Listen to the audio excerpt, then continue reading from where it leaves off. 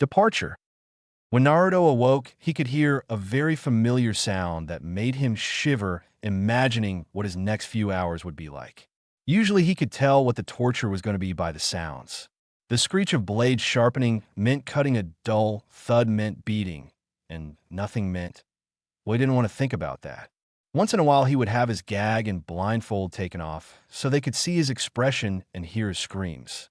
The scary man only brought in a couple people in the small room at a time, so it happened quite often. It was true Naruto was a spectator sport, a freak show. However, this time, it was different. Naruto awoke to the sounds of laughter. He was used to the noise for the people would do, so when he was being beaten.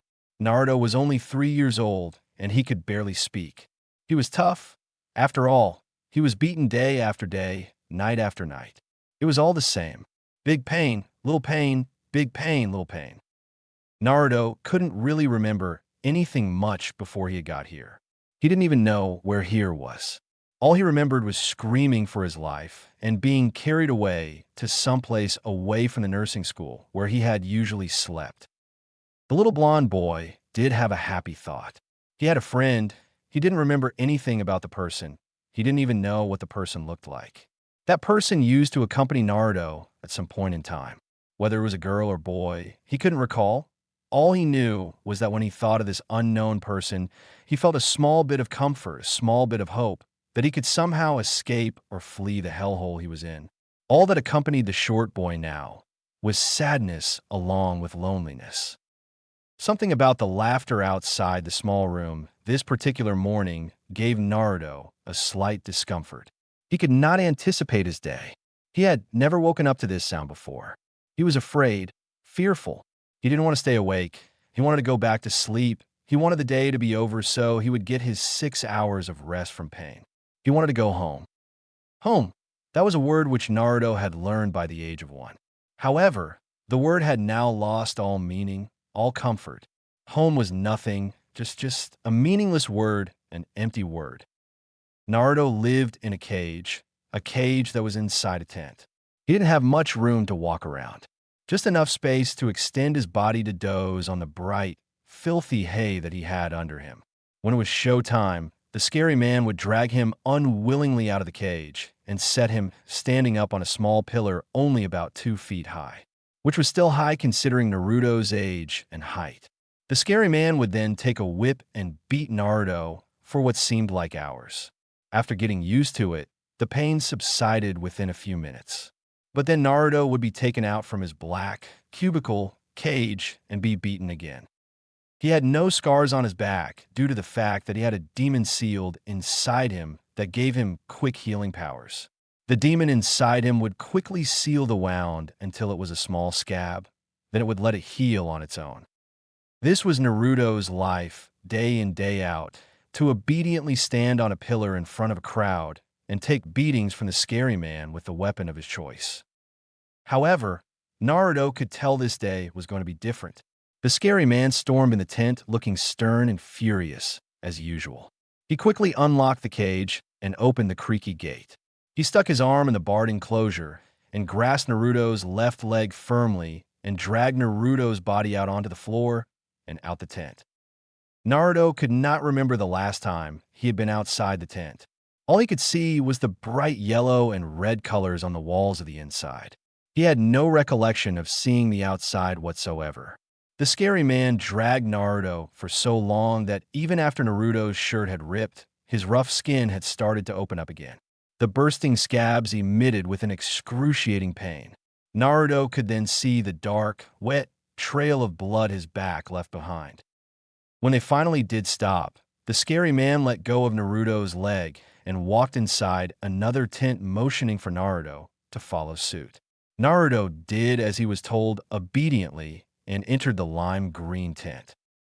This tent was a bit smaller than the one he was used to. There the scary man threw Naruto's body into a semi-bigger cage that held another person just his age.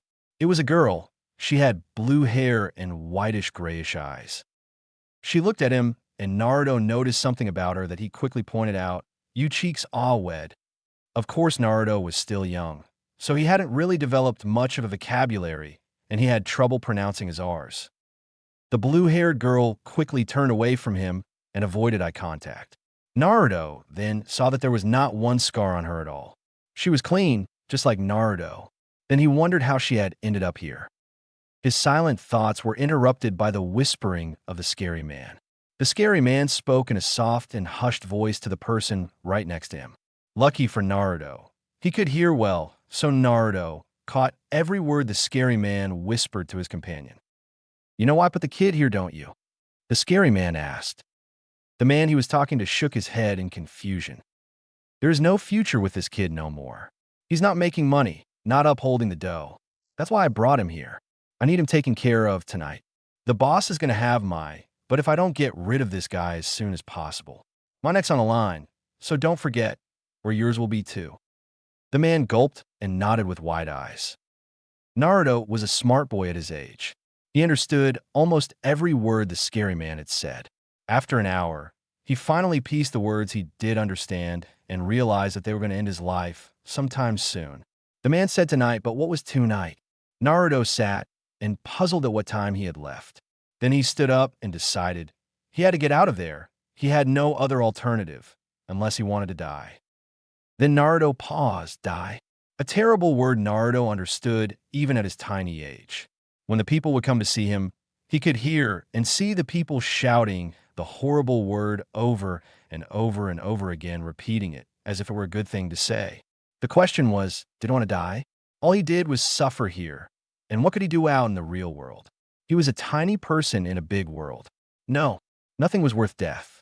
Nothing. He would not accept the thing that seemed so inevitable. He had to get out. But how? After countless futile attempts to break the cage, dig, squeeze through the cage, and eat through the cage, Naruto gave up and sat down. It was hopeless. He didn't know when tonight would come, but he was sure it was soon.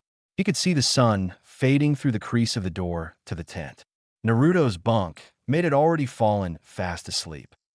Again, his thoughts slowly drifted again towards what was going to become of them. Naruto was full of terror once more. He remained calm instead of panicking hysterically like other babies would do. He sat down to ponder on ways to escape. It wasn't long before the sun had totally faded and left Naruto and his tent totally enveloped in black darkness. Now Naruto couldn't see. The only light that was even barely visible was the moonlight in the crease where Naruto had saw the sun. Suddenly, after what seemed like hours, and it probably was, Naruto saw the same man the scary man was talking to enter the room, staring blankly at Naruto with his left hand behind his back. He seemed to be hiding something. Naruto was not afraid. He wanted to know the answer to his question. When was tonight? The man then walked toward Naruto's cage, but before he could reach it, a man walked in. The man wore a black cloak, so nothing was visible even through the weak moonlight that was shown. The only thing visible of the man was his eyes, his blood-red eyes that were visible even throughout the darkness. The next thing happened so fast. The man looked straight into the red eyes, and after 2 seconds of eye contact, fell to the ground foaming white stuff from his white, lifeless lips. The man seemed to twitch on the ground with his eyes rolled back into his sockets, so that Naruto only saw the whites of his eyes. The man held a needle in his left hand, which was slightly perceptible in the moonlight. Then, the man in red eyes then glared at Naruto and came nearer to him. Instead of opening the gate to the cage with keys, his hand just ripped it open and tossed it quickly to the ground. He stuck his hands in and placed both his hands just under Naruto's armpits. He lifted him up from the smelly straw and took him out of the cage. He lifted Naruto's shirt up and looked at his belly. Naruto then saw something about him for the first time. He had a swirly thingy on his belly that he had never seen before. The man with red eyes then carried Naruto with his right arm and carried the blue-haired girl on the left. He checked her belly too. However, she was clean without anything at all. However, he did not put her down. He carried both of them in each arm and walked. He walked and walked and walked. There was total silence throughout the night, except the occasional crickets chirping here and there. After the man walked and walked for a long time, they reached a pair of stairs. He climbed them, and there was no end, until they finally reached it. There was another man waiting outside for them. He then spoke. You found two. No, I'm found one, but I'm leaving this one out here for her to be picked up. You've really gone soft, Itachi. Don't make fun, Sasori, or I will have your head in my arms just as I do these two. They both started walking, and after a while, the man with red eyes named Itachi placed the blue-haired girl in front of a door. This is where she belongs, the Hyuga residence. May she grow up strong-willed and skilled in order to protect herself and comrades.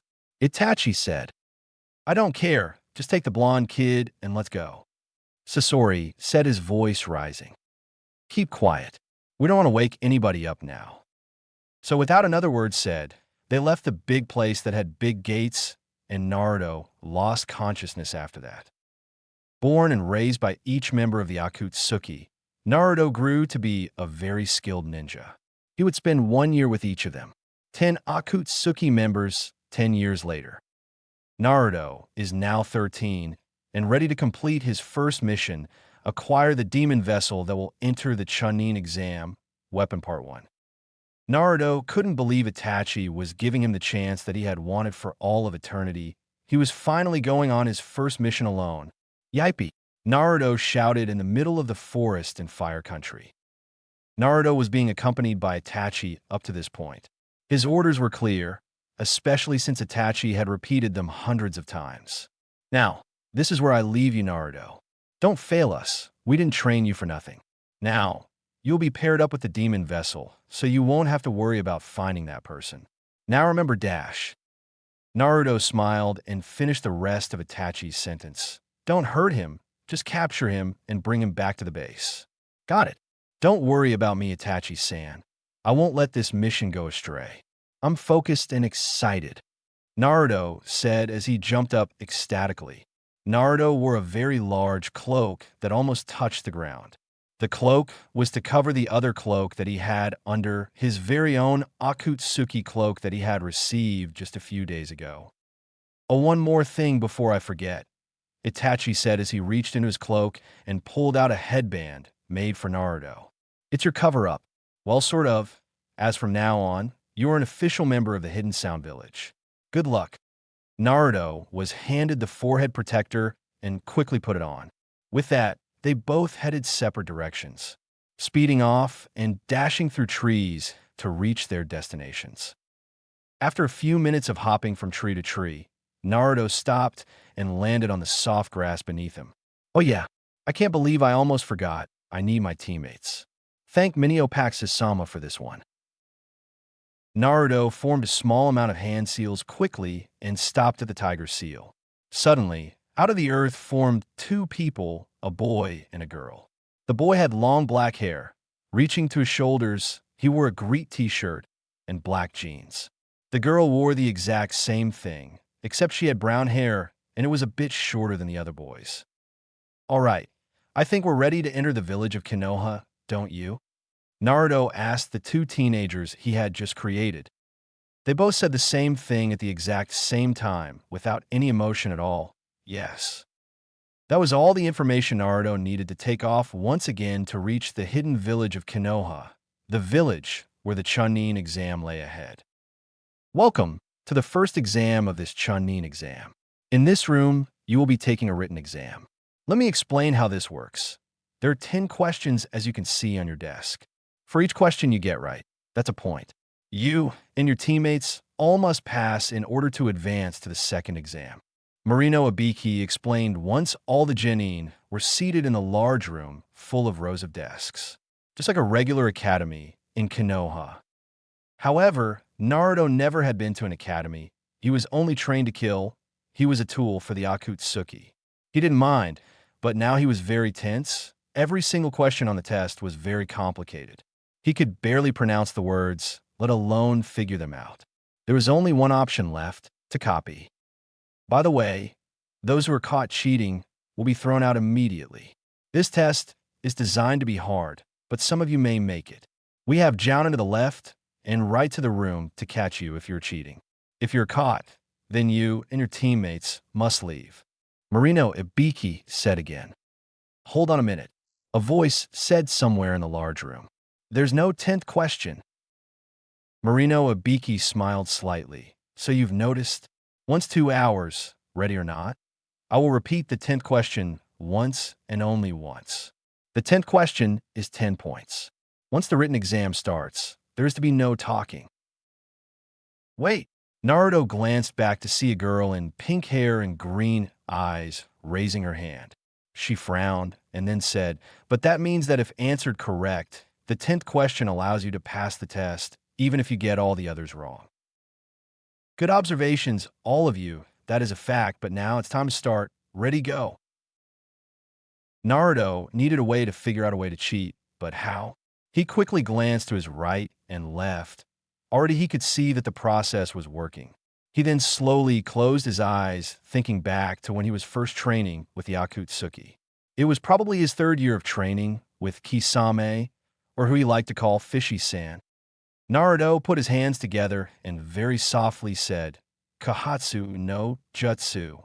Naruto then focused his eyes on the person in front of him. He stared at the black leather jacket with a dragon symbol on the back as very tiny water drops fell onto the boy's paper.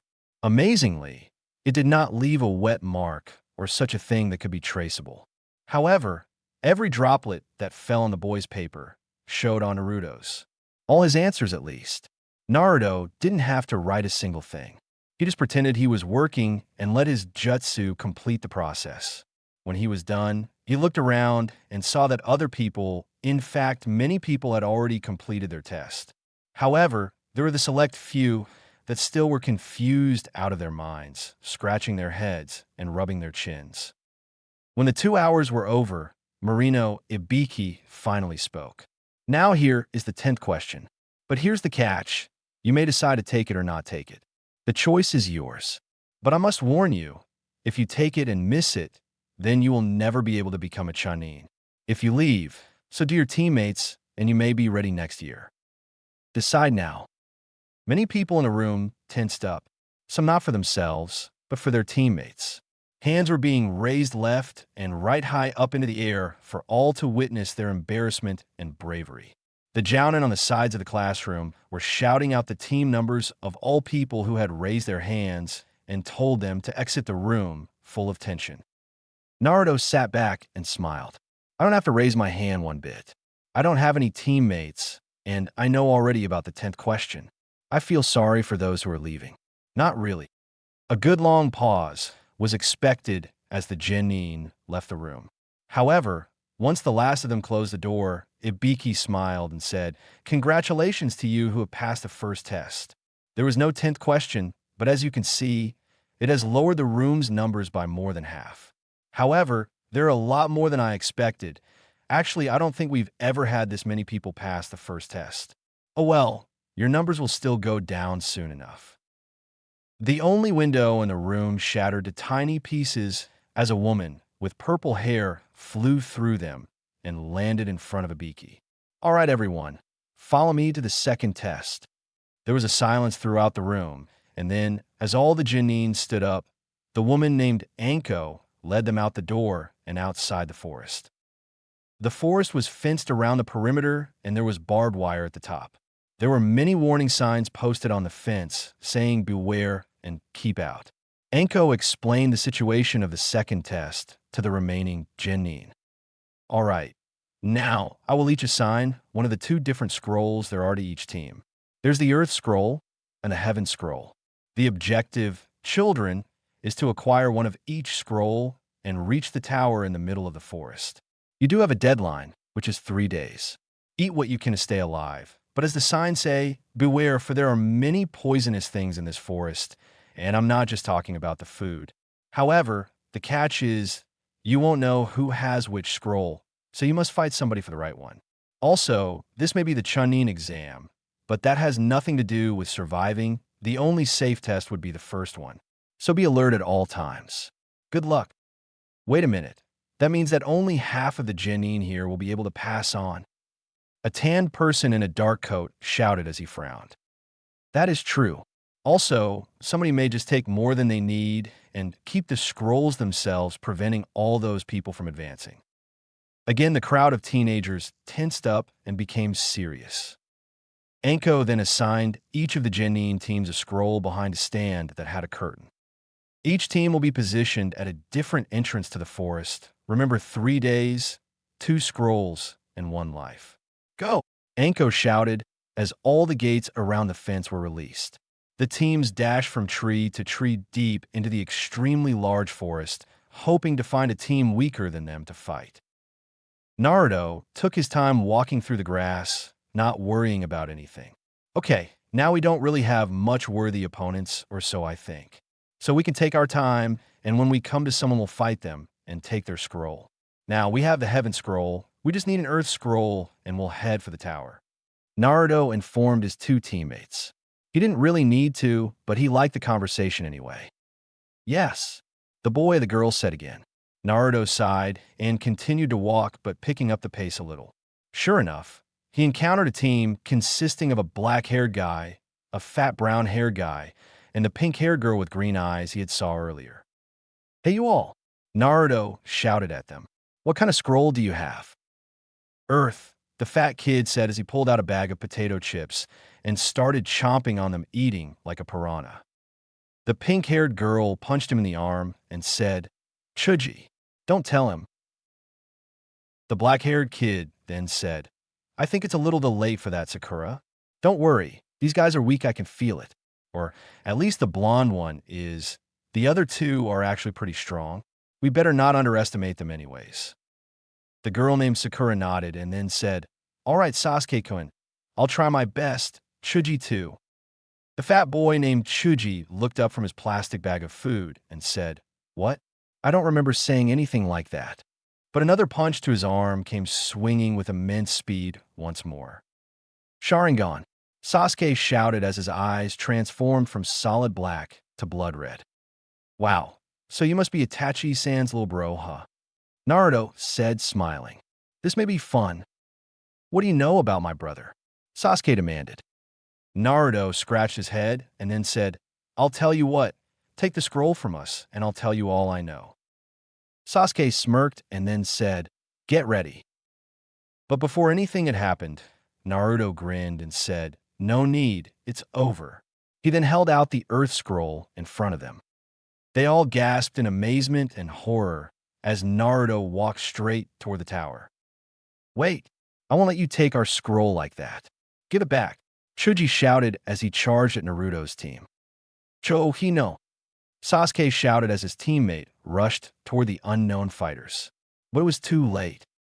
Chuji took footstep by footstep towards his enemies. But even before his large body had been able to reach within 2 meters of them, he was brought straight down to the ground. He was lying on his belly with 4 kunai in his back. A dark puddle of blood leaked out from under him and stained the greenish grass. Sakura ran towards Chuji, tears streaming down her pink cheeks like a river.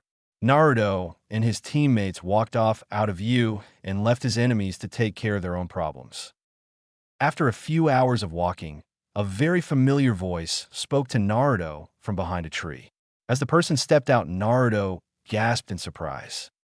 So, there is someone who would be a challenge for me. What are you doing in the Chunin exam, Orochimaru Dano? I came to see if there would be any new containers for me, Orochimaru said casually. Oh, found any yet? Naruto asked in a friendly manner.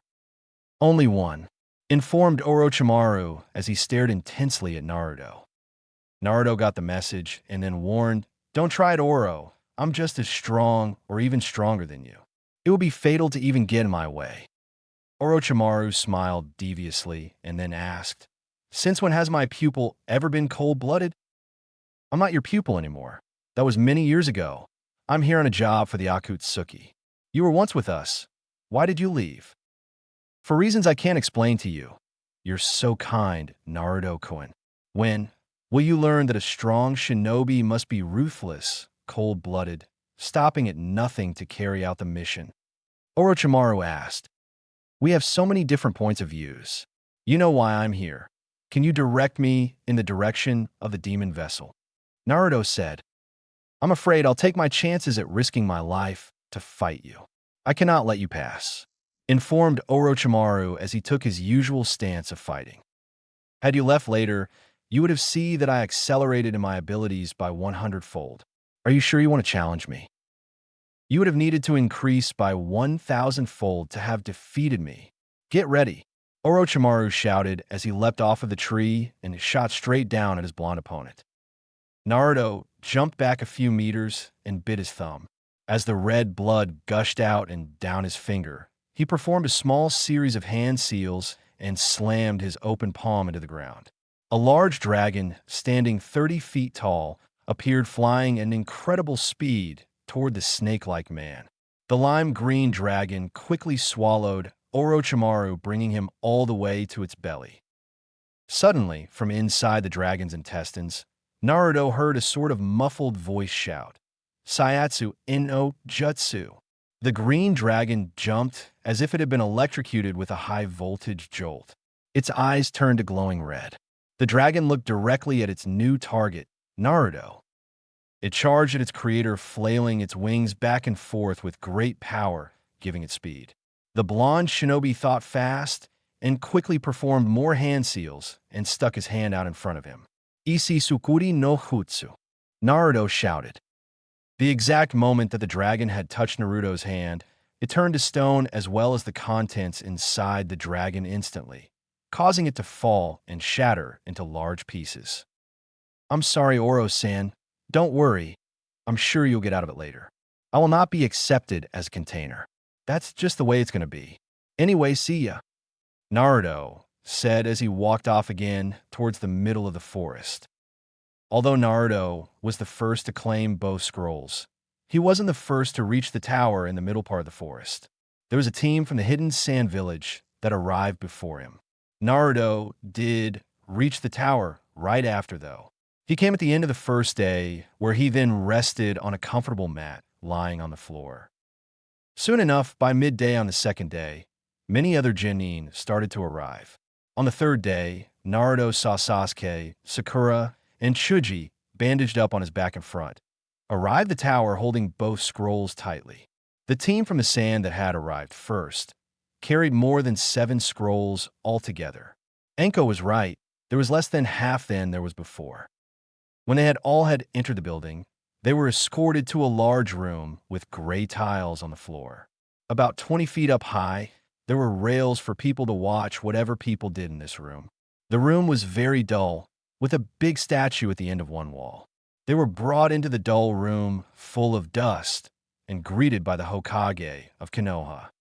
"Welcome. Before you all congratulate yourselves on passing to the third exam, you must wait, for there are still too many people to participate in the final round, which is the tournament. However, we will have a preliminary tournament to reduce the crowd once more by half. Then there will be enough people. The computer will randomly select 2 fighters to battle each other. The victorious one will advance to the actual tournament of the final test to the Chunin exam. But before we begin, is there anybody who wishes to quit?" With all this information, every genin was stunned.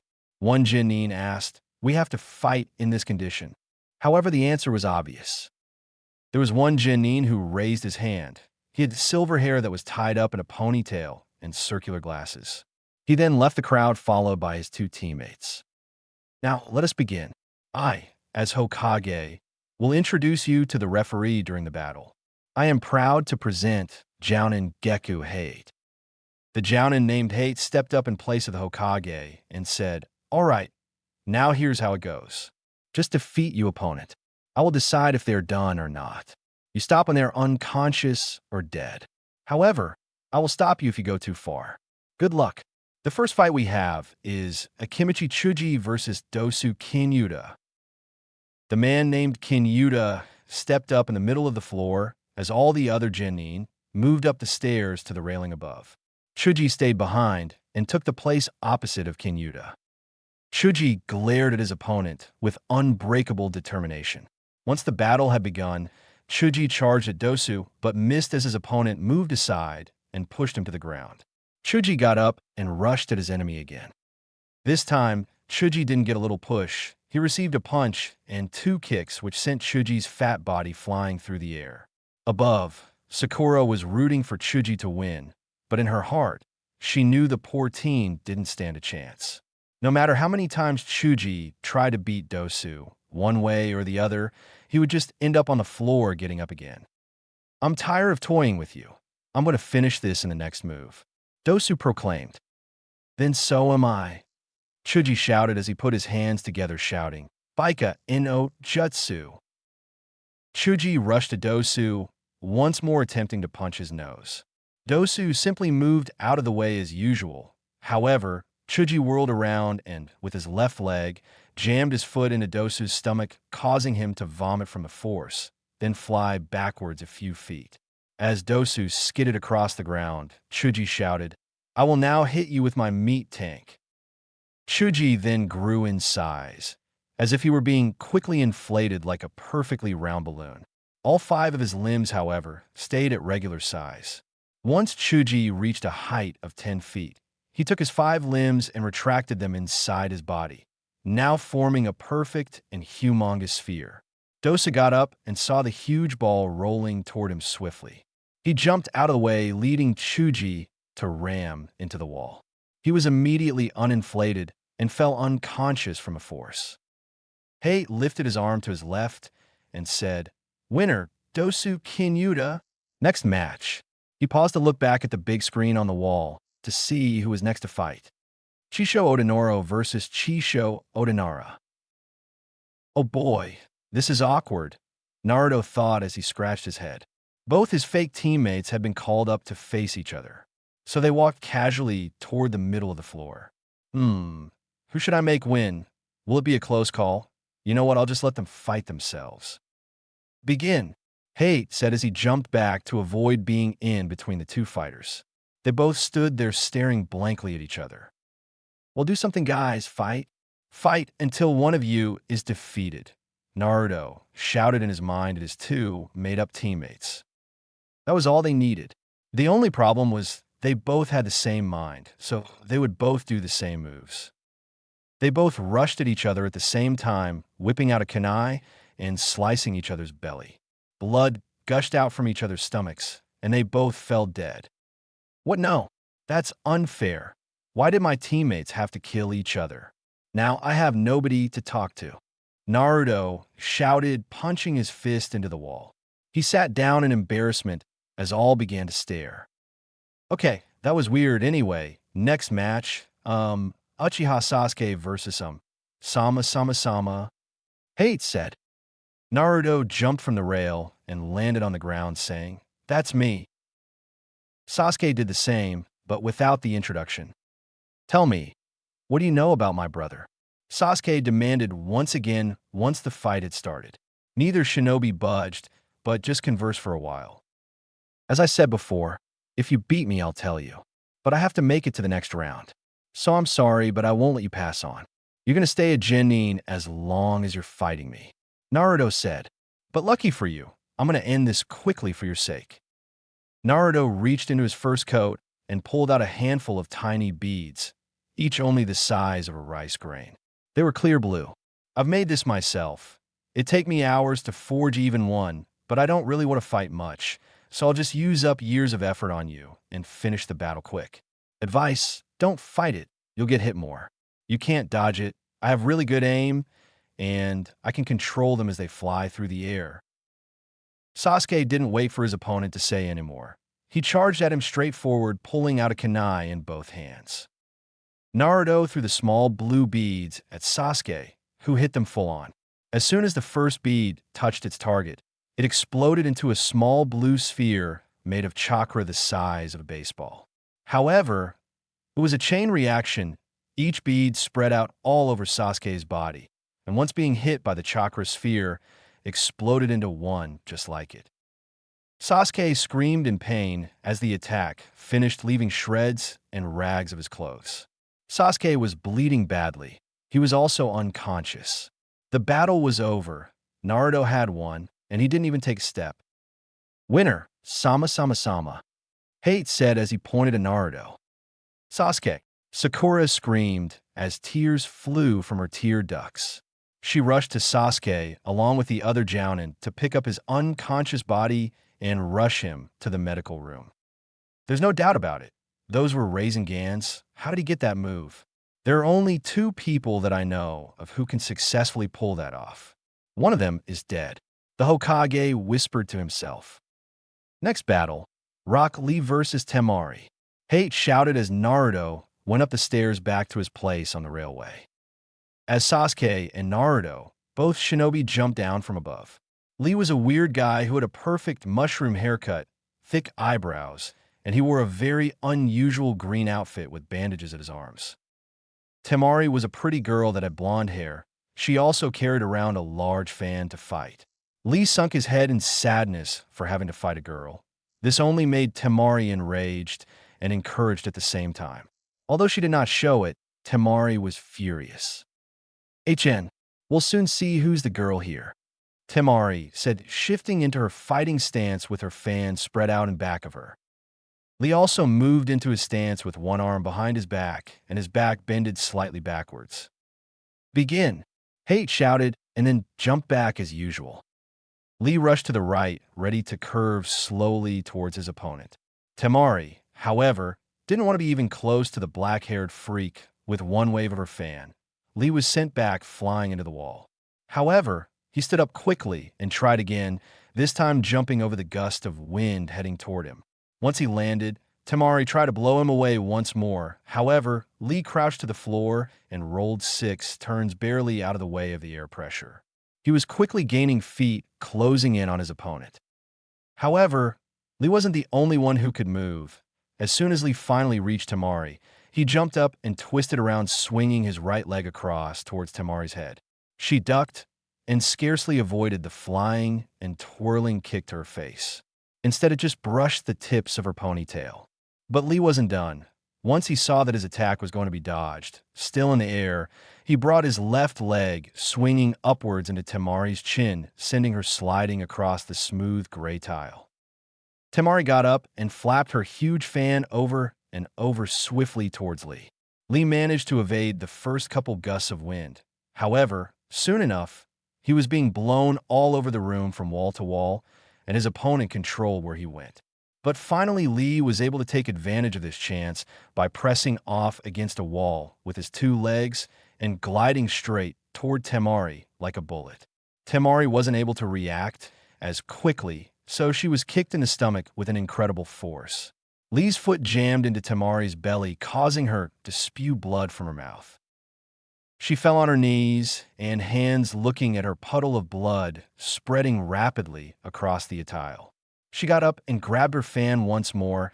After wiping the blood from her lips, she said, "Good fighting. I never expected you to be this good."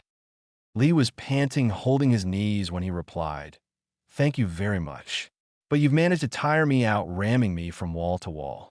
That hurt, you know, but I'm not going to give up, even though I can't use any ninjutsu or jinjutsu attacks." Temari smiled at this comment. "Really?"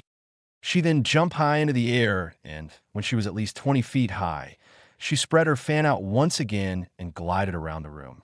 Occasionally, she would swoop down and deliver a taijutsu blow to Lee. Then she would go back up high into the air, where Lee couldn't reach her. "You're mistaken if you think you can win that way," Lee shouted. He climbed the large statue and stood on the head, standing level with his opponent. Under his orange clothing over his shins were weights. It became clear once he removed them. He held them out in each hand and dropped them. The clash was catastrophic, causing holes in the ground, shattering the tiles easily, and reshaping the landform. Temari, as well as many other people, widened their eyes in bewilderment. "I'm coming," Lee said as he disappeared into the air and reappeared right next to Temari, kicking her and knocking her off her fan, and onto the tiles 20 feet below, knocking her out.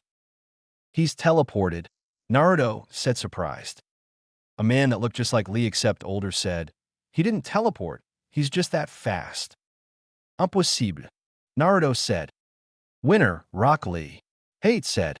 Lee jumped up for joy and then carried Temari to where she was standing on the railing and placed her lightly on the ground. Her fan was also with her. Next battle, Gaara versus Abumi Zaku. Gaara was the person who had finished before Naruto. He was also in the same team with Temari. He carried a large gourd on his back. He had red hair, and a red Japanese symbol tattooed just above his left eyebrow.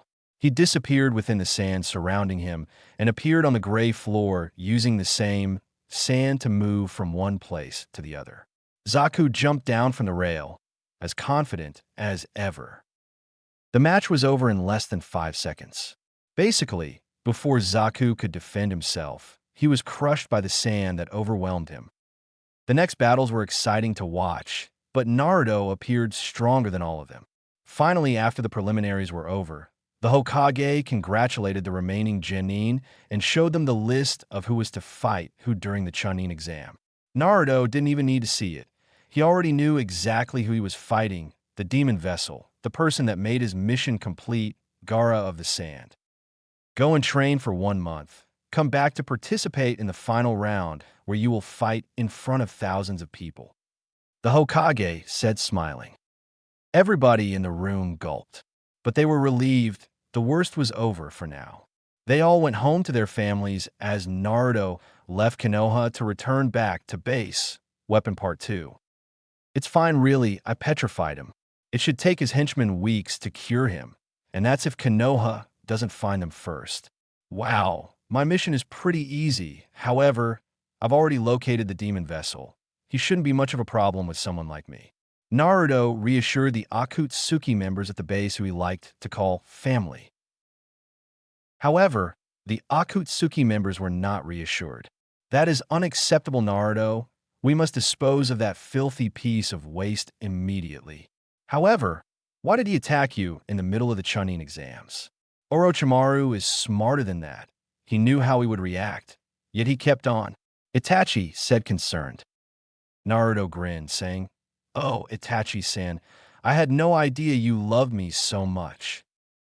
The other Akatsuki members sniggered as Itachi shot them down with an evil glare. Okay. Look, me and Fishy-san will go and get rid of him. How's that?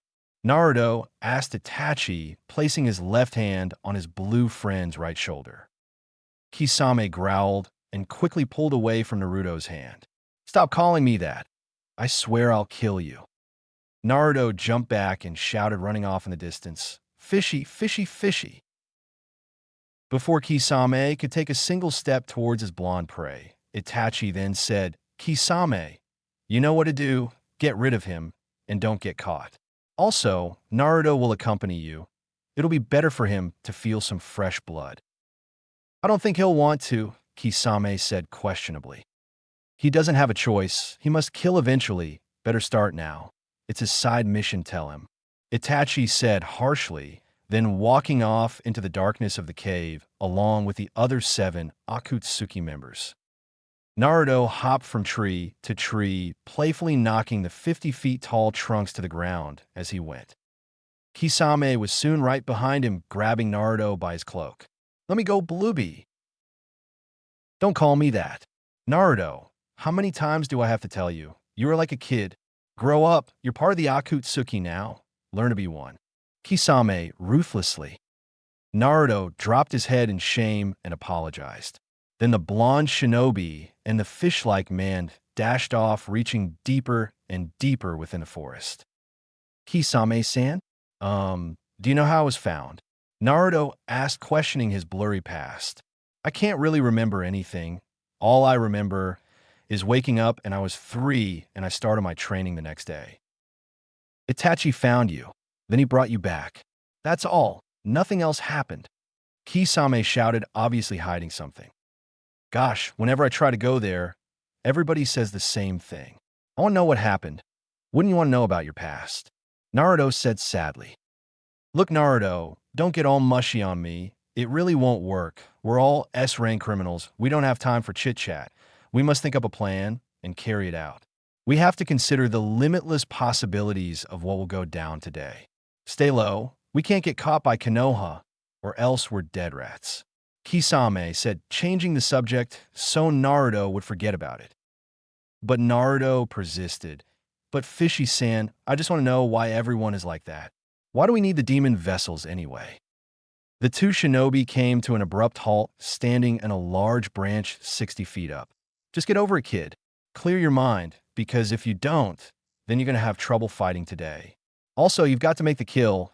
It's your assignment for this particular side mission.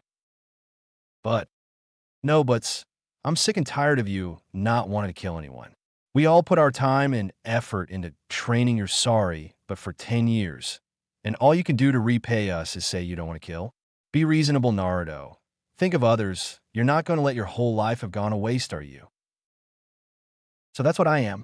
Some kind of tool, some kind of weapon, so you can use me whenever you like? I'm sick and tired of you all ordering me to things for you. If you want to kill him, why can't you kill him yourself? Naruto said angrily, waving his arms in the air to demonstrate his frustration. This is the life you chose. You will follow by dash. I didn't choose anything. Naruto shouted in his friend's face. I never asked to be trained. All of a sudden, I wake up and you train me to kill? I never asked for any of this. Kisame still had something to say. Oh yeah? Well, who was the one begging for their first real mission because all the others were no challenge? Let me see. Oh yeah, IT was you, Naruto, you. Now if you don't like it, tough, deal with it. We've got a job to do, and we're going to do it. Now, let's go. Naruto rubbed his eyes before continuing, being careful not to show how hurt he was to Fishy-san. Who was he? Why was he trained all of a sudden? He needed to know his past. He had to find out. There was only one thing to do for now: complete the mission, carry it out, and that was exactly what Naruto was going to do. He was going to kill Orochimaru. So this is it, huh? Kisame said, softly crouching, slightly observing his surroundings. Yup, and this is the dragon I summoned, which he was trapped in. Naruto said, standing tall, with both hands on his hips. I got him all right. Don't get too proud. He escaped, Mr. Expert. Kisame said, concerned. What? Naruto screeched, his loud, obnoxious voice echoing throughout the forest. Realizing what he had done, Naruto cupped his hands over his mouth and received Kisame's scolding. After the small incident, Kisame pointed at the dragon's jaw. Look at this. Orochimaru is smart, Naruto. He wouldn't fall for such an easy trick. He escaped right under your fingers, and you didn't even notice. The jaw was closed shut when you tried to petrify the dragon. However, you took no notice whether if it was open or closed. That's why he was able to get away. He dislocated the jaw and switched himself with this. Kisame then placed his right index finger on the petrified tree trunk inside the mouth of the dragon. That's why this was a trap. You were careless, Naruto, and now Orochimaru has us right in his grasps. Naruto could hear the demented laugh above him and his ally. They both looked up to see exactly who they were expecting, Orochimaru. A very smart observation, Kisame-san. Orochimaru said with a devious smile. Unfortunately for you, I knew they would send only 2 of you, which is why I came prepared. At that last sentence, shinobi appeared all around the 2 Akatsuki members and surrounded them, outnumbering them 200 to 2. What are you smiling about, Naruto? Kisame asked angrily and nervously at the same time. Because I know, for a fact, that we can take them. You sound pretty nervous, Fishy-san. That the first. Naruto said with a grin as he whirled out a kunai, twirling it with his middle finger. He stopped it, grasping the bandaged handle, leaving the blade facing down. Ah. You amuse me, Naruto-kun. This will be fun. One last chance. Orochimaru said, leaving small room for a hopeful answer. I told you, Oro, you can't grant me what I want. Do you know what that is? Naruto asked, still keeping his wide grin from ear to ear, showing his white, gleaming teeth. And what is that? I'll tell you what it is. Power. Power, Oro-sama. Now, shall we get that started? Naruto said, raising his kunai towards his snake-like enemy. Very well, if that is your choice. I suppose I will give you the inevitable, much more earlier than I had hoped, death. Orochimaru said with the same scheming smile. Naruto, Kisame said as he clutched his hands together, forming the first seal of the combination. That was all Naruto needed to understand. Got it, he shouted as he rushed off to fight the 5 sound shinobi rushing toward them. After Kisame had finished completing the series of hand seals, he shouted, Dasaburi no Jutsu. Within 5 seconds, the sky grew dark, the wind grew harsh, and the whistling sound of death filled the air as pouring rain fell from the darkness above. The water rushed down the tree branches and poured all over the ground, getting everybody soaked beyond measure. It only got worse. Severe winds carried not the small raindrops, but the gallons of water and spreading it all over the forest like a plague throughout the land. It was almost impossible to breathe, for there was downpour everywhere. Shinobi were now fighting blindly. All the shinobi, except Kisame and Naruto. They were built for this, trained especially for the weather. Now, Kisame shouted to Naruto as both of them quickly formed a few hand seals, shouting in unison. Misubunsin no Jutsu. Suddenly, hundreds of water clones appeared forming out of the deep puddles that were created during the storm. Now the odds were even. The battle was catastrophic beyond measure. Every Sounin were being slaughtered at each point they stood. Occasionally a water clone would be defeated only to be recreated once more out of the flood that had now brewed. The water surrounded the forest and was even 4 feet deep in some parts on the ground. However, Orochimaru was helping his side by a lot. He was taking on Naruto and Kisame both at the same time. The battle wasn't looking very good for either of the sides. If the rain kept pouring and the wind kept blowing, then Konoha Anbu would soon arrive. You have improved, Naruto, Orochimaru said under his evil grin. He quickly stooped down low and cut Kisame's left ankle tendon as the blue shinobi rushed toward him. Kisame fell to the ground at Orochimaru's feet.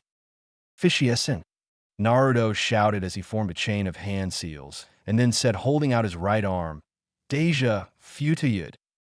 From under his Akatsuki sleeve formed a large snake from Naruto's arm. It extended not toward Orochimaru, but Kisame. It hastily curled around his flat body and retracted back to Naruto, bringing Fishy-san along. The extended snake uncurled from Kisame's body and transformed back into Naruto's human arm. Kisame lay on the ground, clutching his ankle, trying to stop the blood from pouring out. Orochimaru smiled, then licked his purple lips, saying, Looks like you're in need of a little help. So are you, Kisame said as he appeared from behind Orochimaru and tore out his throat with a kunai. The Kisame lying at Naruto's feet turned into water to join the flood. Orochimaru fell to the ground with such a large gap in his neck. Kisame kicked the limp body and threw down Orochimaru's esophagus. Let's go, Naruto. Our work is finished here, Kisame said as the sky cleared up to reveal a bright sun already doing its job of drying the land and shedding light throughout the nation. The AMBU will be here shortly.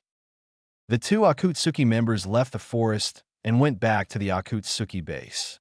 However, there was one drop of water that the sun did not dry up, and it lay on Naruto's right arm. Chunin exam day. Naruto entered the stadium floor and took his place next to the other genin. He did not wear his cloak this time, but normal shinobi uniform, much like the one Kakashi always wore. Naruto looked to his right straight into his opponent's eyes, who gave him a murderous glare. The deathly stares were broken when Neji came to sit in between them.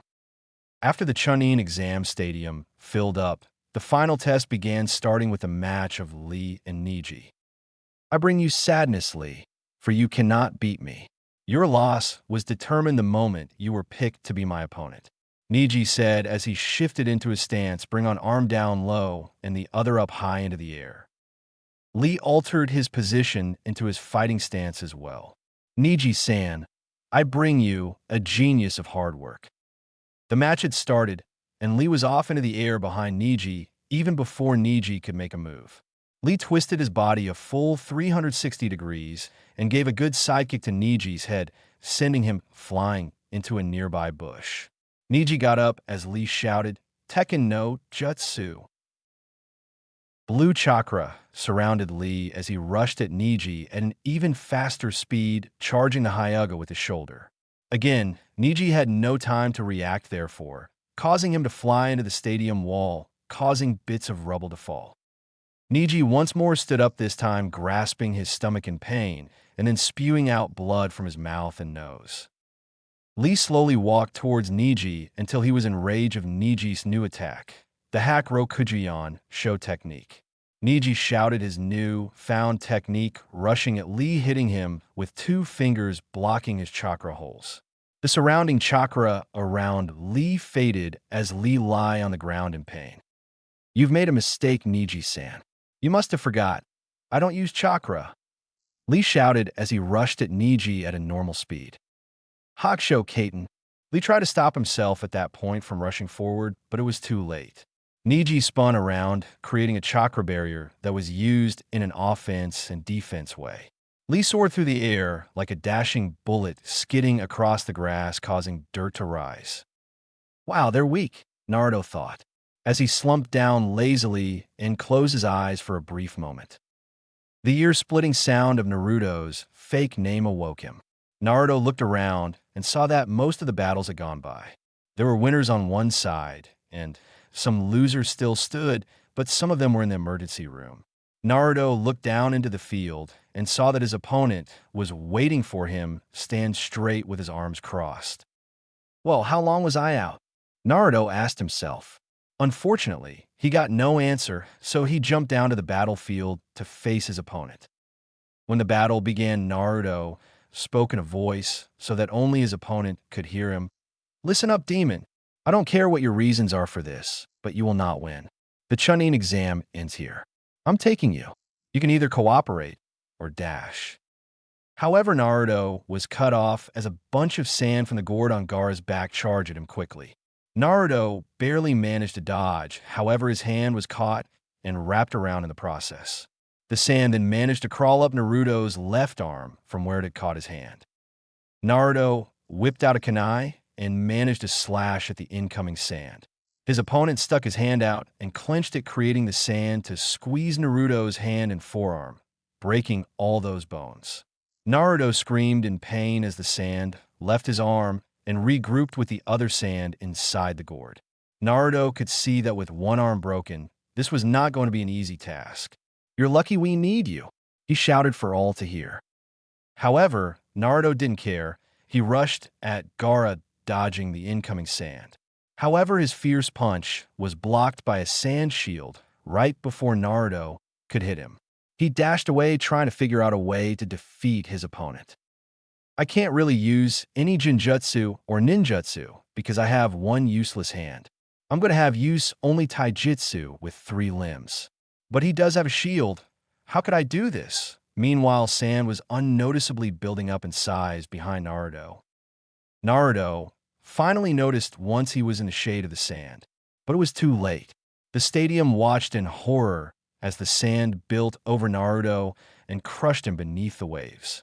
A cloud of dirt rose and filled the air and blinded the stadium from even the simplest glimpse. Finally, when the dirt rose and cleared, the air was clean again and free to breath. The audience looked back down into the stadium. What they found was a blonde kid.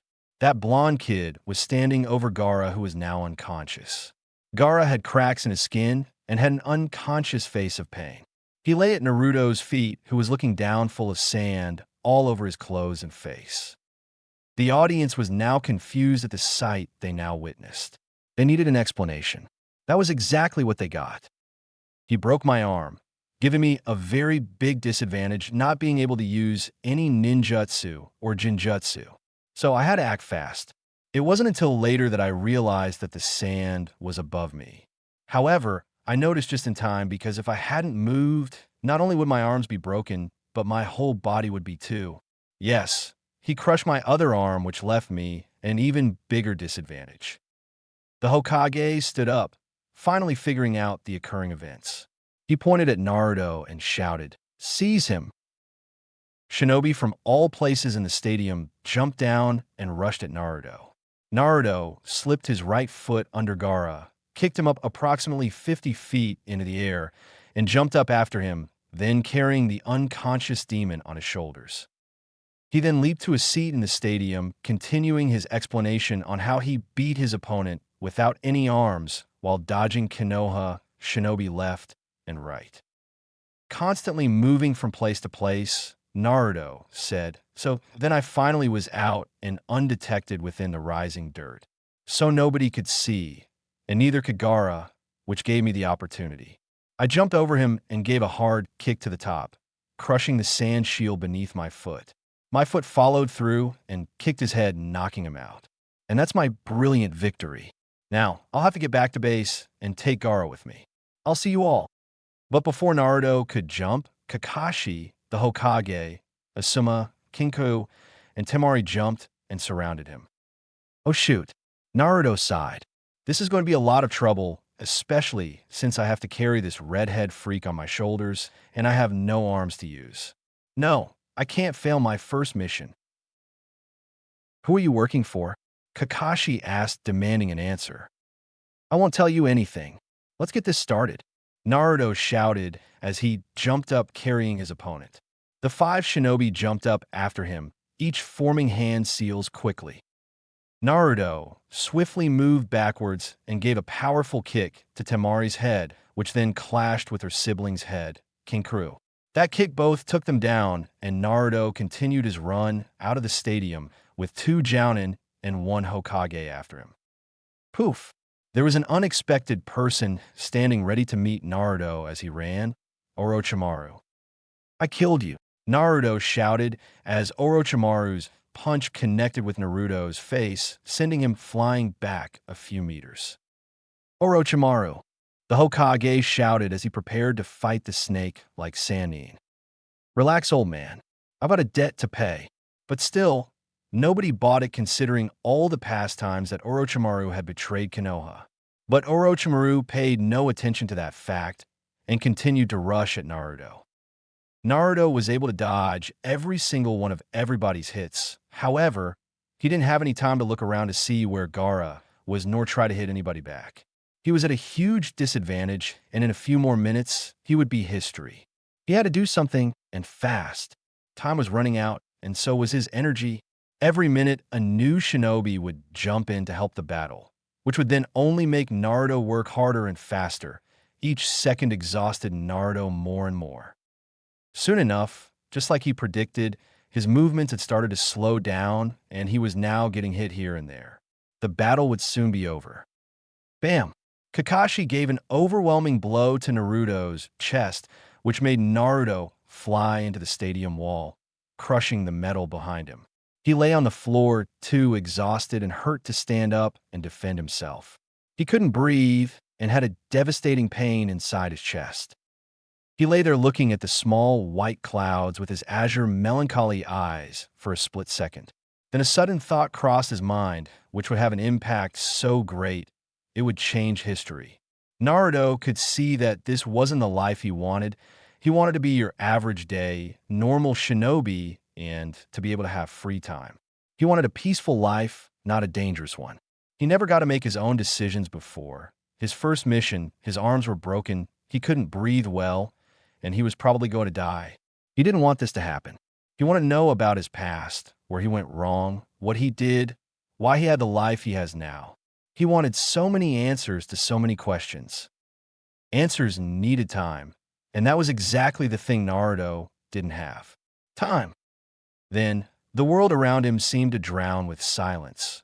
Slowly, before he went completely deaf, he could hear screaming and shouting, yelling and blood splattering against the floor. But all he could see was the small white clouds, so peaceful. Chapter 4. Interrogation. Where am I? Naruto thought to himself as he slowly looked around the dim-lighted room he was in. One of his first thoughts were to pinpoint the exits, which he did quickly enough. Suddenly, Naruto heard a loud noise coming from behind him. He whirled around to see that somebody was coming in from a metallic door. Bang! The dark figure shut the door and slowly approached Naruto, appearing into the light. Who are you?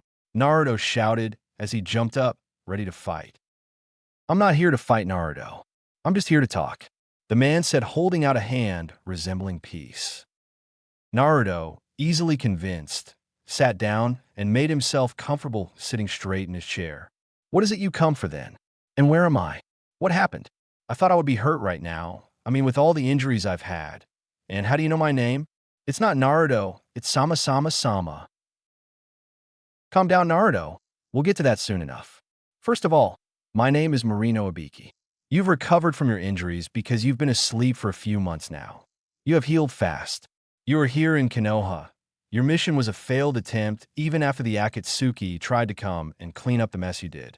I dash. Where are they? Naruto shouted, frowning, fearing the worst. Ibiki looked sad a moment, then spoke. I'm sorry to tell you this, Naruto, but by wasting so much time explaining how you beat Gaara, we called enough A and BU members to defeat the Akatsuki members who had come in to rescue you. They are now dead. There is nothing else left of your clan or home. We followed one person back to their base and attacked them there. It was a fierce battle, but we still had the element of surprise. I'm very sorry, but I've come here today to offer you a proposition. The village of Konoha has decided to give you a second chance at a better life. We can let you free with few restrictions, and your life can be normal. How does that sound? Naruto was in shock for hearing the words, explaining that all the people he had ever known, who he cared about, were gone, banished from the face of the earth, never to see him again. That's impossible, Naruto muttered as a drop of water fell from his eyes. What if I refuse your offer? Naruto said, getting back on track. Then you will be sentenced to death. You're able to join the Akatsuki if you'd like. They're gone. You're going to have to face that fact. But you aren't. You have to understand that you still have a chance at life. You'll be a teen shinobi with very strong powers. Konoha is willing to promote you to Jounin, even though in reality, you're not even a genin yet. It's your choice, die by the knife at the throat, or live and start anew. Naruto was silent for a moment, then spoke in a raspy voice, saying, I'll live. Wise choice, young man. But before we do anything, we would like to ask you a few questions to see where you stand at your current mental state, what you've been through, what you can endure, therefore that way we can match you with the most suitable lifestyle especially for you. Naruto smiled, his hopes shot way up. He hadn't trained with the Akatsuki for 13 years for nothing. So basically what you're saying is that you're actually interrogating me so that you can find out as much as you can about the Akatsuki by telling me that they are already dead when in reality they aren't. But you think that by using me, you can find out some valuable information that would be useless if they were dead, but since they aren't, you might be able to use it against them. And since you're offering me a second chance to correct the wrongs I've done, then there is a high probable chance that you fear my powers and what I am capable of, so you try to keep me under your control. So if I were to have fallen into your trap, then you might have had Akatsuki wiped out and me not posing as a threat, but as an ally. The man called Marino Ibiki was speechless, staring blankly at the blonde teenager capable of incredible things. What do you expect? Don't be so surprised. I didn't just physically train with the Akatsuki all my life. They mentally prepared me for the worst as well. Plus, even had all you said been true, I still wouldn't have told you anyway. I was taught not to the hard way. So what now? I suspect you're not going to let me go willingly. So I guess I'll have to let myself out by any means possible. Naruto stood up, followed by Ibiki. He blocked the only reasonable exit in Naruto's way. Do you think what you are doing wise? I do keep mentioning that I've been training with the Akatsuki all my life, haven't I? More than once, Ibiki said, smiling. But I would put my life at stake to protect the village of Konoha and delay you from passing. Don't think I won't be a challenge. I suppose then there is no other way, Naruto said with a sigh as he prepared to fight. Danchiku Hakurio Komaten, Ibiki shouted as he pulled back his arm, clenching a fist full of black chakra. The chakra slowly circled and overwhelmed Ibiki's whole left arm. Release! Ibiki screamed as his left arm shot out faster than anything Naruto had ever seen. Naruto barely had time to block the attack. When the fist hit Naruto's arms in front of him, Naruto thought he was safe from the attack. That was until the black chakra shot out and left Ibiki's arm, piercing Naruto's chest, sending him flying through the air and into the wall, destroying it with the impact. Naruto slowly picked himself up, clutching his chest, coughing large amounts of blood. But before he was able to straighten his knees, Ibiki rushed toward him with another fist full of black chakra, shouting, "Don't think I'm going to give time to rejuvenate 1 second." Bam! Naruto had no chance to block, so the fist went straight into his chest, crushing 6 of his ribs. And so did the black chakra again, having a great impact after the blow. Naruto fell once more, except this time on his knees and hands, coughing much more blood than last time. However, Marino Ibiki showed no mercy. He gave Naruto a kick to the neck straight back into the wall again, crushing it even more. Again, the fierce kick came with a force so powerful it caused Naruto to lose his breath over and over again. "I won't have any more of this," Naruto thought to himself, feeling very agitated. The third kick to Naruto was caught. Naruto grasped Ibiki's legs and whirled him around through him to the other wall. "Payback! Cough!" Naruto shouted, coughing up a little more blood. Ibiki said as he stood up, "You won't be able to last much longer, Naruto. My special and secret technique is very effective. It slows down the function of every internal organ and also weakens all your muscles. When the punch connects, it does more damage, slowing you down and making you almost weak to move. It's a shame that nobody else was able to learn this technique." "You mean this technique?" Naruto said, smiling as he held his arm pulled back with black chakra surrounding it. "Yeah, I learned this move when I was 5 years old. I've learned to counter it. I've also improved it so that the overall damage is increased by 10 times. Let me show you what it's capable of." Instead of clenching his fist, Naruto kept his hand open with an open palm. On top of that, after much concentration, a bright lime green-colored chakra mixed with the black chakra swirling around Naruto's arm as well. With those two modifications, Naruto ran toward Ibiki, driving his open palm into Ibiki's face against the wall, almost crushing his skull. Ibiki lay practically unconscious at Naruto's feet with half of his face practically burned off. "I've blinded your left eye. In fact, I've paralyzed your whole left side of your face. The left side of your brain won't function as well anymore, but that's what you get for messing with me. My bones have already connected together again, and my organs and muscles are now functioning properly. I've perfected that jutsu. I countered the jutsu you used on me by using my own version of that jutsu that also heals me and does more damage, especially when inflicted to the head. Well, now that you're unconscious, I suppose I'm going to go now." Naruto walked through the steel door and out into the open village of Konoha. Luckily, it was dark outside. Everybody was fast asleep, dreaming cozily in their beds, all except for the ANBU hidden on the rooftops of tall buildings who were watching Naruto now. "Little Akatsuki has left the building over," whispered one ANBU member to the others through the small radio he had in his hand. "Everybody fall in, over." Before Naruto could take his first steps toward the gate of Konoha, 6 ANBU members jumped down silently and surrounded Naruto. Within seconds, Naruto had observed each ANBU member's fighting style just by their standing posture. He himself prepared to fight. This wasn't going to be easy, but he would manage. "Return to the building you were in, or else we will be obligated to use direct force," a girl ANBU member said, pulling out a kunai. "6 of you? It'll take more than 6 to beat me," Naruto exclaimed, half smiling. He found it completely ironic that 14 more ANBU members had arrived just after he had made his comment. "Go back into the building, or we will attack." A gray-haired man stepped out from behind a building. He wore his Konoha headband over his left eye and a mask covering the bottom half of his face. "Would you by any chance be Kakashi?" Naruto asked. "Yes. How would you know?" The man named Kakashi said. "I've heard of you, a legend. They say you've copied over 1,000 moves. I'm honored to have actually met you. Will you duel with me?"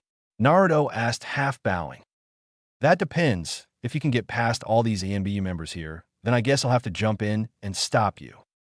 "Very well," Naruto said, already dashing to the right, bashing one ANBU member's skull into the concrete, crushing it with bare force. The battle was brutal. Naruto had never been in a more bloody fight. His Akatsuki robes were stained with the color of blood. He had the red liquid all over his face and hands. It was truly a massacre. Naruto hardly got injured, only a slight cut to the arm, and he had taken everybody but the opponent he wanted to fight left, Kakashi. When Naruto had finished the job, he turned to Kakashi and asked, "Ready?" I cannot believe that I just stood there and let the people of this village die. This is not the me I know. I'm ready. Prepare, Akatsuki member. I will come at full force. As he said this, Kakashi pulled up his Konoha headband from his eye to reveal the Sharingan eye. Then let's go, Naruto shouted, dashing at him. Right before Naruto was in range of Kakashi's arms, he jumped up into the air, throwing kunais at his opponent. Poof! The Bunshin disappeared, and the real Kakashi reappeared behind Naruto while in the air. Kokusibyo no Jutsu. Kakashi grabbed Naruto's arm, and Naruto managed to pull away within less than half a second. But it was too late.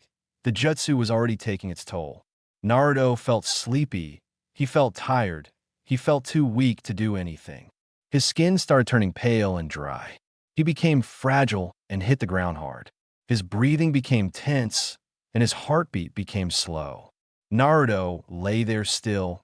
An inch from death, he lay there, while Kakashi prepared his next jutsu. Chidori, Kakashi shouted as blue lightning flashed from Kakashi's right hand. Constant bolts of lightning surrounded what seemed to be a ball of electricity in his hand. He dashed toward Naruto's fragile body and drove the blue lightning through his chest. Poof! Naruto's clone disappeared with a poof of smoke, and the real Naruto jumped from under the ground, jamming his fist into the bottom of Kakashi's chin. Kakashi was immediately dropped to the ground, but stood back up again. Impressive. You and I, we are alike in many ways, Naruto began. We are both skilled shinobi, fighting for what we think is right. And like you, I can copy abilities too. For instance, a clone of Naruto appeared behind Kakashi instantly and touched his face, finishing the sentence the real Naruto was saying, "The plague jutsu you gave me. It works pretty good, but it consumes a lot of chakra, doesn't it? A worthy opponent you are. But I'm sorry that I have to end this now." Rasengan. A great blue ball of shining, swirling chakra formed in Naruto's right hand as he dashed at the dying Kakashi, too weak to move. However, Naruto did not get to finish his opponent off. Just before the Rasengan hit Kakashi, a big-breasted lady appeared out of nowhere, holding Naruto's wrist, preventing him from going anywhere. The Rasengan disappeared after the lady slammed her fist into Naruto's face, sending him into another building through the walls of bricks. He came back out again to face his new opponent. "Hey, what are you doing in my village? You're causing trouble. Lots of it too," the lady said. She had blonde hair and wore a green cloak that had the word luck on the back. "I don't have time to play. I need to get back. However, I suppose I could finish off one other person," Naruto said, groaning and reaching in his cloak, pulling out the exact same beads he had used on Sasuke during the preliminaries. "You won't get past me, kid.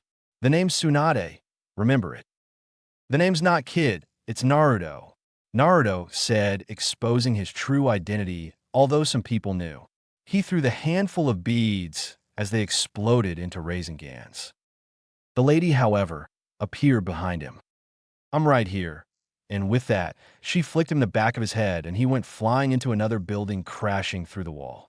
Naruto came out and wiped the small line of blood coming down from his lip. He smiled and said, "Wow, who might you be? How did you get so strong?" Tsunade put both her hands on her hips as she shouted, "I am one of the 3 Sannin, as well as the Hokage of this village. You must know of Orochimaru. My strength is the same as him." Suddenly, many ANBU appeared from the rooftops and jumped down to surround Naruto. "I suppose it doesn't really look like I can win this one," Naruto said, looking around him. He knew there was no way he could win. Orochimaru was already better than Naruto by himself, and if Tsunade wasn't bluffing, then he could not take on her and all the ANBU members.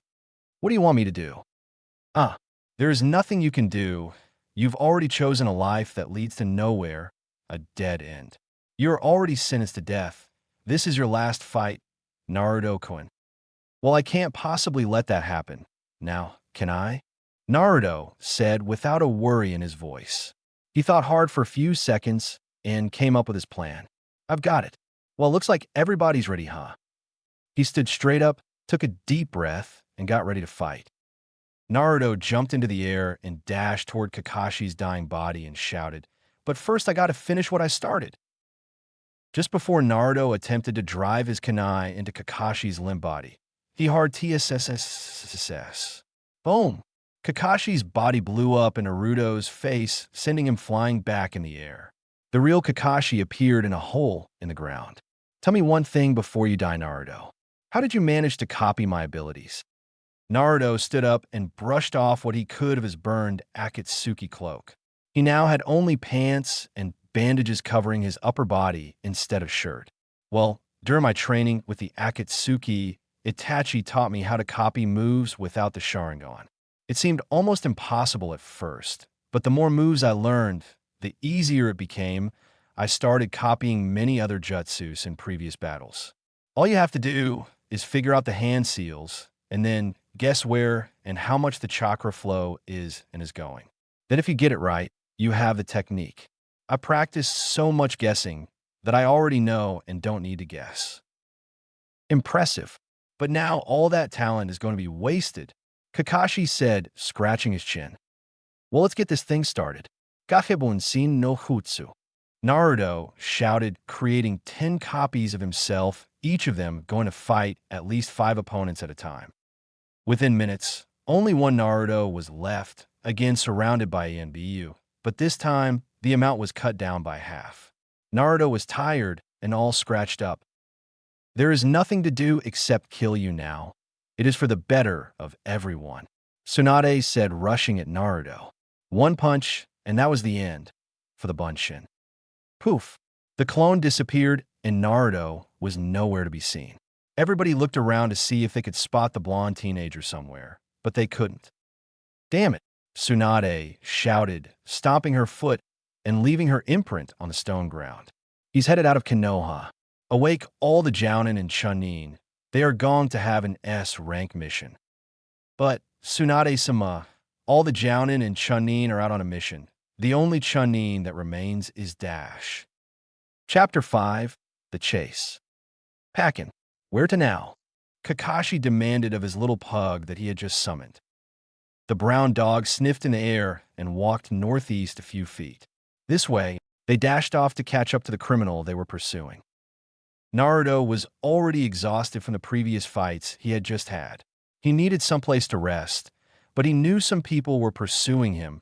There was no chance that Tsunade would let Naruto leave just like that. He needed to get rid of them, somehow, someway. His plan had been forming in his mind ever since he had left to the village.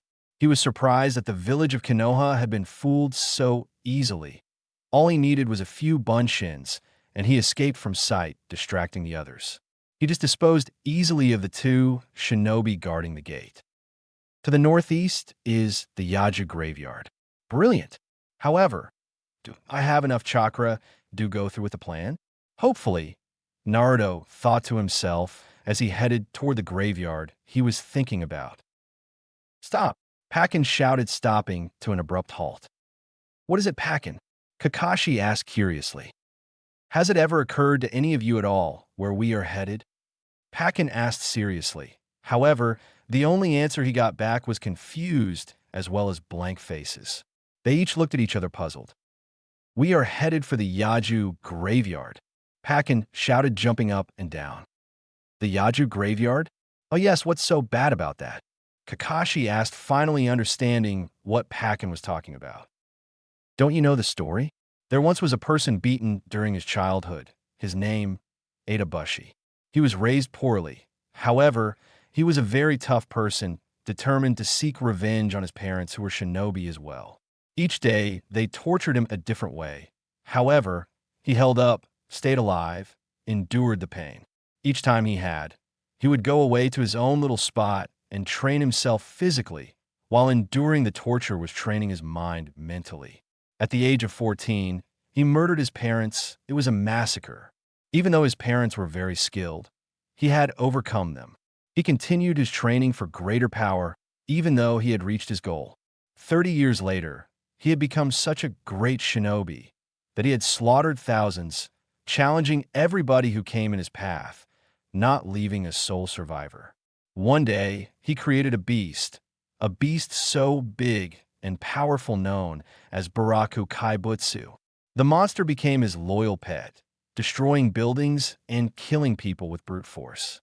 It began to feed on the one thing it loved killing, shinobi. They became a legend. They lived over 500 years ago. The story left them bewildered. Lee mustered up the courage and asked, "How did they die?" Well, Bushi got involved with the Sand Village, so he left to the village of Konoha, and the Kazakage, as well as most of the shinobi in the Sand Village, followed him to execute him. It was a great battle. Imagine Bushi and Kaibutsu against the Sand Village. It was a tie. There was only one survivor, a genin. Yes, even genin fought in that battle. The little boy found our village and reported what had happened. They buried everybody underground where the battle had taken place. They also buried the great samurai and his beast separately in that graveyard. It became known as the Yaju Graveyard. Well, nothing's going to happen. We're just headed for a graveyard, that's all, Kakashi said, giving hope back to the rest of the group. It's just a story, Kiba shouted as they continued on, following Naruto. When Pakken had finally stopped, he lifted his head and sniffed the air. In a silent voice, he whispered, "He's here, where I said he was headed. I think it may be a trap." "It doesn't matter. We must continue. This is our mission. We must be cautious," Kakashi said, leading the group through the black gates and into the dark foggy area. The graveyard was huge, with gravestones everywhere. However, at the end of the graveyard was a large hill, and on that hill lay a large gravestone with some encrypting on it. When the full group had entered, the gate closed behind them, and Naruto appeared on top of the large tombstone with his arms out in the air, as if he were embracing the darkness. "Come closer, my fellow shinobi. It is only I, Naruto," Naruto shouted as the 8 shinobi and 1 dog came nearer to their enemy cautiously. "I have a surprise waiting. Behold, my another perfected jutsu, Butu Inoyo no Jutsu," Naruto shouted, lifting his hands up to the night sky. He jumped off of the gravestone as the ground shook below them. The ground tore and ripped beneath the large tombstone. Out emerged a monster so great, so huge, that it could swallow Kakashi whole. It came out angry and hungry. Fur and skin deteriorated. The rotten smell spread throughout the graveyard. "Still think it's just a story, kid?" Pakken asked to the shocked Kiba. "But wait, there's more," Naruto shouted with an evil grin. "Rise, 88 Bushi." The great samurai warrior appeared from underneath the gravestone as well. He came out, looking disastrous. His golden armor was dull and stained with blood. His sword, however, was still as sharp as ever, however, not as shiny. "Well, this might be a problem. So troublesome," Shikamaru said, groaning. Kakashi immediately started shouting out orders. "Lee, Niji, Shino, and Sasuke, you four take on Bushi, Kiba, Chuji, Shikamaru, and I will take on the huge beast. Pakken, get out of here." Poof! The dog disappeared, and the 8 shinobi all started following the demands they were given. All but one. Sasuke, who had his eyes on Naruto the whole time, escaped from the scene and followed Naruto out of the graveyard and left his teammates to fight on their own. He kept following Naruto, never stopped, looking back, worrying about his team, his village, what would happen next. He needed to know some things, and he needed to know now. Lee jumped towards Bushi, legs forward aiming at the face with one foot and the chest with the other. Bushi blocked it with his sword and pushed Lee back down to the ground. However, Lee didn't give up so easily. Before he fell to the ground, he used his hand to whirl his body around, as well as legs to trip his opponent. Bushi saw this coming and did a double back flip landing behind Niji. Niji barely managed to dodge Bushy's blade's sideswipe and dashed forward to get away from him. Shino jumped into view over Bushy, and thousands of bugs flew forward eating at Bushy's ripped flesh and bone. The mighty samurai was covered in the bugs. They were everywhere, even jamming his joints and armor. But Bushy was too strong. He simply overpowered the thousands of bugs that covered him and moved freely and easily, dashing towards Shino, kicking him to a grave and leaving him unconscious. It's just you and me, Niji-san. How can we take this great samurai on just by ourselves? Lee asked Niji, somewhat panicking. We will find a way. Have faith, Lee. Niji shouted as he threw two kunai towards Bushy. He blocked them and continued towards the Hyuga.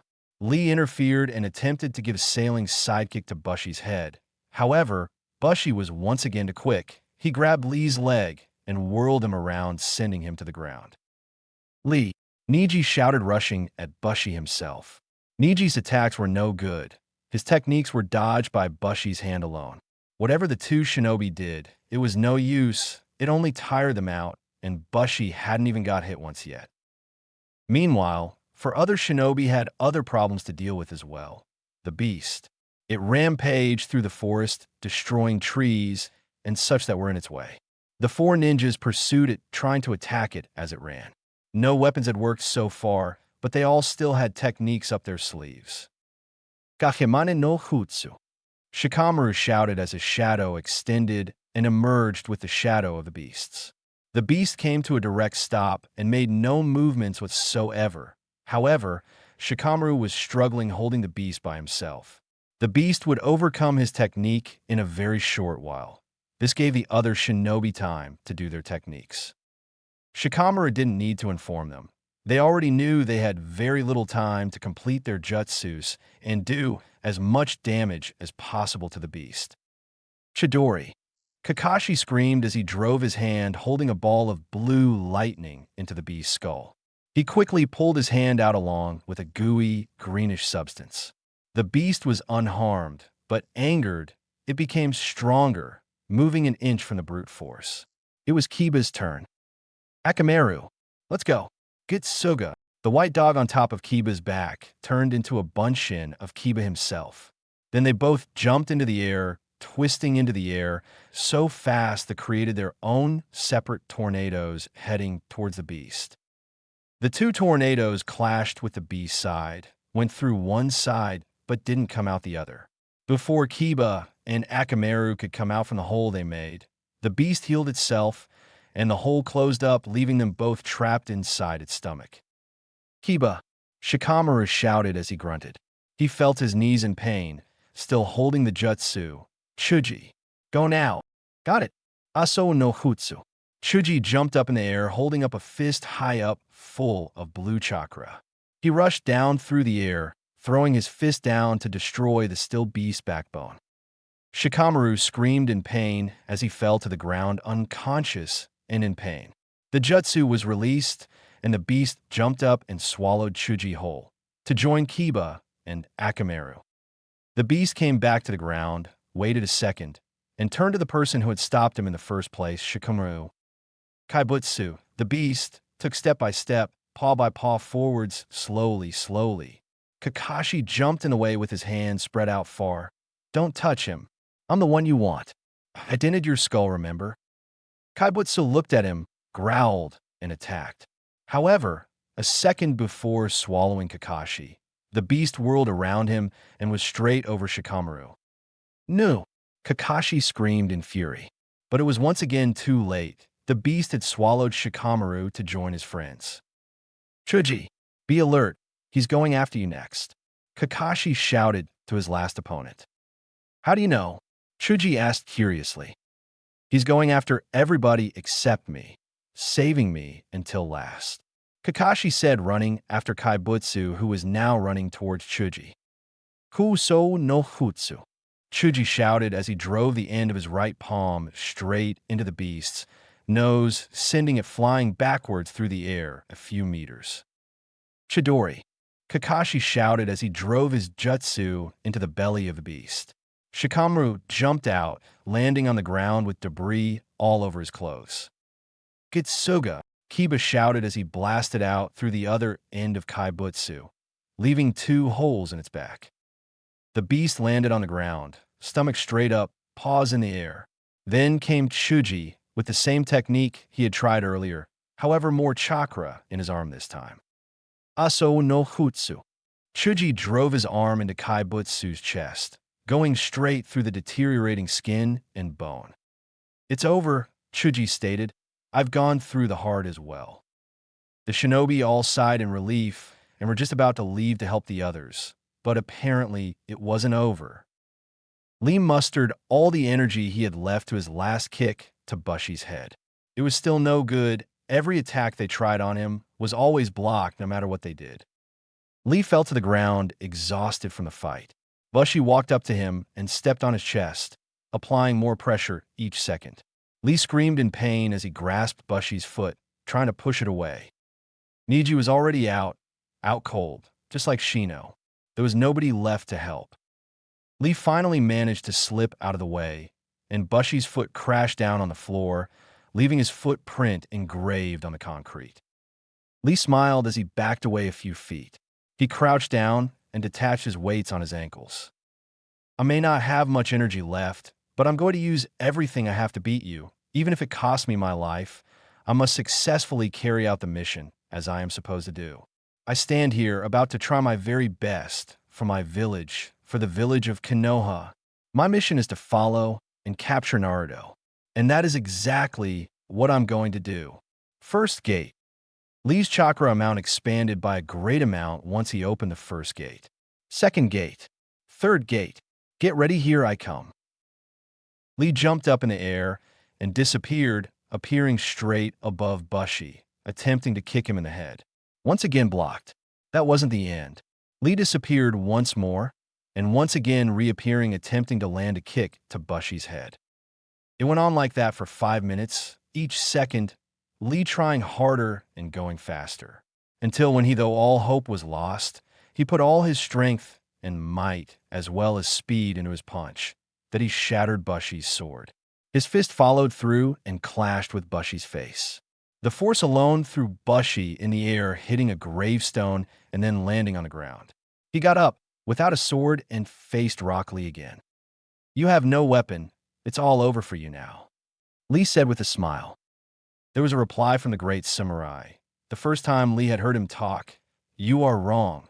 It is not over." His voice sounded old, ancient, powerful, and deadly all at the same time. At that moment, Bushy took off all his armor and threw on the ground. He was now wearing very old and dirty clothes, ones that Lee had never seen before. Bushy disappeared, just as Lee had done, and reappeared right behind him, kicking Lee this time, right in the stomach.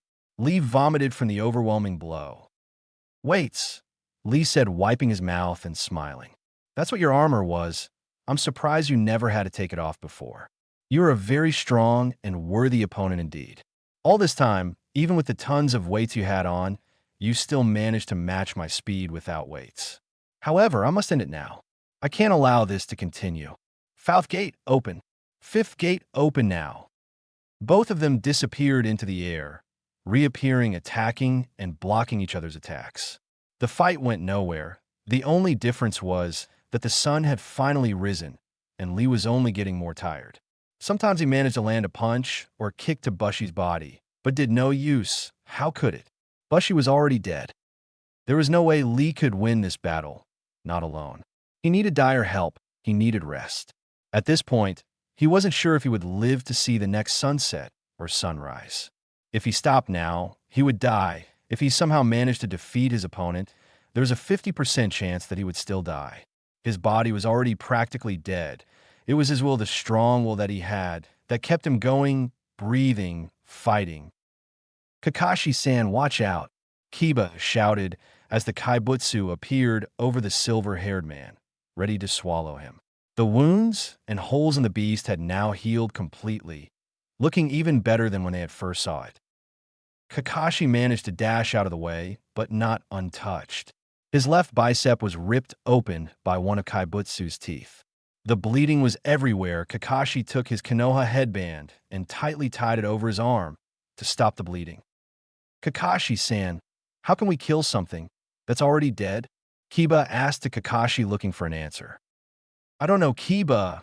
That's not something I can tell you. But I can tell you that our mission is clear: follow and stop Naruto. We must do it. However, not at the expense of our lives. We'll find some way. It must have some kind of weakness. That's exactly it, Kakashi-sensei. It doesn't. Shikamaru said. The jutsu was designed to not only kill the opponent, but it can be used for stalling as well. Naruto will hold it up as long as he can, but until he stops it, there is no defeating of this monster. He's using this as a chance to escape farther. He's probably already too far. There isn't much we can do. Well, what are our options? Kakashi asked, looking for opinions. I say we run away, try to catch up with Naruto. After all, if you say we can't beat this thing, then what's the point of fighting it? Kiba proposed. Shikamaru shook his head. That won't work. If we don't attack it, it'll attack us. It will follow us and kill us. All we can do then is defend. This is a lose-slash-lose situation for us. I've only thought of one way we can still carry out the mission. However, it's going to take a miracle. Somebody needs to call for backup, get the Hokage over here if possible. She'll handle things. Also, chances are that the other team is already dead. I'm not saying I don't have faith in my teammates. No, it's not that. What I'm saying is if Bushi created this beast, then obviously Bushi is going to be much stronger. So why did you pick this team to fight the beast, Kakashi? That is one big mistake we've made. But don't worry about it. Somebody's still fighting. If not, then Bushi would already be here by now. So we must place our hope in them also. But based on all the things that I've though of, I say, we need to call for help. I'll go, seeing as how Akamaru and I are probably the fastest. I'll go. I'll hurry back, Kiba said, running off through the forest along with his dog, Akamaru. Kaibutsu immediately rushed off to follow Kiba, but Chuji, Shikamaru, and Kakashi interfered and managed to stop it in its tracks. They cornered the beast, each person ready to use their best jutsus on it if it made a single move. But the beast didn't move, it froze in its tracks. It began to expand. It's going to explode. Move out of the way, Kakashi shouted as all three shinobi rushed as far away from Kaibutsu and into the forest as possible. Lee was about to fall down and rest for eternity when Bushi suddenly stopped and exploded without warning. Boomstrapia! The battle against the undead was finally over. Kakashi, Shikamaru, and Chuji were all unharmed. They continued through the forest until they finally came to the place where Lee, Niji, and Shino were fighting. They found all three of them. However, Lee was cold, and his pulse was gone. Lee, Chuji said in a soft and melancholy voice. We were too late. Lee used all he had in him to get past Bushi. Chuji, please go and deliver his dead body to Konoha, Kakashi said in a whisper. Yes, sir. Shikamaru, we must wake Niji and Shino. Then we must continue, despite the losses we've had today, Kakashi said. That is exactly what they did. Shino and Niji awoke, and the four shinobi went on with the mission and followed Naruto's path through the forest with Pakken leading them, while Chuji brought back Lee's limp body to Konoha. Meanwhile, Naruto ended up in the Sand Village, finally releasing his jutsu. He looked for an old friend of his, literally old. She was a great shinobi who had cared for Naruto before, Chiyoba Asama. She came rushing out of her house and hugged Naruto, who was in pain. Let me rest, old woman. Please, I am exhausted, and Konoha is after me. Have no worry, Naruto. All will be well. You are safe within these walls. Nothing will harm you here. Not even the village of Konoha. No, there's still one here already in this village. I can feel his presence. He thought he was sneaky, but I led him away from his teammates. He shouldn't be a problem. He is listening now as I speak. Find him, and please bring him to me, Kyoba. Yes, of course I will. And with that, she disappeared and reappeared with Sasuke struggling to break away. Is this him? Yeah. What do you want me to do with him? Let us talk. After all the chase is over, his comrades are dead, and he wants information. I'll let him have it. Chapter 6. Sasuke's Farewell. There was much silence between the four shinobi and the small pug as they dashed rapidly through the large forest, skipping from branch to branch, tree to tree. Time seemed to last forever, as well as their journey. The silence felt deadly, for a very heavy burden was on their shoulders. There was no room for mistakes from the beginning, but they had already made too many. The mission was almost a complete failure, but they still had their orders, and they intended to carry them out. Lee's death was on everybody's mind, but nobody had the guts to bring it up. All they could do was continue and pursue Pakin, for he knew where he was going. It was Pakin who finally spoke, saying, "It appears our mission just got a lot harder. He's headed into the Sand Village, and there's another familiar scent. One that I recognize. Were there any others on the mission?" Sasuke, Kakashi said silently. "Yes, he's there as well. It doesn't look good at all, but there's still a chance to complete this mission. We now have new orders, capture Naruto, and rescue Uchiha Sasuke. We must clear our heads in order to finish this accordingly. We must put out heads together to come up with a plan. Any ideas?" Kakashi asked. "Dead? Dead." Tsunade asked Chuji in the presence of Kiba and Akamaru. She stood standing up with her hands on her hips as Shizen held Lee's dead body. "Yes, Hokage-sama. We were divided into teams, fighting Bushi and his pet beast. Lee was among the ones that fought Bushi. There was also Shino, Niji, and Sasuke. The beast exploded, and that's how it was defeated. I'm assuming that Bushi exploded as well. I think Lee did his best and played all his cards in this fight.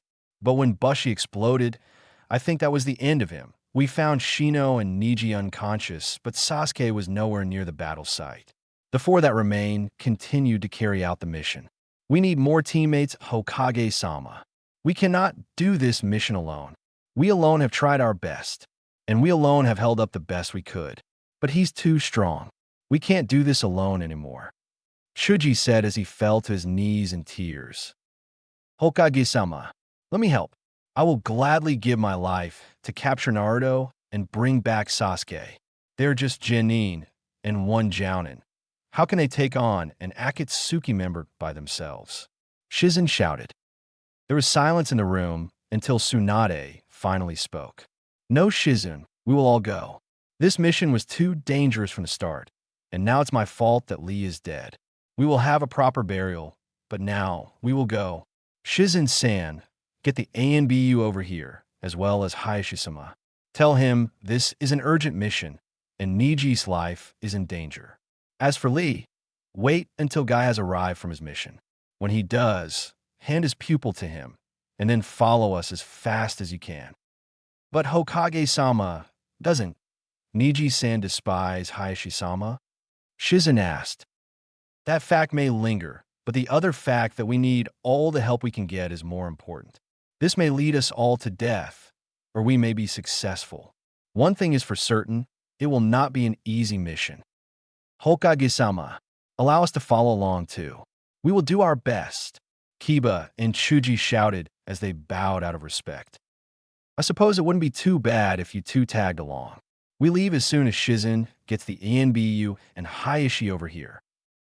"Ichai," they all said. Shizen left at once as the Hokage and two Genin waited.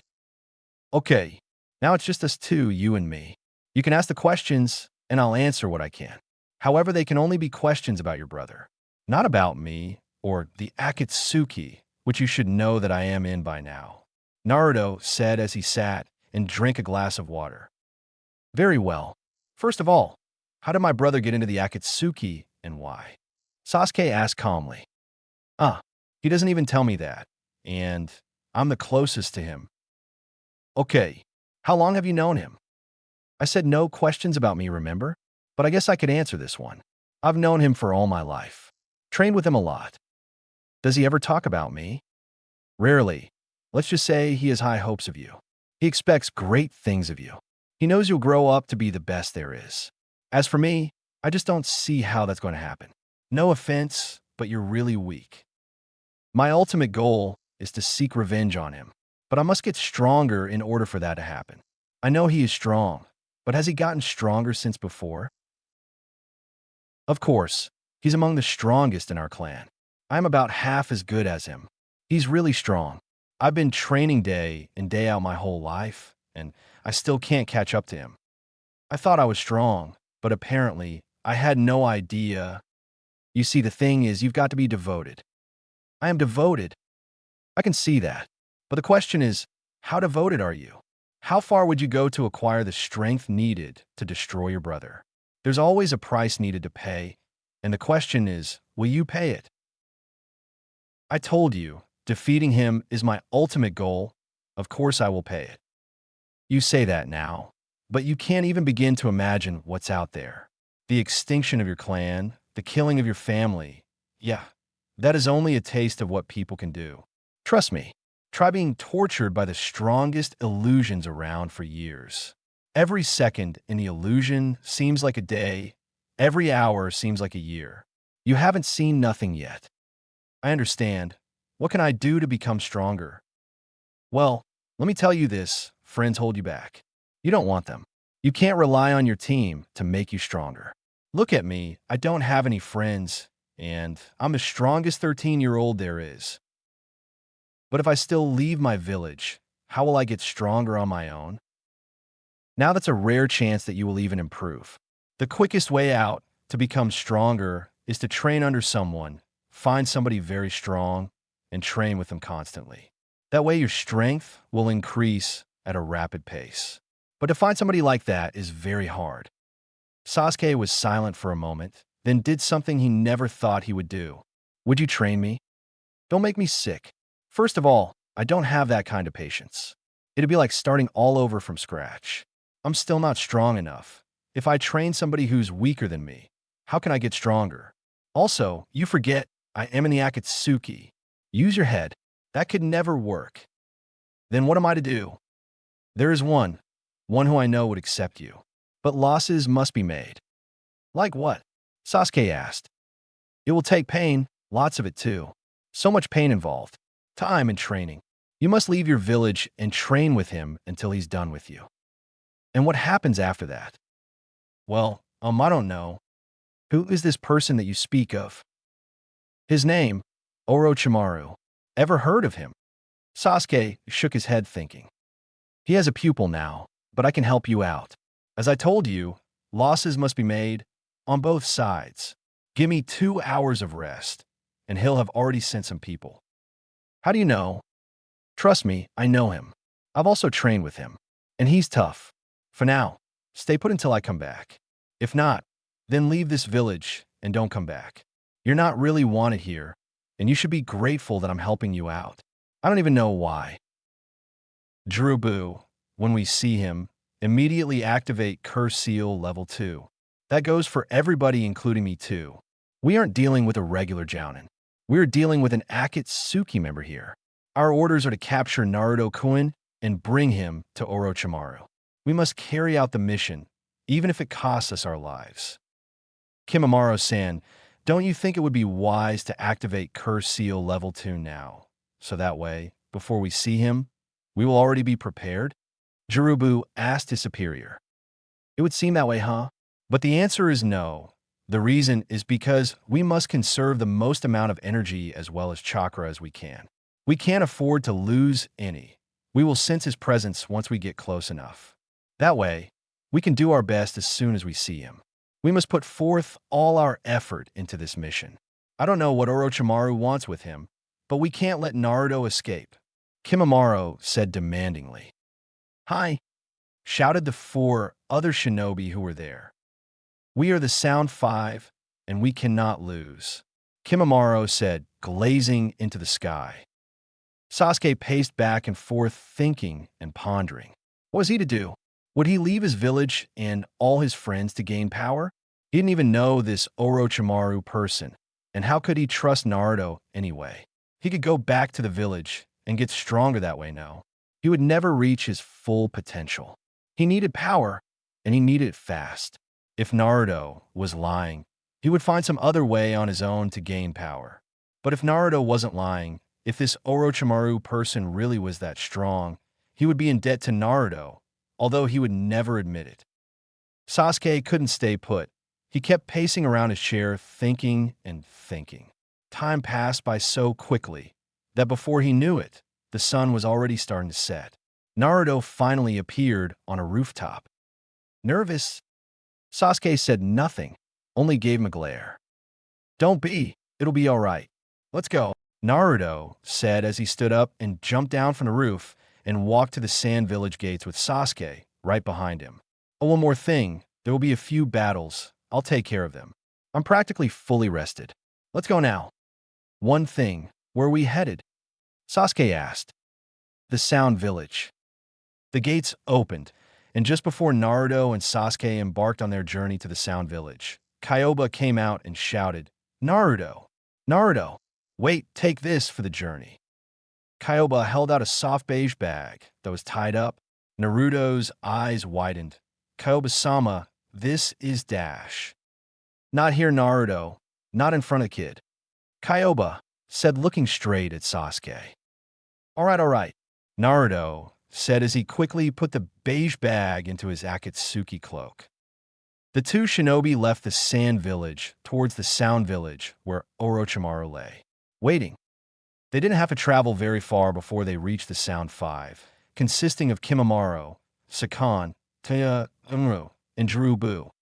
Kimimaro was obviously the leader of the five. He had silver hair that reached down to the end of his neck. He wore a light purplish robe and had 2 red dots on his forehead. His eyes looked dull, as if he were being hypnotized by something. Sakan looked very strange. He wore the same thing the other 4 were wearing, a brown shirt and black pants. His hair was a bit darker than Kimimaro's, and he had what looked like another body on his back. Taiya was a red-haired girl with a black helmet on the top of her head. There was nothing really special about her appearance. She just held a silver flute in her hands. Kidomaru was tanned and had one physical feature that stuck out like a sore thumb. He had 6 arms, 3 arms on each side. Jirubu had orange hair and was bald on some spots. He was big and fat, like an older Chuji. The Sound Five all stood surrounding Naruto and Sasuke, looking like demons. "Curse Seal level 2 already?" Naruto asked. Sasuke was amazed at this sight. Why would Naruto tell him to stay back if it would be 5-on-1? Each of the Sound Five looked extremely strong, not to mention evil. "Can I attain this power?" Sasuke asked out loud for anybody to answer. "Yeah, that's basically what you're going to do," Naruto said. "We have orders from Orochimaru to bring you in Naruto-kun. After we are done with you, we will dispose of the small brat here," said Kidomaru. Sasuke flared at this comment. He whipped out a kunai and rushed straight at the 6-armed demon, screaming his head off in fury. Before Sasuke's kunai could connect with his opponent, he was stopped, brought down, and pinned to the ground none other than Naruto himself. "Don't be a fool. You can't take these people on by yourself. What did I tell you? Leave the fighting to me," Naruto shouted as he let Sasuke go. "Now!" Kimimaro shouted. The Sound Five closed in at rapid paces. "Shugo Amatsuchi," Naruto shouted as he spun once in a circle, and a sphere quickly appeared around him and Sasuke. From the inside, the sphere was like a huge window. From the outside, it was a completely black ball with chakra surrounding it. Sasuke watched from the inside as all 5 shinobi each clashed with the surface of the sphere and were sent flying way back into the forest. "You'll be safe inside here. Don't come out of this sphere. If you do, you will surely get hurt. I'm not responsible for you. Don't make the mistake of thinking that I care what happens to you. I'm just doing a favor. If you can't follow what I say, that's not my problem. But I'm highly advising for you to stay in here," Naruto said as he simply passed through the ball and came to the outside. Kimimaro, Jirubu, and Sakan appeared, but the other 2 were nowhere to be seen. Sakan jumped up into the air and shouted, "Yukon, wake up!" The body on Sakan's back came out, and the both landed. Yukon looked exactly like Sakan, like a pure devil. Naruto was distracted by this. Jirubu saw that as a chance to use his jutsu. Dorodomo Doten Gekkai no Jutsu. he shouted as he jumped up a foot in the air and came back down, slamming his fist into the ground. Immediately, a barrier surrounded Naruto and the sphere that held Sasuke. It went completely dark. They could hear Jurubu's voice outside telling Naruto, "Do you like my jutsu, Naruto? It's made of the hardest earth around. I have you completely trapped." Naruto laughed. "Ah, you think that you could drain my chakra? You wouldn't be able to hold it all. Don't think I don't know. I do. This is an earth barrier that is used to drain chakra. You plan to release it when I'm weak, and then you all will take me on. But there's one thing you forget, Jurubu. I can be stronger than you. Chikara no Jutsu." Suddenly, a large aura of blue chakra surrounded Naruto's entire body. He took a step forward and punched the steel hard wall. It broke open so easily, it was as if dominoes were knocked over. The whole barrier collapsed and left Naruto with a large aura of chakra and the great black sphere. Jurubu charged at Naruto. It was a very big mistake, however, because Naruto jumped up into the air and gave a side kick to his head, bashing it in. That was the end of Jurubu's life. Whoosh! Naruto whirled around and caught a large arrow that would have hit his heart had he not grabbed it. It came so fast that Sasuke wasn't even able to follow it with his eyes. Naruto had it in his hand and threw it back with twice the speed, heading straight towards the person who shot it in the first place. Apparently, the jutsu made Naruto's voice much deeper when he spoke. He sounded like a demon coming straight from the depths of hell. "How do you like your arrow now, Kidomaru?" Sasuke heard a flute playing off in the distance. What he saw was 3 large giants coming in from opposite sides, each surrounding Naruto one again. Kimimaro rushed towards Naruto with what looked like a sword made out of bone. It was extremely bright white. He jumped up in the air and attempted to slash at Naruto's head. Naruto jumped back, dodging a swing from one of the 3 giants. Kimimaro reached the ground and followed him, still rushing at him. The small chase went on for about 2 minutes, until Kimimaro finally landed a fatal blow on Naruto. He drove his bone sword into Naruto's stomach, then jumping back. Naruto moaned and quickly pulled the bone out of his body. Blood constantly leaked from his stained clothes to the dirt floor. Kimimaro lifted up his left shoulder as his skin opened up. It was then when he pulled another sword out of the place that was supposed to be his arm. However, his arm looked completely normal. Naruto was angered, but his anger solved nothing. He was losing a lot of blood and fast too. The blue aura slowly faded away and left Naruto on his knees. Kimimaro walked up to him and looked down. "You have caused us much pain. It's time we cause you even more." He lifted up his sword and drove it into Naruto's heart. Poof! The Naruto disappeared. The real Naruto appeared flying straight at Kimimaro with his blue aura of chakra still intact. Naruto threw his fist about to end his life, until Sakan jumped into the way. Instead, Naruto punched a hole through Sakan's chest, leaving him dead on the floor. "Sakan!" Yukon shouted as he looked at his dead brother. He rushed at Naruto, seeking revenge. "Ninpu Kamoshibari!" Kidomaru suddenly appeared and shouted as he shot a web-like texture from his mouth. It covered Naruto's body and stuck to him, making Naruto unable to move. Yukon came running and hit Naruto's legs, sending him up in the air, flipping many times. A giant caught the flying Naruto and put him to his mouth. He swallowed him without chewing. Taiya appeared and Yukon, Kimimaro, and Kidomaru regrouped together. Kimimaro spoke, praising Taiya. "Great job, Taiya. Good job, everyone. It is unfortunate that Jurubu and Sakan have fallen, but we must be grateful that we are still alive. But we've completed our mission. It is finished." "It isn't finished. I'm still here, and I will destroy you," Sasuke shouted as he stepped out of the black sphere. "You're right. Let's take him as well to Orochimaru-sama. See what he will want to do with him," Kimimaro said as they all closed in on Sasuke and grabbed him. Boom! Naruto burst out of one of the giant's stomachs and shouted, "You will not touch him. I'll personally bring him, after I dispose of you 4. Kakashi, Neji, Shino, and Shikamaru finally had arrived to the sand village. Damn, Kakashi shouted. We're too late. He used that jutsu on purpose to give himself time. Not only were we fooled, but because of his jutsu, Lee is now gone. He came to the sand village to rest. Pakken, where has he gone now? Pakken shook his head. He must have showered, changed his clothes, and burned his old ones because I can't find his scent at all. It's totally gone. I have no idea where he is now. Well, what are we to do? Any ideas, anyone? Shikamaru asked, looking around. I have one. A loud voice called from above. The four shinobi and dog looked up at the figure who had shouted. I say we follow the Hokage and see where she leads us. Kiba shouted from the top of the sand village gates. He jumped down as Tsunade, Shizen, Hayashi, and 10 ANBU members appeared from behind the trees. Kakashi, Shino, and Shikamaru, as well as Pakken, relaxed. But Neji became tense, staring intently at Hayashi.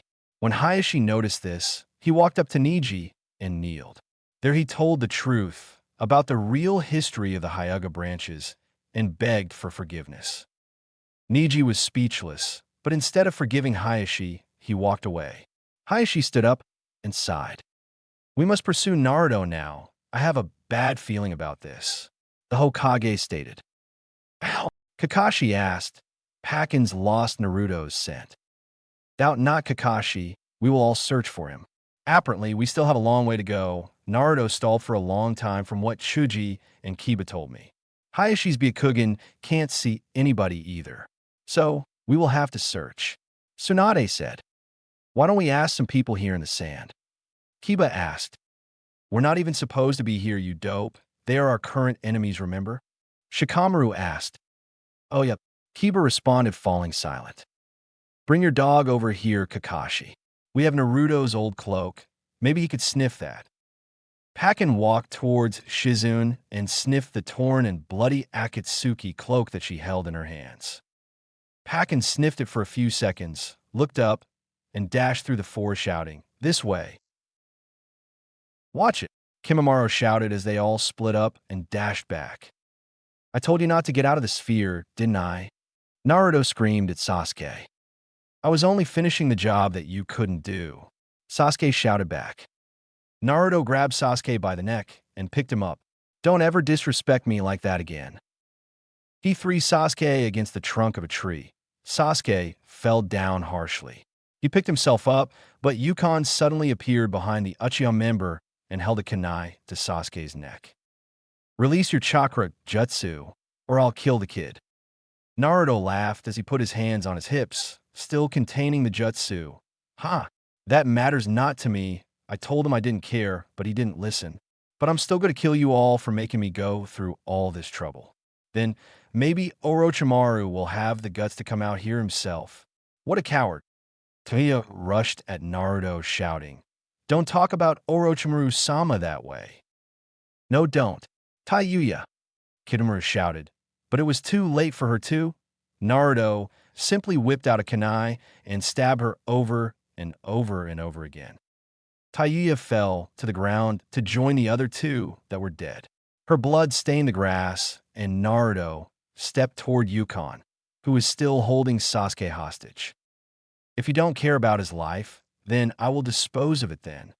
Yukon shouted, just about to slide the sharp edge of the knife across Sasuke's throat. Sasuke wasn't that weak, though. Yukon was only concentrated on Naruto. He never thought that Sasuke could possibly hurt him. Sasuke simply pulled out another kunai and drove it into Yukon's stomach. He groaned and backed off, falling against a tree trunk. Naruto lifted up his arm parallel to the ground. He opened his palm and pointed his arm towards the huge sphere of black chakra he had made. He picked it up from the ground and made it fly at Yukon, who was already down. He screamed before he was crushed by the barrier. The sphere disappeared, leaving Yukon's crushed body at the trunk of the tree. Only two of you left. How is it going to be? Naruto asked, turning to the last two of the Sound Five. Kidomaru jumped back into the forest. Kimimaro stayed to fight. I'm like you. I care not for my teammates either. It was only a matter of time before I killed them myself. See, they are weak. Unlike you and I, we are alike, unlike you and I. We are alike, superior in every way to everybody else. You know Orochimaru's power. He can give it all to you, make you even stronger than you already are. But you've lost that chance already. It's over for you. I shall eliminate you now, even if it costs you my life. You can try, but you will fail. Naruto said, preparing for whatever Kimimaro was going to do. Kimimaro jumped into the ground. A few seconds later, Naruto figured out what Kimimaro was going to do. Daishinsai no Jutsu. Naruto put his hands up into the air and looked up at the sky. Watch, Sasuke. This is one of my strongest jutsus. Then Naruto's eyes turned completely white, looking like what seemed to be the back of his eyeball. Sasuke waited. He couldn't see anything happening, but then he felt it. But it was so tiny. If he hadn't been standing still, and if there hadn't been complete silence, he wouldn't have even sensed it was happening. He felt a very, very slight shift in the earth he was standing on. What broke the silence was thousands of bones coming from out of the ground, but the thing was, once they reached a centimeter above the ground, they were shattered into dust. Apparently, whatever Kimimaro was trying to do, it didn't work at all. Naruto then put his hands down, and his eyes became normal once again. Then he explained, I created an earthquake that did two things. It created an invisible barrier around the atmosphere, and it destroyed every living thing underground, and you barely even felt it. That jutsu takes up so much chakra, I feel weak now. The Kazekage created that jutsu after 56 years of trial and error. It took me 2 months. It was very hard to do, and it was one of the most recent jutsu that I learned. Anyway, we still have one more to take care of, and he's aiming straight for you. Sasuke seemed very surprised at this remark. He became as alert as a cat, looking everywhere. Naruto smiled, then laughed. Don't worry, he dashed. Naruto was cut off as a very large arrow flew through his right shoulder. Naruto fell to the ground, with his eyes closed, bleeding from his wound. Kidomaru appeared, but this time, looking normal. He was weak and very tired. Sasuke could tell Kidomaru was leaning against a tree trunk and panting, gasping for air. That prick? He managed to move to the left so I would not hit a very vital spot, but he was too slow. I still pierced his lungs. Now I'm going to take him to Orochimaru-sama, just like I'm supposed to. You'll have to get past me first, Sasuke said, pulling out a kunai and stepping in the way of Kidomaru and Naruto. Stupid kid, do you know who you're dealing with? I am Kidomaru, one of the strongest of the Sound Five. I will kill you easily. Are you sure you still want to stay in my way? I'm willing to spare you if you let me take him. You should consider it an honor. You just try and take him, Sasuke shouted, getting more and more angry. He dashed towards Kidomaru. He knew he had a very little chance of success, but he couldn't let all Naruto's effort go to waste. Stupid kid, Kidomaru shouted as he just stepped forward and gave a strong punch to Sasuke's gut. Sasuke was stopped in his track, looking straight at his opponent with his jaw dropped. He coughed once and blood spurted out on Kidomaru's face. They stood at that position, as if they were frozen or connected. Sasuke managed 2 words before he fell. It's over. Kidomaru suddenly felt his leg very wet. He looked down and realized that Sasuke had driven his kunai into his stomach. Too much blood had already left him, and had already managed to cover his whole leg. Kidomaru felt cold, then weak. He closed his eyes as he fell back to the ground. Sasuke fell but stayed awake. He looked back at Naruto's body, but it was gone. Sasuke stood up and looked around. Kakashi, Neji, Kiba, Chuji, Shikamu, Pakin, and Shino were all staring at him. Then the rest of the group came out, as well as Tsunade. Uchiha Sasuke, what has happened here? Tsunade demanded. He left to avoid this. Sasuke whispered to himself so that nobody could hear. He reached into his pocket and pulled out an exploding tag. He threw it at everybody as it exploded. Smoke was everywhere, and that was when he escaped. He headed straight for where the Sound Five had came, to Orochimaru, Chapter 7, The Senin's Apprentice. Tsunade lifted her head from her desk. What am I to do, Shizen? Don't be too hard on yourself, Tsunade-sama. It's not your fault, Shizen replied, making an effort to comfort her superior. Not my fault. Not my fault. It was all my fault. Because of me, Rock Lee is dead. We weren't in time to capture Naruto or save Sasuke. We would have caught him if it hadn't been for that lake. That was where Pakin lost his scent. Look on the bright side. Your teammate is coming back to Konoha for a couple of weeks. How long has it been? Ah, yes, Jiraiya. It's in a long time. I wonder how he's been doing. When is he coming again? Shizen took out a calendar. Let's see, he will arrive in 2 days. When does the funeral end? Tsunade asked, leaning back in her chair, sighing. It has already ended. I believe they are burying Lee as we speak. What am I to do? I'm in a terrible position right now. Just wait until Jiraiya-sama comes. Maybe he will help. Maybe you're right. Maybe he will know what to do. I just wonder what Sandaime would do in my position. Niji stayed in his fighting position, careful not to let his guard down. He knew that Tenten would strike any second now, but she wasn't in range of his vision with his Byakugan. Niji didn't expect to see Hayashi coming towards him. Hayashi came, signaling peace. All I want to do is talk. Niji tried to blow him off, saying, I'm training right now. Leave me alone. Niji, please understand, it was my brother's choice to do what he did. I'm very sorry, you and me. We have potential. I've already exceeded mine. But you still have much to go. Come, let me train you. Under my training, you will become the best Hyuga around. I'm a legend. I'm betting you can surpass me in a few years. Just please let this dispute between us end. Come to a complete stop. Niji thought for a moment, then said softly, I'll need some time. Hayashi smiled and said, Then time you shall have. He walked off through the forest happily and forgiven. Tenten jumped down from a near branch. Why did you let him come? Niji asked. I thought you needed to talk, and apparently I was right. Tenten answered. You were listening? A little. Let's go, Tenten. I think I will retire for the rest of the day. I have many things to think about. Niji suggested. I was just about to say that. But what do you think is going to happen to our team?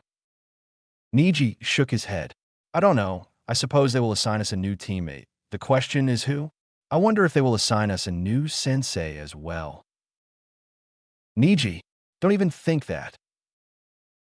Well, it's true. You've seen Guy Sensei. He's devastated, completely devastated. Let's just go. The two genin followed the path that Hayashi took to get out of the forest. They each then returned to their homes. The Hokage will see you now, replied one of the Konoha guards to a tall-built man. The man walked through the door to meet Tsunade to tell her about his problem. The tall man was tanned, with gray hair and a white goatee. His eyes were the color of blue, and he wore casual clothes. I'm glad you could arrange your schedule in order to see me. I come from the Boer country. The man said, The Boer country? That's a little far, don't you think? Tsunade asked, amazed. I know it would seem that way, but my village has sent me to seek help. This is an A-rank mission according to your standards. I would like you to send some extremely powerful shinobi to complete this. If it's an A-rank mission, then why should I send my best shinobi? Some of my chunin could complete A-rank missions. Tsunade answered. It looks like an A-rank mission to your village, but to me, it seems even higher than S-rank. You see, the feudal lord of my village has been doing some dealings in secrecy. Every time somebody came close or did discover what he was doing, they would magically disappear. That went on for 3 years. Nobody wanted to do anything about it, for fear of getting killed. That was until a few weeks ago. He then finally revealed his evil plan. He said he had been dealing and transporting a lot of smuggled drugs, and that he had eventually, through time, put it in our water supply. The effect of the drug has not been able to happen yet because it needs to be activated by some kind of powder. That powder is really hard to find, so he sent a couple of his skilled shinobi to find it. But when they do find it and activate the drug, which everybody has in their body by now, we will all become mind zombies to do the feudal lord's will. The village managed to arrange 3 people to leave the village. So it was me and my 2 other companions that volunteered. We were to travel to Konoha to seek out very strong shinobi to stop the feudal lord. My two other companions were slaughtered. One was buried alive, and the other one was tortured to death after he wouldn't tell them anything. They know that I'm still out here, so now I'm a target of the feudal lord. And our only hope of survival. Please, I ask of you to send your strongest shinobi to complete this mission. The old man explained sadly. Tsunade thought for a few minutes while the whole room was silent. Then she said, "Give me 2 days, and you shall have your team. Within 2 days, you will set out back to your village, and you will also be protected throughout the whole time. Then the team will settle matters in your village, so peace may be restored once again." How does that sound? The old man bowed in thanks and said, "Thank you, Hokage-sama. I and my village are forever indebted to you. There's one thing, though. The feudal lord now has many people working under him. Probably a few hundred. Please send at least more than one team, just to make sure. I will decide what is enough and not enough. For now, you just go stay in a hotel. We will gladly pay for your stay. Please enjoy yourself here the best you can. It'll be 2 days before you know it, and you will already be at your village at peace." Tsunade said as the tall, white-bearded man left the room to go stay at a hotel. When everybody had left the room but Tsunade and Shizune asked, "Tsunade-sama, doesn't Jiraiya-sama come in 2 days?" Tsunade put her hands together and smiled deviously, precisely. 2 days later. "Open the gates. Open the gates now. One of the 3 Sannin has arrived," said a shinobi guarding Konoha's gates. The large gates of Konoha village opened and 2 people stepped in, one old man and one teenager. The old man had long hair. He wore a red vest and a gray long sleeve shirt under. He had a somewhat headband, but it was larger and it had some writing on it instead of the village symbol. He had a red line coming down from each eye. It almost looked as if they were straight paths of tears. The teenager had black spiky hair. He wore a black robe with red lining at the ends of it. They both wore the same sandals. But the teenager had a long scar starting from between his eyebrows to the middle of his nose, then it continued off to the side over his cheek and finished at the end of his jaw. Tsunade came to greet Jiraiya personally along with Shizune. Tsunade greeted Jiraiya, then looked down at the teenager that followed him. "Jiraiya, can I talk to you for a second? Alone." The 2 Sannin went to a room alone and began to talk. "I see you have brought excess luggage since we last met, Jiraiya. Still a stubborn old hag, aren't you? He's my apprentice. He has an incredible amount of chakra for his age and a lot of potential. He's very competitive and wants to fight anybody who he thinks is strong. His name, Uzumaki Ketsu," Jiraiya explained. "Uzumaki, huh? Sounds familiar somehow. How old is the boy?" Tsunade asked. "He's 15. I found him when he was 5. I've been training him ever since. He's extremely strong. Probably the strongest teenager around." "I doubt it," Tsunade said. "What did you say?" Jiraiya asked, frowning. "I'm saying that there probably is one teenager that's even younger than him and stronger than him." "Oh yeah? And who might that be?" Jiraiya asked, not believe Tsunade. "Naruto. He works for the Akatsuki, and he's 13. Ever heard of him?" Tsunade shouted angrily. "Ah yes, I remember now. Ketsu wants to fight him more than anything. He says he's stronger. They somehow resemble each other in a way. As for me, I don't believe any 13-year-old can defeat Ketsu, including Naruto." "Well, why don't we test the boy's strength?" Tsunade asked, already creating a plan in her head. "What do you mean? I know you two have just arrived, but let's see if he can handle an S-rank mission." "Of course he can, but dash." Jiraiya was cut off by Tsunade's overwhelming voice. "If he can, then go. I will assign him a team, temporarily of course. Then him and his team will go with Kakashi and escort a man who is wanted. The mission is dangerous. The man will inform the team later.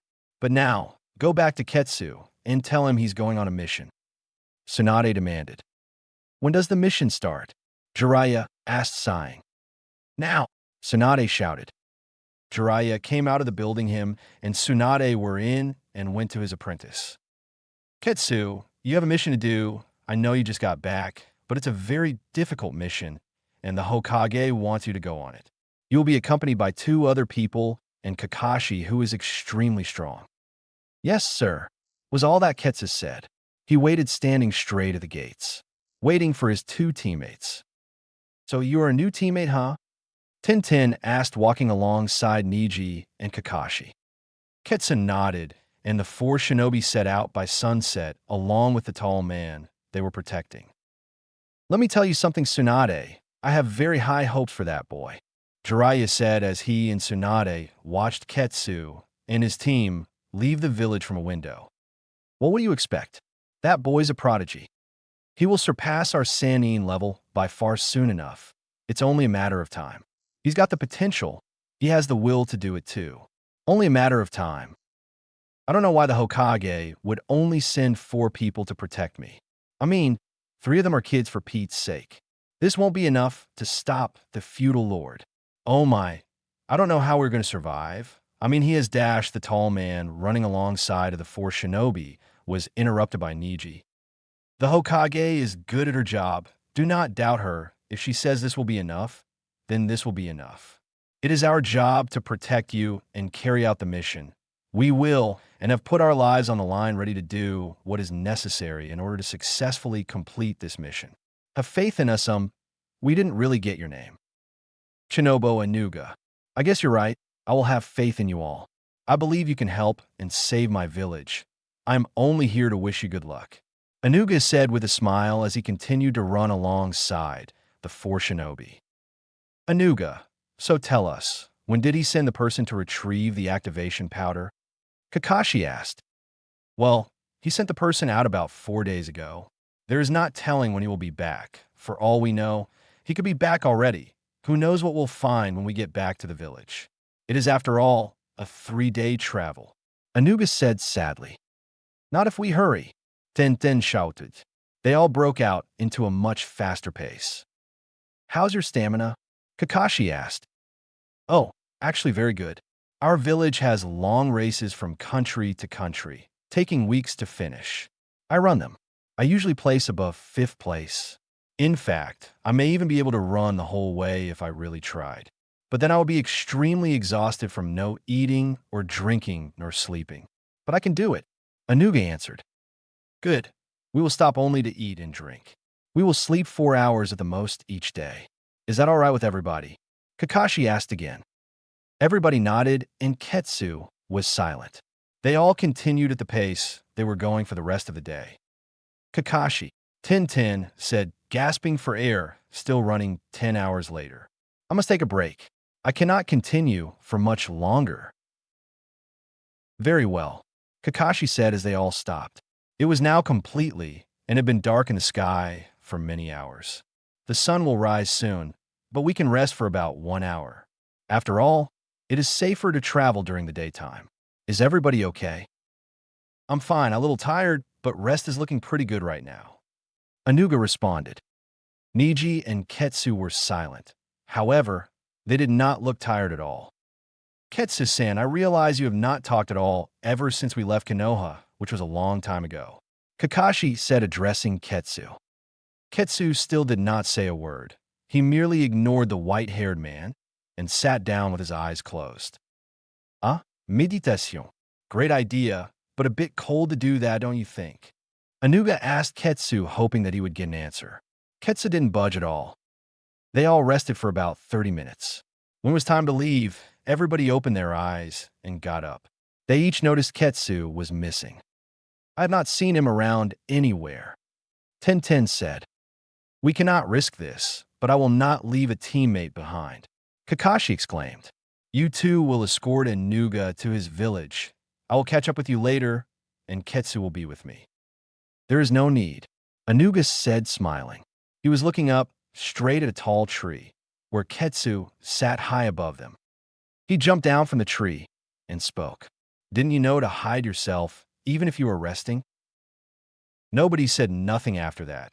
They all simply continued the journey for a few more hours. A few more hours, and we will be coming up on my village, Anuga shouted. Ketsu stopped. Everybody stopped right after. What's wrong? Anuga asked. Each shinobi looked at each other. Tenten, Niji, Ketsu. Watch over Anuga. I'll be right back. Kakashi demanded. What's wrong? Anuga asked again. We sense trouble, and Kakashi's gonna take care of it. Niji said, activating his Byakugan. He and Ten surrounded Anuga, looking outwards, ready to protect him at all costs. Ketsu simply walked toward the direction Kakashi was going. Ketsu-san, Kakashi gave us strict orders to stay and protect Anuga. Ten shouted. Ketsu turned around. There's no need to protect him. If the enemies are eliminated now, is there? He then continued and disappeared through the forest. Ketsu. Ten shouted at one last attempt for him to return. That boy, who knows what goes on his head? Anuga said, shaking his head. Niji and Ten didn't have to do much because Ketsu and Kakashi came back a few minutes later. Kakashi was shouting at Ketsu, giving him an angry lecture. Don't ever do that again. You could have destroyed this whole forest, any less experience, and you would have caused total chaos. And don't ever disobey my order again. I told you I would take care of it. I know the way you see it, but that's not the way this works. I don't know what Jiraiya-sama taught you, but stick to what the rules are. When I tell you to stay put, stay put. You could have put us all in jeopardy. Our mission is to protect Anuga and bring peace to his village by taking out the feudal lord. How are we going to successfully complete that if Anuga dies? Ketsu stayed silent, with his arms crossed. He looked normal, almost as if he were ignoring Kakashi. When Kakashi had cooled off, they continued on their journey. They were now in the Boar country, headed for the Numi village. They arrived at the break of dawn, happy that they had successfully made it. Now, they just needed to overthrow the feudal lord. What happens if you go in alone? Kakashi asked Anuga. Well, I will immediately be captured and killed by the feudal lord's guards. They are out to get me. Well then, looks like you won't be going in alone, Kakashi said. At that time, Ketsu once again had disappeared. However, nobody had noticed. They all came up to the gate and expected for it to open, but it didn't move at all. I suppose maybe that dash, Anuga, was cut off by the sound of the gates finally opening. The three shinobi present each got ready to fight. They finally were able to see the inside of the Numi village, as well as the person who opened it, Ketsu. They entered and looked around at the 15 guards, all unconscious on the ground. Good work, Ketsu, Kakashi said silently. All right, Anuga, we will closely be watching you from the rooftops, so you'll have to be alone at this point. Lead us directly to the feudal lord's house, Kakashi demanded as the 4 shinobi each jumped swiftly to the rooftops following Anuga as he walked along the streets of his village. It wasn't too long before Anuga had led them to the feudal lord's house. After all, it was the biggest one by far in the whole village. It was also not long before 5 guards came out, each of them very large and muscular, holding katanas wearing purple robes. They all ran at Anuga, taking out their swords. Ten, Niji, Kakashi, and Ketsu jumped down to take one for each of them, but that still left another one. Ten dashed to the side and dodged an attack from the incoming sword. She then threw a kunai straight at her opponent's hand. It connected, causing the huge man to drop his sword. She then quickly dashed at him and repeatedly threw flying kicks to his face, finally defeating him and leaving him unconscious. Niji simply ducked and dodged the attack coming at him and gave 6 kicks to the stomach, and his opponent was out. Kakashi whirled around his opponent and chopped him in the neck, knocking him out. Ketsu managed to time his attacks, and right before the sword hit his face, he pushed it outwards, leaving an open attack. He then punched his enemy, and that was the end. They all turned around to witness something they did not expect. Anuga jumped up and over his opponent, giving a kick to the back of his enemy's head. When he landed, he rushed at the huge man and slid under the swiping of the sword and gave a hard kick to his knee. The man dropped his sword and fell to the ground, screaming in pain. Anuga stood up and looked back at his protectors. I know a little self-defense, he explained. Then everybody turned to the clapping noise that came from the feudal lord house's direction. There they saw a man with a very long black beard and very elegant clothes applauding them. Feudal Lord, Anuga shouted, completely surprised. Don't be alarmed, Anuga. I am here as I always was. But I am sorry to tell you that you are too late. Just a few hours too late, in fact. Everybody in the village is now under my control, the feudal lord said, smiling. Ketsu smirked and laughed. The feudal lord turned around to see Ketsu behind him. You are the worst liar I've ever met. If what you say is true, then Anuga would already be under your control. He then punched the well-dressed man. Poof! The feudal lord disappeared and reappeared on the rooftop. He knows ninjutsu? Niji asked. Oh yes, Anuga shouted. He was directly trained by one of the Tsuchikage. He is very powerful. The feudal lord removed his robes to show what he was wearing under armor. He was ready to fight. Guards, he shouted. Suddenly, at least 75 guards appeared, each surrounding the 5 people. The activation powder will arrive any minute now. We will all do our best to kill the people who stand in our way of control. The feudal lord shouted. Kill them. The guards all charged as the feudal lord himself dashed on the rooftops, attempting to escape the battle scene. However, Kakashi was right behind him.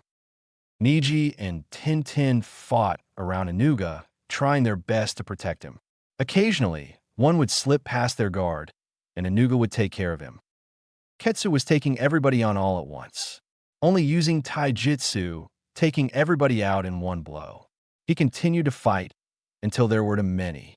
He eloped to the rooftop, where a woman, the only woman soldier, followed. She smiled, holding her sword tightly ready to fight. Do you really think you'll get past me? Well, let's find out, Ketsu said as the woman charged straight at him. He only dodged her attacks, not laying a hand on her body. Every time the woman failed to land a blow, she was angered more and more. But Ketsu would not lay a finger on his opponent, only dodging her swift attacks. Tintin caught sight of this, and she took a sword from one of her opponents. Ketsu, she shouted as he caught the sword that was thrown at him. He was now dodging as well as blocking her attacks, parrying them. They jumped back at one moment. Now that I have this weapon, please understand, I will not hesitate to kill you. Woman or not, you are still my enemy. You have seen that you are clearly no match for me. Please, do not make the mistake of fighting. I do not want to end your life. Ah, you think you can beat me? I'll show you how to really use a sword. She then took her sword and kneed the handle, splitting it into 2 blades, one in each hand. Humph, neat trick, but it won't help, Ketsu stated. I'll decide that. And with that, the woman charged Ketsu, screaming her head off in rage. She jumped up and whirled around in the air, swinging her swords. As soon as Ketsu tried to block her attack, the first block immediately shattered his sword. The second strike came down very quickly. Ketsu barely managed to dodge it. He jumped back and tossed away the handle he was holding. Still think you can beat me? The woman said, smiling. Without a doubt. The woman charged again, doing the same move, spinning in the air, swinging her swords. She looked like a tornado of blades. But Ketsu had already seen that move, and he knew how to counter it. He jumped on his hands and did a backflip to get away from the woman. She only followed him, constantly spinning. Ketsu sighed in sadness. Very well, he said. This was your choice. Rasengan. A blue sphere of chakra appeared in his hand, and he threw at her. The Rasengan shattered both her swords and hit her body, driving her off the roof and into the crowd. Ketsu looked down, and everything was under control. Niji and Tintin did not need his help, so he dashed off to see if Kakashi did. Kakashi followed the feudal lord until the very last part of the village. Kakashi and his opponent finally stopped, each standing on opposite rooftops. They faced each other. The feudal lord smiled, then said, So how do you plan to win this? Kakashi lifted up his headband so that it was now straight, exposing his Sharingan, eye to the cold air. With this, he said. The feudal lord bowed his head for a moment, then smiled even more. Oh, Sharingan, Could you be? No, the legendary copy ninja? Hitaki Kakashi. That would be me. Well, That might make this fight a bit more interesting then. Let's play, shall we? The feudal lord jumped high up into the air, lifting his hands up. The rooftop tiles came apart and came up into the air alongside of him. There were hundreds of tiles all over. He then pointed at Kakashi, and every single tile flew straight at him. Kakashi stepped back a few steps, then concentrating on dodging each one that came at him and blocked them as well. He was doing extremely well, but what he didn't notice was that the flying tiles were a distraction, and now the feudal lord was right behind him. It was too late when Kakashi noticed. The feudal lord pointed his hands down at Kakashi's feet and shouted, "Gansiki Butsu!" All of a sudden, a clayish rock substance appeared on the roof and wrapped itself around Kakashi's feet, ankles, and shins, resembling firm boots made out of rock. Kakashi was then unable to move as every single tile left hit his body. Kakashi was left there standing, as the feudal lord walked around him out of his arm-length's reach. My, I didn't think you would be so easy to defeat. I suppose I will never find a challenge. He sighed, then continued. I stopped fighting because there was nobody worth fighting. I thought that maybe you group from Konoha would do good against me. But look at you now, ready to die within 10 seconds of the battle. Kakashi, you disappoint me. I thought you would be stronger than that by now. Use your Sharingan for Pete's sake. I mean dash. Okay, Gansiki Butsu. Kakashi shouted, pointing at the feudal lord's feet. Once again, the clay substance came out of the roof and hardened around the feudal lord's legs. The Kakashi that had performed the jutsu with a poof, and the real one appeared at a rooftop behind the feudal lord. Kakashi smiled. A ninja must look underneath the underneath. I only did what you told me to do. Use my Sharingan. The feudal lord laughed. Ah. I was fooled by the easiest trick in the book. I thought too advanced, thinking of all the moves you could do, thinking of how I would counter it and use it against you. But all you do is copy my ability and use it against me. I can't believe I almost fell for such a trick. Almost, Kakashi asked, staying alert. Yes, almost. I may be stuck, but that doesn't mean I still can't use jutsu. I still have my hands, don't I? Gansiki Hiryu. Just then, a humongous serpent/dragon appeared from under the ground, destroying houses and breaking the feudal lord free from his imprisonment. The feudal lord climbed aboard the dragon's head, riding it as it flew towards Kakashi. The dragon made of the earth could have easily swallowed Kakashi. Kakashi dashed from rooftop to rooftop, jumping down to the empty streets and back up to the rooftops again just to avoid the dragon that pursued him. Unfortunately, the dragon was faster than him, so was gaining distance very quickly. Kakashi then jumped and landed on his left hand. In his right hand, he carried his most used technique, the Chidori. He let the dragon catch up. When it did, he jumped from his upside-down position to the tip of the dragon's nose, barely avoiding its mouth. He drove his hand full of blue lightning through the snout and ran towards the feudal lord, dragging his hand through the dragon's head. Kakashi then took out his hand from its head and swung his arm around, attempting to drive his technique into his opponent's stomach. It all happened so fast. At the end of it all, Kakashi looked down at his legs as the headless dragon crashed down to the ground. He saw his arm inside his own chest, and then he realized that at the last second, the feudal lord managed to save himself and also was able to lead Kakashi to drive the attack into his own chest. But the feudal lord was not able to do that untouched. Some of the technique had bushed against his stomach. It created a wound semi-deep, but deep enough that he could see his muscle. Kakashi fell to the ground, bleeding from his insides. The feudal lord jumped back, exhausted from summoning the dragon and from his new wound that he had just received. He jumped on the rooftop in order to escape, but apparently the battle was not over. "Where are you going?"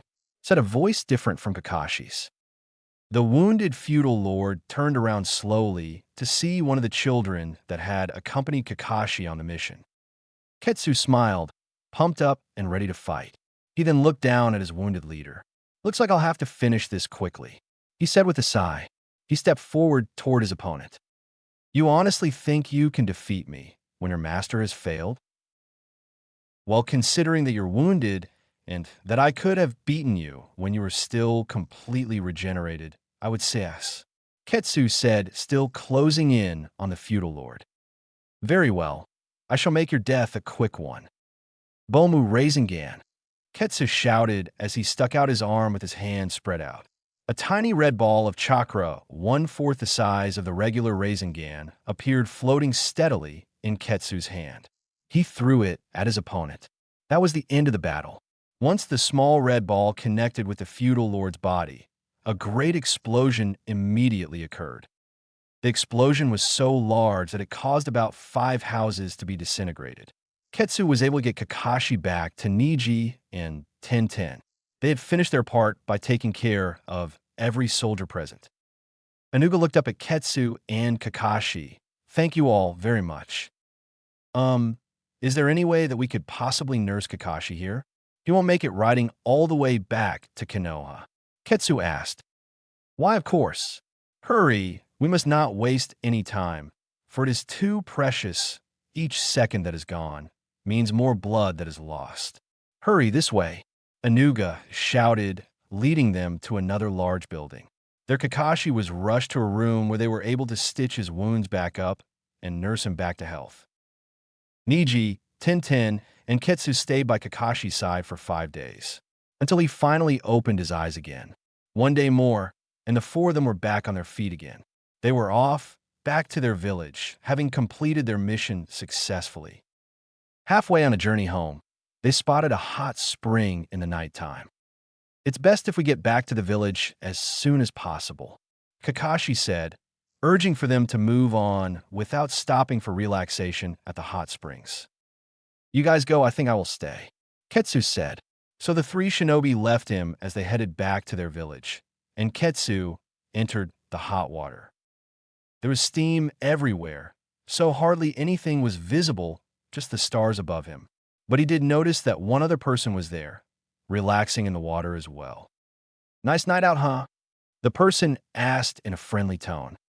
Sure is, Ketsu said, smiling as he looked up at the billions of stars that crowded the beautiful night sky. So what brings you out here in these parts? The person asked again. Just got back from mission. I figure it's best if I relax. Ketsu replied. Alone? Yep. Everything was silent for a few minutes. Finally, a cold wind picked up a little bit and cleared away the steam that shrouded their vision. Finally, Ketsu was able to see who he was talking to. He was talking to another boy, probably 1 or 2 years younger than himself. The boy had blonde hair and a faint hint of whiskers on his cheeks. The blonde boy also had blue eyes, just like Ketsu did. Then it struck Ketsu that this person, the teenager relaxing in front of him, was none other than Naruto, who had murdered many people and worked for the Akatsuki. Ketsu gave Naruto a cold look, one resembling hate. He got up, tying a towel covering his lower parts. So that's how it is, Naruto said, doing the same. They both stood clothed in only a white towel, standing 50 feet away from each other still in the water that was up to their knees, both in their fighting positions, facing each other in anger. Chapter 8, Teneshihai. Jiraiya, Tsunade, as well as everybody else in the village waited eagerly inside the gates of Konoha for the arrival of the team. Kakashi, Niji, and Tenten had finally arrived, weary from the journey home. They had left Ketsu behind, just like he had asked them to. They entered their sweet home, and everybody cheered. Jiraiya frowned. He walked up to the team and asked, Where's Ketsu? He asked to stay behind on the return home. He decided to stay at a hot spring. He should be arriving about an hour from now. He can't be too far behind. He'll arrive shortly, Kakashi said, walking off. That was an irresponsible thing to do, Kakashi, and you know it, Jiraiya said, not looking back. Kakashi said nothing and walked off. There was a long pause as Ketsu and Naruto stared down each other. It was like a starring contest between them, the two of them glaring at them as if a simple look could kill. Ketsu and Naruto were around the same height. The hot water sank up to both their knees. Ketsu stepped up so that his foot was outside of the water. Then he placed the bottom of his foot at the surface, using it as a step to lift his other foot and stand normally. Now he was not in the water, but standing on it. Naruto stood alert as Ketsu stuck his hand out in front of him. Ketsu opened up his hand and stared intently at the water. Mizu, Bomu Rasengan. After the shouting of the jutsu, everything was silent, everything was still. The only thing that was heard was the small voice of the wind, whistling past the two great shinobi teenagers. Then the explosion came, an underwater explosion right in the place of Naruto. Every single drop of the hot springs was gone, and now everywhere in the atmosphere. Ketsu jumped back, having initiated the battle with his exploding technique. Rasengan, Naruto asked from behind Ketsu. Ketsu whirled around with two blue Rasengans in each of his hands. He swung his arms and threw the blue chakra sphere directly at Naruto. Naruto only put out both of his hands and caught each of the Rasengans, crushing them with his hands. You're going to need more than that to beat me.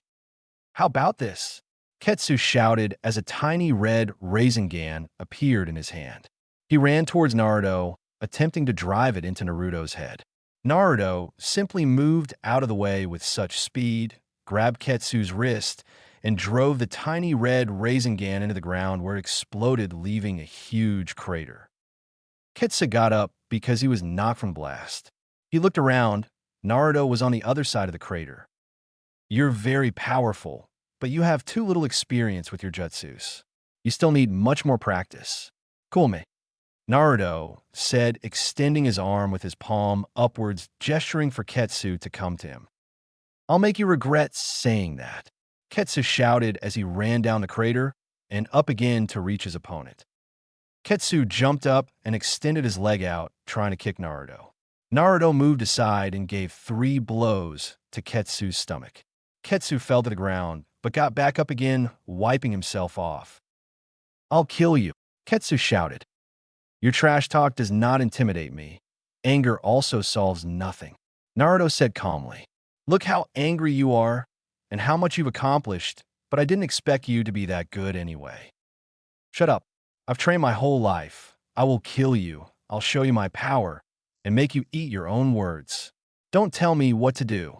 Ketsu ran once again to Naruto, but 10 times faster this time. He threw a punch at Naruto's face. Naruto blocked it with his right hand and tried to punch Ketsu's stomach with his left. Ketsu spun around to his right so that he was now behind Naruto. He jumped this time, landing a kick to the side of Naruto's head. Naruto was sent flying into a nearby tree. How does that feel? Ketsu asked, smiling but also panting. Naruto stood up, still calm. He wiped the blood off from the side of his mouth and said, Impressive, but your kick is weak. Good for your age, though. This statement only angered Ketsu more. He once again dashed at his opponent with a regular Rasengan in his hand. Is that all you know how to do? Rasengan again? Haven't you seen that it doesn't work against me? Here, let me show you. Naruto said as he watched his opponent's anger rise and rush at him. Naruto stuck out his hand and created a Rasengan himself.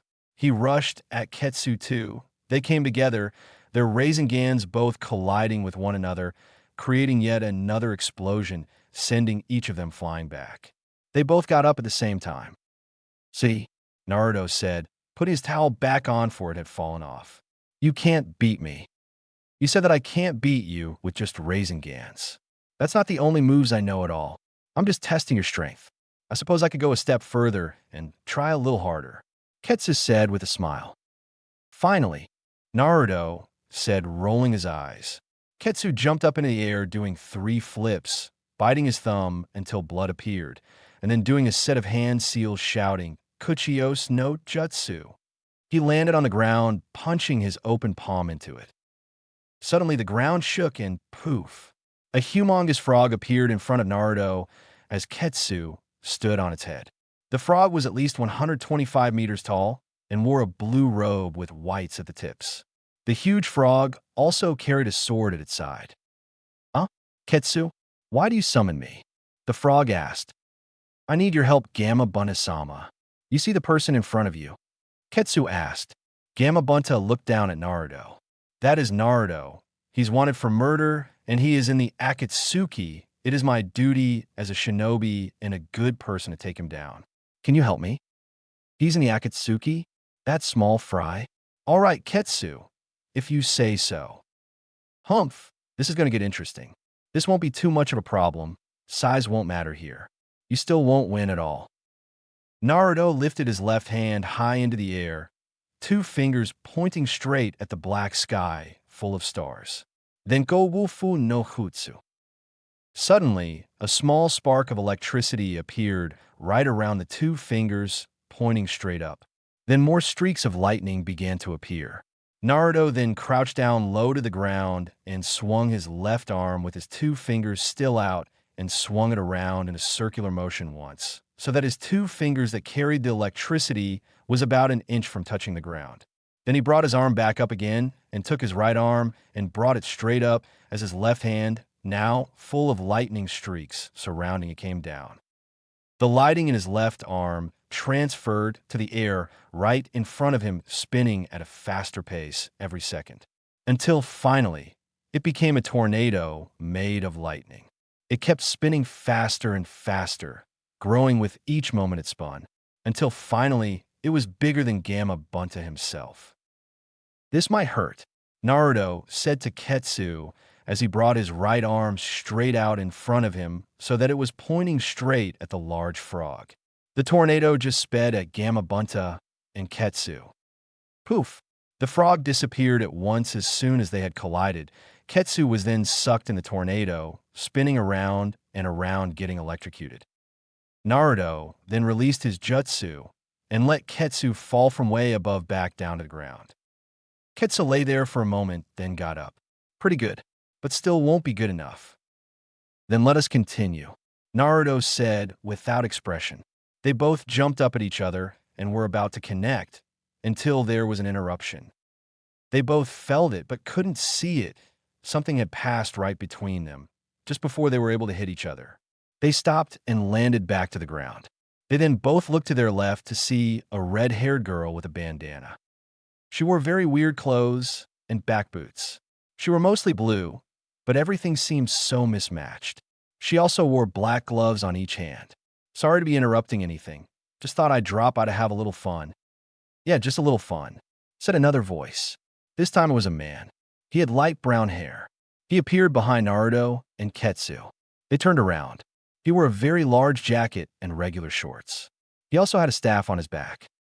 We saw a fight, so we decided to join in.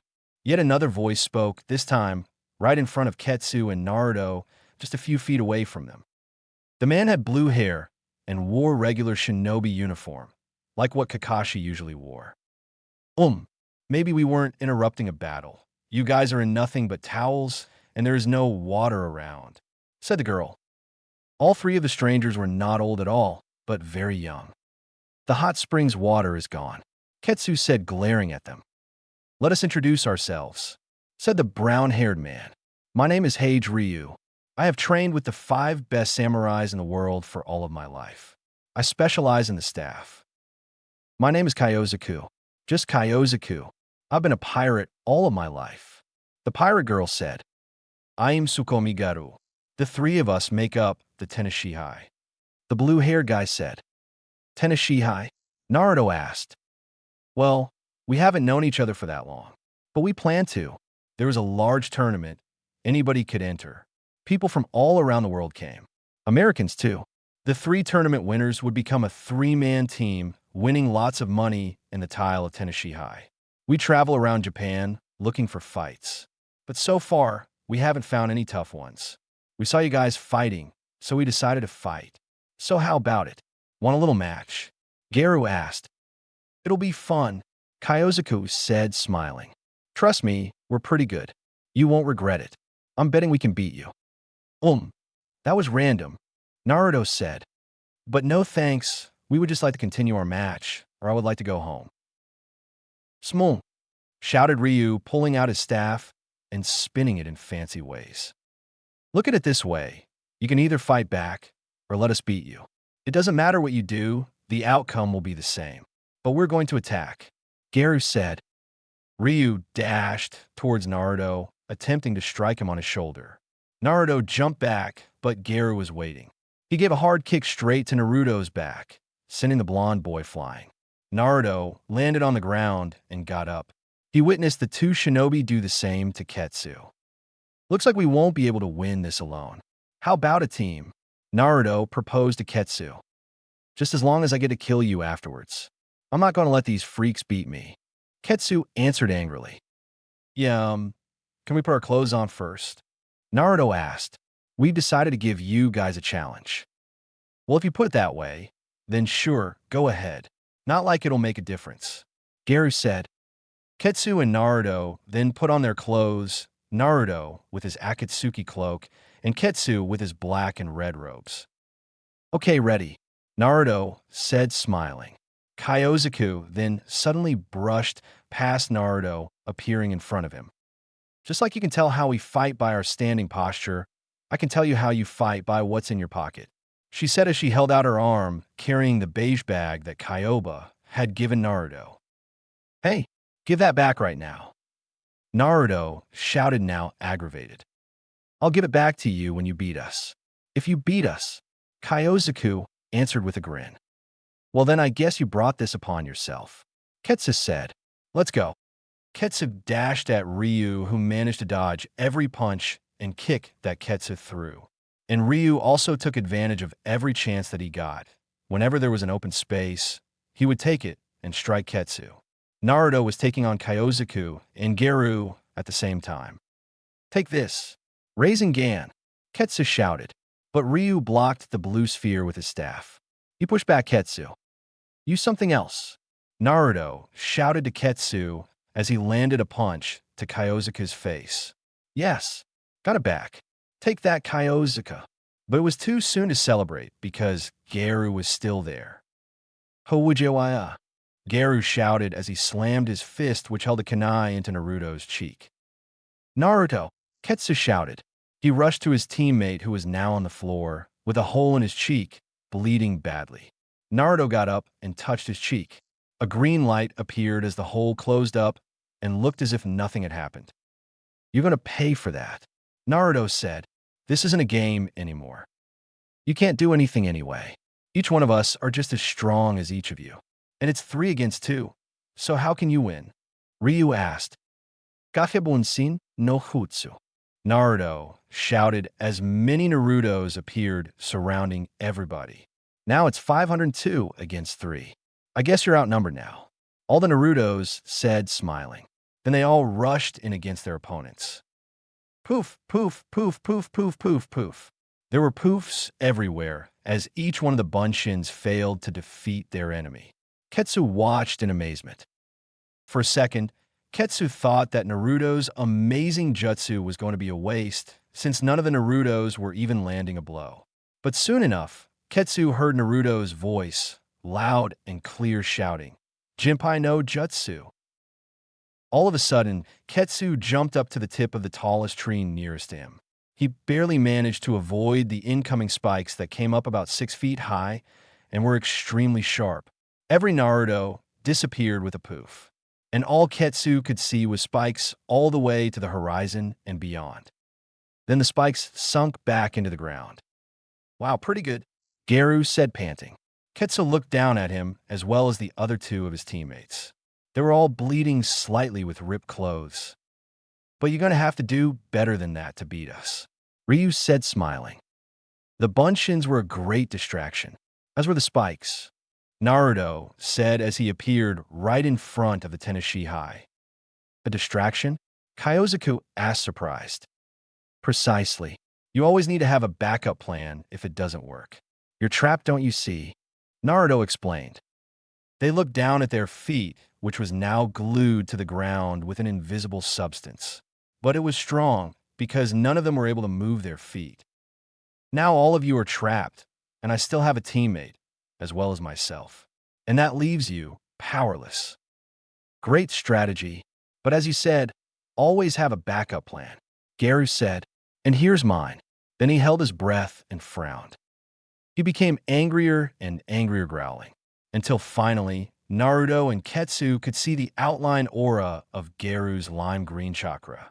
Garu's pupils then turned from circles to slits, and he managed to break free of Naruto's binding spell with just brute force. Garu went down on all fours, and his chakra overwhelmed him, taking shape of a wolf with 8 tails. A demon, eh? Naruto asked. This is going to get really hard. Garu's transformation was still not complete. He grew fangs that reached all the way down past his chin. His blue hair extended to the bottom of his neck. His nails transformed to claws, and he became much more muscular. His ears also became slightly pointy. I'm impressed. Let's see how well your demon powers work out for you. Let's play, shall we? Naruto asked. Garu then rushed at Naruto, running on all fours. Naruto did the same. They each ran at the same speed. But Naruto ran on his 2 legs. Garu jumped up about 10 meters before they collided. He flew through the air like a bullet, tripling his speed. Before Naruto took 1 step, Garu had already covered the 10 meters that were left and was at Naruto's chest. He landed on the Akatsuki member and dug his claws onto his cloak and skin, then pulling his hands out, ripping his flesh and leaving huge claw marks and blood. Garu then jumped back, still growling. Naruto got up and looked at his bloody chest. Powerful now, aren't we? Naruto said, frowning. But once again, you have fallen for my trap, a different one this time. What? Garu asked, angrily screaming. I'm not in any trap. Where? Boom! The tiny red Rasengan which Ketsu had gently lay on the grass exploded as Garu stepped on it while looking around. Yet another crater was formed. Naruto stood next to Ketsu as they watched Garu get up, not in demon form any longer. Since Kyozuku and Ryu were released from the binding jutsu, they rushed to help Garu. They all smiled.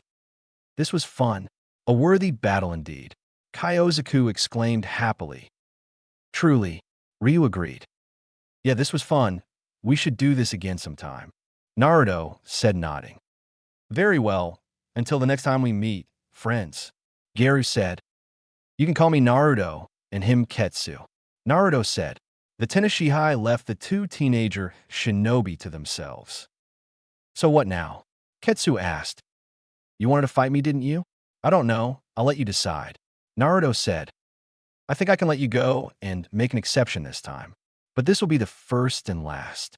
Next time, no interruptions and you will go down. Ketsu said. I expect you to be stronger the next time we meet.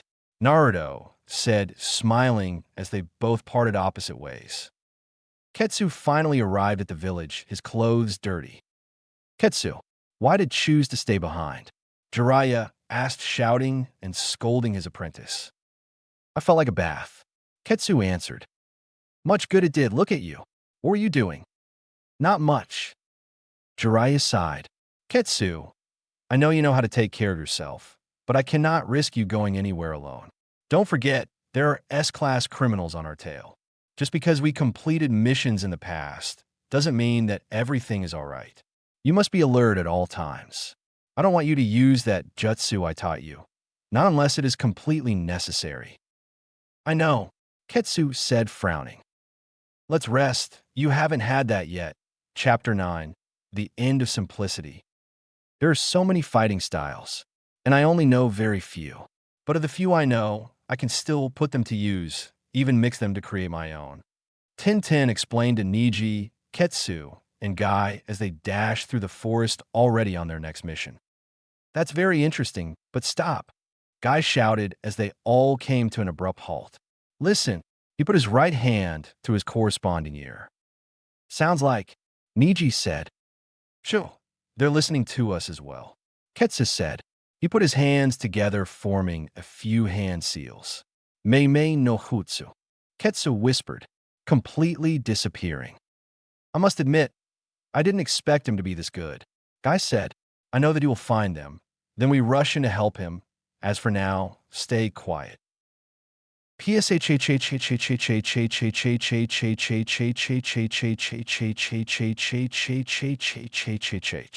The booming sound of the waterfall surrounding the cliff Naruto was on gave him the solitude he needed.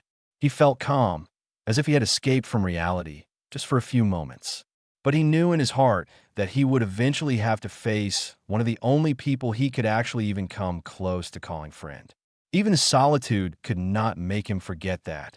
It staggered in his mind, like a sharp pain that wouldn't go away. It was broad daylight. The scenery was beautiful beyond words. There were 3 waterfalls surrounding the one huge natural pillar still standing in the middle of it. The space on the pillar was about 15 feet by 15 feet.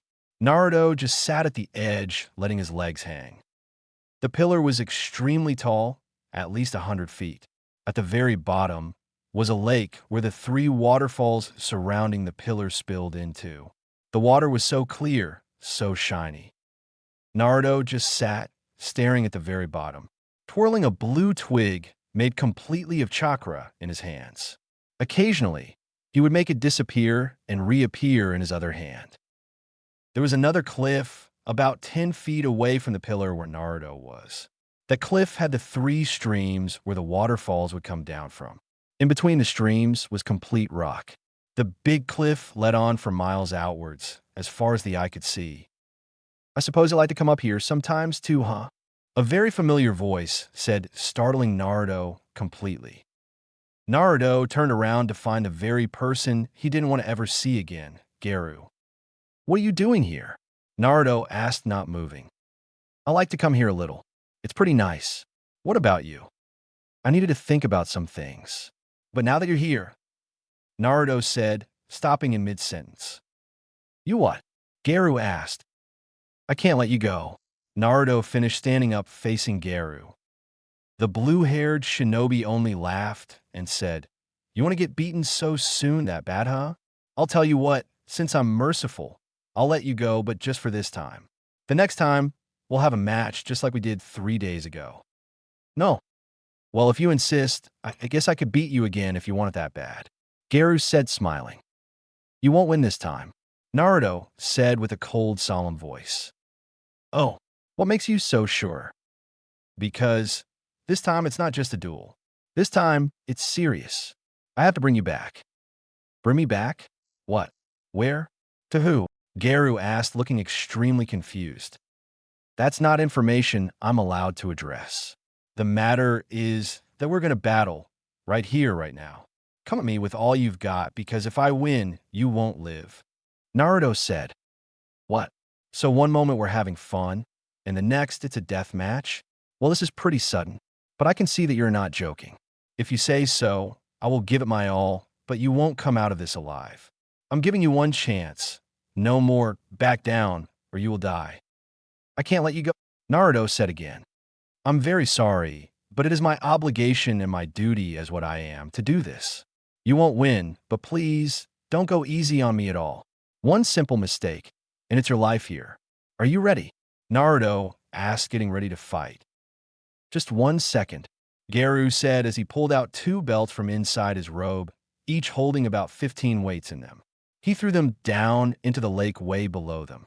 The splash went very high, and then Garu positioned himself ready to fight. "Yeah, now I'm ready. Let's start." Garu ran 2 steps and jumped up into the air, practically disappearing with the speed he was going at. He put his hands together and shouted, "Kage Bunshin no Jutsu." Poof! Only one Bunshin appeared, and it pushed away against Garu's foot. The Bunshin flew towards the large cliff, disappearing as it went into one of the waterfalls. The Garu, left still in the air, came down and attempted to land a side kick to Naruto's head. He blocked with his left arm and pushed Garu far back, even off the tall pillar they were on. Garu was now in the air, about to fall. Suddenly, another Naruto quickly came up from under Garu and stabbed his back with a kunai. "Ah!" Garu shouted. The tip of the dagger appeared through Garu's robe, staining it with his blood. Poof! The Naruto in the air disappeared as Garu was left alone in the air with his eyes wide open and a kunai in his body. Poof! The Garu in the air went away with a few clouds of smoke, and nobody was nowhere to be seen. "What?" Naruto asked, completely confused. But before he could react, 2 hands grabbed his ankles from under him. Garu was in the ground. "Always have a backup plan. Now, doesn't that sound familiar?" Garu asked, smiling. Don't play around with me. Naruto shouted angrily. I. Boom. Naruto exploded, destroying the tip of the pillar as well as the bunshin of Geru that was holding his ankles. That was a bunshin too? How could that be? Naruto asked, appearing on top of the pillar once again. Just like you created four, I created just as many. Oh, by the way, the other one is gone. Geru's voice said. You're enjoying this, aren't you? Naruto shouted, looking around. You can tell, can't you? Geru said, half laughing. Where are you? Here. Geru appeared right behind Naruto, wrapping his right arm around Naruto's neck and placing it on his left bicep. Geru's left hand came behind Naruto's head and pushed down with his right hand on his left. This will make you fall asleep in a few seconds, Geru said. That's all I need, Naruto said. Naruto quickly jerked his two arms straight out in front of him. Geru was caught off guard. His eyes widened at Naruto's genius move. He noticed that in each of Naruto's fingers were chakra strings. And by jerking his arm straight out, he activated the booby trap that Geru had fallen right into. Just then, hundreds of kunai appeared from the sky, going straight for Geru and Naruto. Geru let go of Naruto and tried to escape, but he then realized that he couldn't move his feet. He looked down, and he wasn't able to move his feet. Found yourself glued to the ground, just like last time, haven't you? Naruto asked. Now, it was his turn to smile. You planned this. But it was too late, the kunai connected, and there were two poofs. The real Naruto appeared from inside the pillar. He got out of the ground and said, there were 5 bunshins. Just so you know, but I see that my plan failed. So were you really? Because truthfully, this is my real self. We are both fighting with strategy. The question is, who thought back far enough? There is only one bunshin left, and then your plan is gone. If that fails, what are you going to do next? Make more bunshins. How about you let me worry about that? Geru said, appearing right in front of him. Yeah, another Geru said, appearing behind him. Poof, that Geru disappeared. Now it's just you and me, so let's get serious, shall we? Geru asked. Who said I wasn't serious in the first place? Naruto asked. Then he stood still, and Geru watched as Naruto's eyes went to the back of his head, so that there was only completely white. Now, Geru shouted, rushing at Naruto. He punched his opponent, but it only disappeared with smoke. He looked around and saw that there were lots and lots of Narutos standing sideways on the large cliff that carried the 3 waterfalls. They all were standing still with their eyes all white. What is this? Geru asked. Poof, poof, poof, poof, poof, poof, poof, poof, poof, poof, poof, poof, poof, poof, poof, poof. The rest of Geru's bunshins disappeared from within the pillar. Then Naruto's bunshins did the same, just evening the odds out a little bit. He said, now the numbers are the same. Now they both stood on the pillar, facing each other just like they had before. Basically nothing happened. We just wasted our chakra, and we're right back where we started. Geru said, stating the obvious. Well, I guess we're going to have to try different things, aren't we? Naruto said, panting. You know what? You're right. I guess I should step up even more. But it won't be fair, seeing as how you wasted unnecessary chakra on that last move just to destroy a few bunshins. So this will probably end it, Geru said. He stood up straight and brought his right hand to his mouth. He bit his thumb so that blood came out. He took a deep breath and closed his eyes. He took a deep breath once more. Naruto just stood there and watched as Geru formed a set of hand seals with his eyes still closed. Kuchiyose no Jutsu, he said softly. He squatted down and still with his eyes closed, he lightly placed his hand on the ground. For a few seconds, nothing happened, and Naruto still just stood there, watching in confusion at what Geru was going to do. Then, after a little while longer, a little more bit of patience, a lime green chakra surrounded Geru's hand. The same color chakra that he had when he went demon. Then, the green chakra left his hand and circled around constantly in the air, in front of both of them, forming what seemed to be the shape of a dog. Naruto waited more and saw that the chakra was actually created something. Yes, that was his summon, a wolf. The wolf was pretty big for a normal wolf. It went up to Garu's chest, and he was a full-grown adult. The aspect that this wolf had that no other ordinary wood had was its two horns on the top of its head.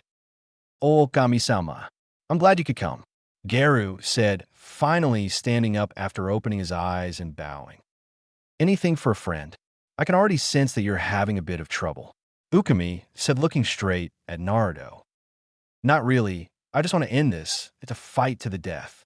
Apparently, he wants to take me back or something like that," Garu said, shrugging his shoulders. Yes, I think I've heard something like that. The Akatsuki.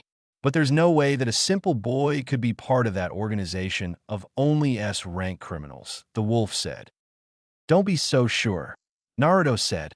"I suppose that since you will die, then there's no harm in telling. You are one of the last few people who have demons inside of them. What we do is we capture those people and extract the demons from them. It results in death of the victim. That is why we need you. But how you are able to control yours is a mystery to me," Naruto said, finally revealing his true intentions. "Well, some people call it a curse. In fact, most people do. But I see it as a gift that I am blessed with. Ukami-sama here was sealed inside of me by my grandfather, who happened to be Ukami's master. Together, my grandfather and Ukami rampaged through nations, ruling everything, until a fatal disease came upon my grandfather. As a baby, of course, I had no choice to accept him or not. But I was the only last hope to carry on my grandfather's legacy. So he handed Ukami to me. I grew up with my mom, just until she was killed because they thought that she was under the influence of Ukami. She was trying to help me escape the village I was in. We were wanted dead, both of us. So me and Ukami grew up together, training together, learning from each other," Garu explained. "And that's why I can't let you just take my life and my one true companion away from me." "What about your father? I mean, why didn't your grandfather give the wolf to him?" Naruto asked. "His father was one of the men who tried to stop his grandfather from taking over, so he was killed. That's all there is to it." "So what's the plan, Garu?" Ukami asked. "The same routine," Garu said, wiping his hands. Then he jumped on top of Ukami's back. "Let's go," the wolf shouted. He jumped in the air and disappeared. "I've got to watch out for this one. It's 2 against 1, Naruto said very cautiously. He was wearing regular shinobi clothes, so he didn't look like an Akatsuki member at all.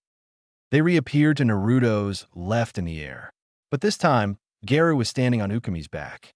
Naruto barely caught a glimpse of Garu jumping off the wolf, and then both of them disappearing once more.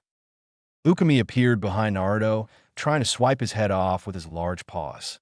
But Naruto was able to dodge it easily, and he jumped up to the very top of the cliff, in between 2 of the streams that led to the waterfalls. Garu appeared on the pillar next to Ukami. They both just looked up at Naruto. "I think if you're going to try a little harder, maybe I should too," Naruto shouted over the roar of the water.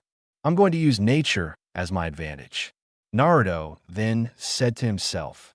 He formed a set of hand seals, then shouting, "Mizu Jujuru no Jutsu." Then the waterfall stopped. Just stopped moving. They stayed exactly where they were, down to the last drop. "Oh shit," Garu said as he jumped up on Ukami's back. "Fishy-san, this one's for you," Naruto said as he threw his hands forward and the water started moving again. Except this time, 50 times faster and in the exact direction of Naruto's opponents. A split second before the water clashed with the pillar, Ukami with Garu on his back jumped up and appeared above. Naruto lifted his arms, and the water rose, still maintaining the same speed towards the wolf and shinobi. If the only way you can go is up, then it's over. You'll have to come down eventually. But when Naruto finished talking, he noticed something. He saw Ukami, but where was Garu? Looking for me dash, but he was cut off as the water enveloped him right behind Naruto. Naruto still concentrated on getting the demon, though. Naruto raised his left arm, and a thick strand of water connected from his arm straight to Ukami. Mizu Gokasha. The water strand expanded into a ball, and surrounded the wolf. Now you're trapped in my water prison. Oceanic coffin. The water ball prison that Ukami was in just compacted and completely crushed him so that he disappeared with a poof. Garu washed up on top of the pillar, completely soaked, but still alive and conscious. As I said before, go all out. But you didn't listen to the words I said. Now, it will be over soon. You will have the demon extracted, and you will be gone, deprived from life and your precious pet. Naruto said coldly. You're wrong, because I'll never give up. I won't lose this battle. I can't. I just can't. My life is not what's most valuable to me. It's my friend, Ukami. If I give him to you, then he'll just be used for power. And I won't let that happen. Why are you doing this? You fight for what you believe in. You fight to keep your one true companion alive. Is that wrong? Naruto asked, shouting. The water was completely stopped now. No, of course not. Then what I'm doing is not wrong either. Don't you see? Why can't you understand? Why can't anybody understand for a change? For once, the Akatsuki is the only life I've ever known. They're my companions, the only people that I could call family. And I fight for them, just like you fight for Ukami. We both fight for the same cause. So how can you call what you are doing justified? If what you're doing is the right thing, then so is mine. I have no choice but to do my duty. Naruto shouted. No, how can you even compare our situations? Look at what you are doing. You are capturing people who did nobody any harm. It's not any of our faults that we have demons inside of us. But because of it, we have to suffer. That's what you're doing. You're killing people just for the sake of power. Can't you see what's going on? They are using you. Garu shouted. That can't be true. Naruto said. We fight for the same causes. I know we do. If you can't see the truth, then I'll beat it into you. I'll make you see the truth. Garu shouted as he jumped up into the air. Your anger has driven you off balance. You cannot win this if you are uncontrollable. Naruto said, remaining calm. Garu landed on top of the still water, facing Naruto in fury. What's your goal, huh, Naruto? Tell me your goal. I've already told you. It's to bring you back to the Akatsuki alive. Naruto said. Alive, huh? So what happens if I do this? Tell me. Garu screamed as he whipped out a kunai and extended his arms, grasping the dagger in both hands. No, Naruto shouted. The kunai sunk in, blood fell to the ground. Both of them were stabbed. The kunai had gone completely through Naruto's body and into Garu's. What? What? Garu asked as Naruto pulled the kunai out of both of them. Because I have to bring you back, Naruto said with one eye closed and the other half open. His right arm grasped his wound, which was now leaking an uncontrollable amount of blood. Naruto then grabbed Garu's wrist and let the water move freely and let nature resume its regular position. I'm taking you back now, Naruto said as he kneed Garu in the stomach, knocking him out. If you put chakra into your blows, they become much stronger. Hold on, stay alive, and I must do the same, Naruto said as he headed back to the Akatsuki base. Jiraiya let the wind blow through his thick white hair. He was on the very tallest rooftop in all of Konoha. Remember when we used to come up here?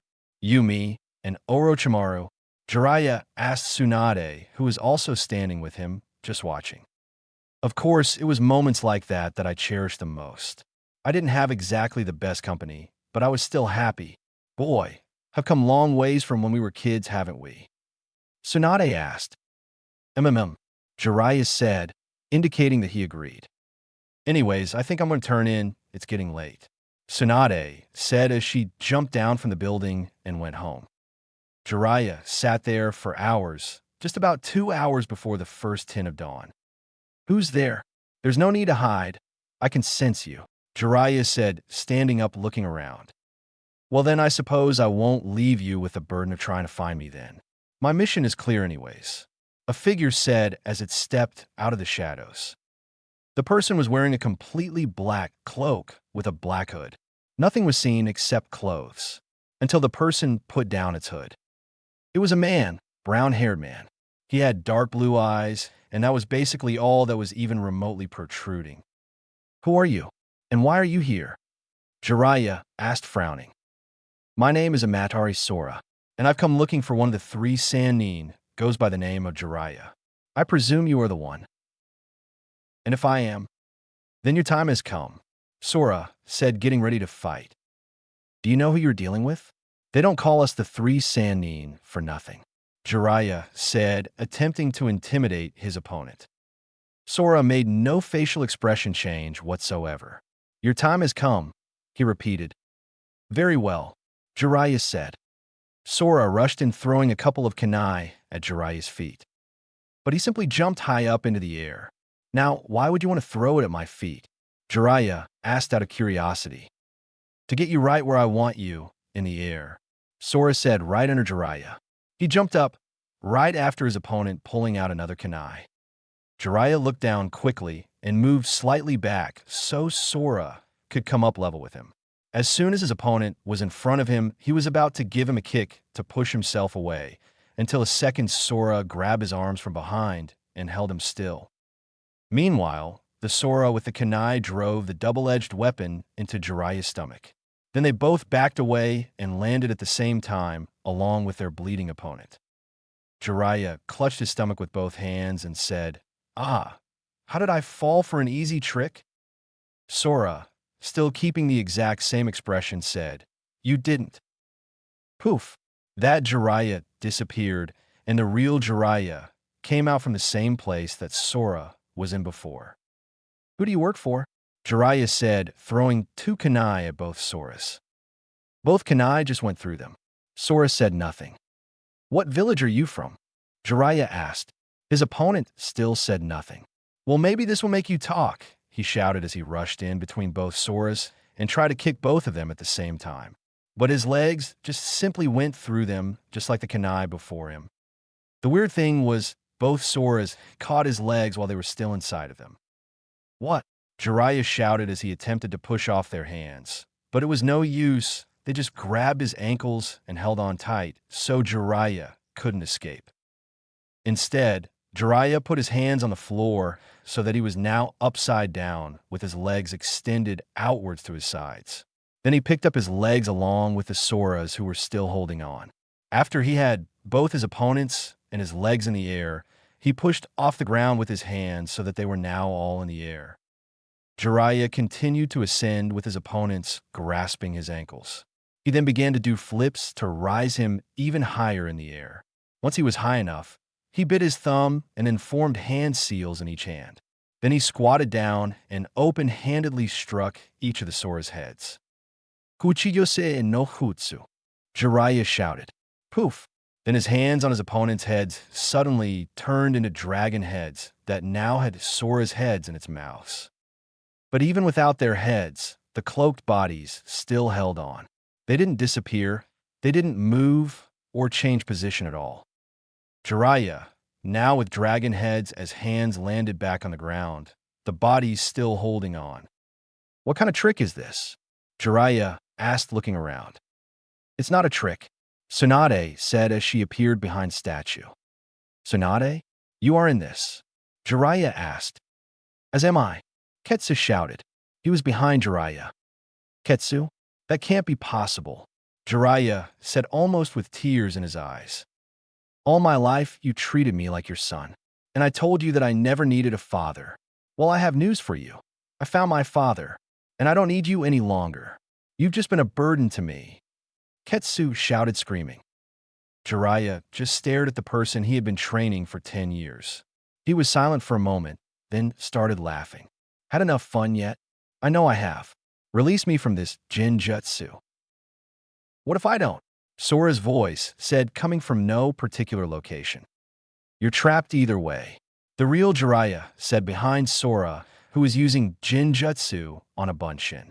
Sora looked around and saw that there were Jiraiyas everywhere, on top of every building, all of them facing Sora. The Jiraiya, under the trance, finally recovered and joined the crowd. "How do you expect to win?" one of the Jiraiyas asked him. But Sora still kept quiet. He just started with one of the Jiraiyas working his way up, slicing through each of them with his kunai. After countless failed attempts to even lay a hand on Sora, everybody stopped. That was your first mistake. Kuchiyose no Hutsu. Jiraiya shouted as all of the Jiraiyas left formed the same number of hand seals after biting their thumb. Then they hit the ground, and with a poof came a large frog, each the size of Jiraiya himself. There was one frog for every Jiraiya. The Jiraiyas jumped on top of the frogs, and they all charged directly at Sora. Sora jumped up so that everybody would clash together. Then he stepped on the heads of some of his opponents, slashing at them so they would disappear. "Let's stop this. What do you want?" Jiraiya asked after the rest of him had been defeated. "Your blood," Sora said. "A little suspicious, don't you think?" Jiraiya asked with a smile. "That's why I can't leave you alive. This may come back to bite me," Sora said. "I see," Jiraiya said, scratching his chin. Sora then looked up at the sky, squinted a little, then looked directly at Jiraiya again. "I'm going to have to end this now. Feel lucky that you have made it this far. Usually people that are very, very skilled fall at the Genjutsu. And if not, it's over after I defeat them with simple taijutsu. But you have gotten past all of that. But there's one thing that nobody has ever survived, and only a few have survived to see it. So consider yourself a real shinobi, but the road for you ends here," Sora said. Then he lifted up his right sleeve up to his bicep. And then he lifted up his left sleeve to reveal the most unusual thing Jiraiya had ever seen. Sora's left arm appeared to be made of what looked like black rock, but with cracks all over it. The cracks were very noticeable, for they gave off a small bit of light. The light was orange. His arm looked like a volcano. Totally normal except the texture. "What is that?" Jiraiya asked, frowning and staring intently. "My clan's blood limit. Now it ends here," Sora said as he lifted up both his arms with open hands. Suddenly, a very bright white light appeared floating in Sora's left hand. He then cupped the small light with both his hands for a moment, then brought them back down. This time, there were two lights, one in each hand. "Let's see how long you can last," Sora said, smiling as he threw the small light with his right hand. As soon as it left his hand, it immediately replenished. It didn't even take a second. The light sped straight toward Jiraiya's head. He barely managed to dodge it by a few inches. But the light circled back again and again. Jiraiya moved around, jumped around, and dashed around. The light would still follow him. Until finally he managed to pick up a large rock the size of his fist combined and threw it at the light. As soon as they both collided, the rock disintegrated completely, and the light was gone. "So that's what it does, huh?" Jiraiya asked, panting. "That was just one. Let's see how long you can last when they just keep coming. This doesn't waste any of my chakra, and I can keep throwing them as they automatically follow your head. They won't stop until they've hit a target. They're fast too. So how long can you last?" Sora asked again. This time, he constantly threw more lights straight at his opponent, not stopping even for a moment's break. They just kept coming and replenishing. Meanwhile, on Jiraiya's end, he knew that he would not be able to dodge much more. He had to be alert for each one that came and followed him. He had very few options. First, there were no rocks on the roof. The first one he found was a fluke. Second, they kept coming, and he couldn't get rid of them. His only alternative was to lead them directly toward the person supplying the attack, Sora. He swiftly dodged his way over to his opponent, carefully moving back and forth, side to side, doing flips in the air and rolling on the ground just to avoid the lights. When he was just a few feet away from Sora, he saw that his opponent was now doing something different. "Can you take this?" Sora shouted in fury as he put his hands together, and a light 4 times larger than the rest headed even faster toward him. Jiraiya could not make this. He had hundreds of lights after him, as well as one very large one. He knew this was the end, but he wouldn't leave empty-handed. Boom! Jiraiya sacrificed his left leg with an exploding tag to get rid of half the lights. He made his way over to Sora and grasped his cloak. He then shouted, "Kai!" as the exploding tags on Jiraiya's hands, which were holding Sora, activated and exploded. At the same time the lights collided with them, and everything was black. Chapter 10. Demon Unleashed. Dead? Tsunade asked as she banged her hands on the desk, crushing it into pieces from the force. Dead? How? Who? What time? Do we have any footage? No, Hokage-sama, there is no footage. The only proof we found was the remains of his body. Shizen reported very tensely. Remains? Tsunade asked, frowning. Her voice dropped down to a whisper, as did Shizen's. Yes, they were only able to tell it was him from his blood samples and his headgear. I'm very sorry. What is on your mind? I'm wondering how Ketsu's going to react. The death of Jiraiya may lead to cause great trouble in the village. Who knows what will become of him now? Tsunade said, laid back in her chair. The gates of Konoha opened finally as Guy, Niji, Tintin, and Ketsu passed through them and into the village after a tiring voyage. The sky was dark, and nobody was feeling very joyful. Isensha morning, Guy said as he walked off towards the Hokage's building without a word. What are you going to do, Ketsu? Tintin asked right before she left. I must find my sensei. I know he will give me the details as to what's going on here, Ketsu said as he rushed off to find Jiraiya. So what are we to do with Ketsu? When he finds out, he may leave the village. I've seen his power, and I can tell you right now that he is truly Jiraiya's apprentice. If he decides to massacre some people, I'm sure he can do it without any trouble whatsoever. That boy could probably take on the ANBU single-handedly. We adults will have to step in, and it won't be easy.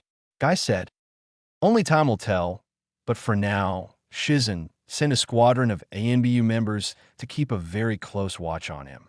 But tell them to be unnoticeable. Ketsu might need his space. But don't let him escape this village, and if something happens, tell them to stop him, Tsunade informed. Hi, Shizen said, saluting the Hokage. Ketsu looked up at the sky and at the falling rain. His clothes were now completely soaked. He just kept silent, letting the drops fall on him over and over again, not even flinching when one came his eye. Why don't you come out and stop hiding? Ketsu asked, for he knew he was being pursued. The 6 ANBU members took off their jutsus and appeared on the rooftops as well. Our orders are to keep a close watch on you, one of the ANBU members said. Does Konoha not trust me that much? Ketsu said with a small smile. Well then, I'll show them how I feel, he said as he turned to face them. His smile quickly faded and he started walking toward them. The ANBU members stepped back a bit. We were supposed to intervene if anything were to happen. Like what? Ketsu asked. Don't play dumb. You already know the answer. Well, let me ask you one question, Ketsu said as he stopped just about a foot away from the speaker. What would you do if you were in my position? The person who was your only friend, a father to you, just suddenly disappeared, totally slaughtered, and the killer escaped. Tell me, how would it feel? Ketsu all of a sudden reacted with the last word that he screamed. He drove his fist into the ANBU member's face, sending him fly off the rooftops. One ANBU member jumped off to go get him. The rest of them got in their fighting positions. We will not hesitate to bring you down, a woman's voice shouted. Ketsu sighed. You're right, this was stupid of me. I'm just going to leave this city for good. We cannot let you do that either. As of now, you are a threat to civilians as well as anybody outside this village. If you cooperate, we will guide you to some living quarters that you may stay in for a few days. But for now, you are restricted to many things, leaving this village above all. The woman said, Again, we will not hesitate to bring you down. You are clearly outnumbered. Don't make a stupid decision. Ketsu looked down at the ground, then up at the sky. Then he asked, Let me see the remains of him. Please let me have at least that much. I wish to say goodbye. They all thought for a moment. Then the woman said, Very well. But remember, there is not much left of him, so please bear with us. Of course, Ketsu said as he followed them through the village. Tintin saw Ketsu walking by, so she went to walk by him. Ketsu, what's going on? We're going to see the remains of Jiraiya, Ketsu said, not changing his sad facial expression. Tintin gasped and put her hands over her mouth. She remembered that Ketsu came with Jiraiya, and that the old man had said something about being with his apprentice for over 10 years now. She felt pity over Ketsu, so she remained at his side. They finally arrived to a large building. They all entered a series of doors and small rooms. The place felt gloomy and full of death, until finally they all stopped at a large bronze door. "Please give us some time alone," Ketsu said as he opened the door to a small room which held a small, closed coffin. "Ten, come."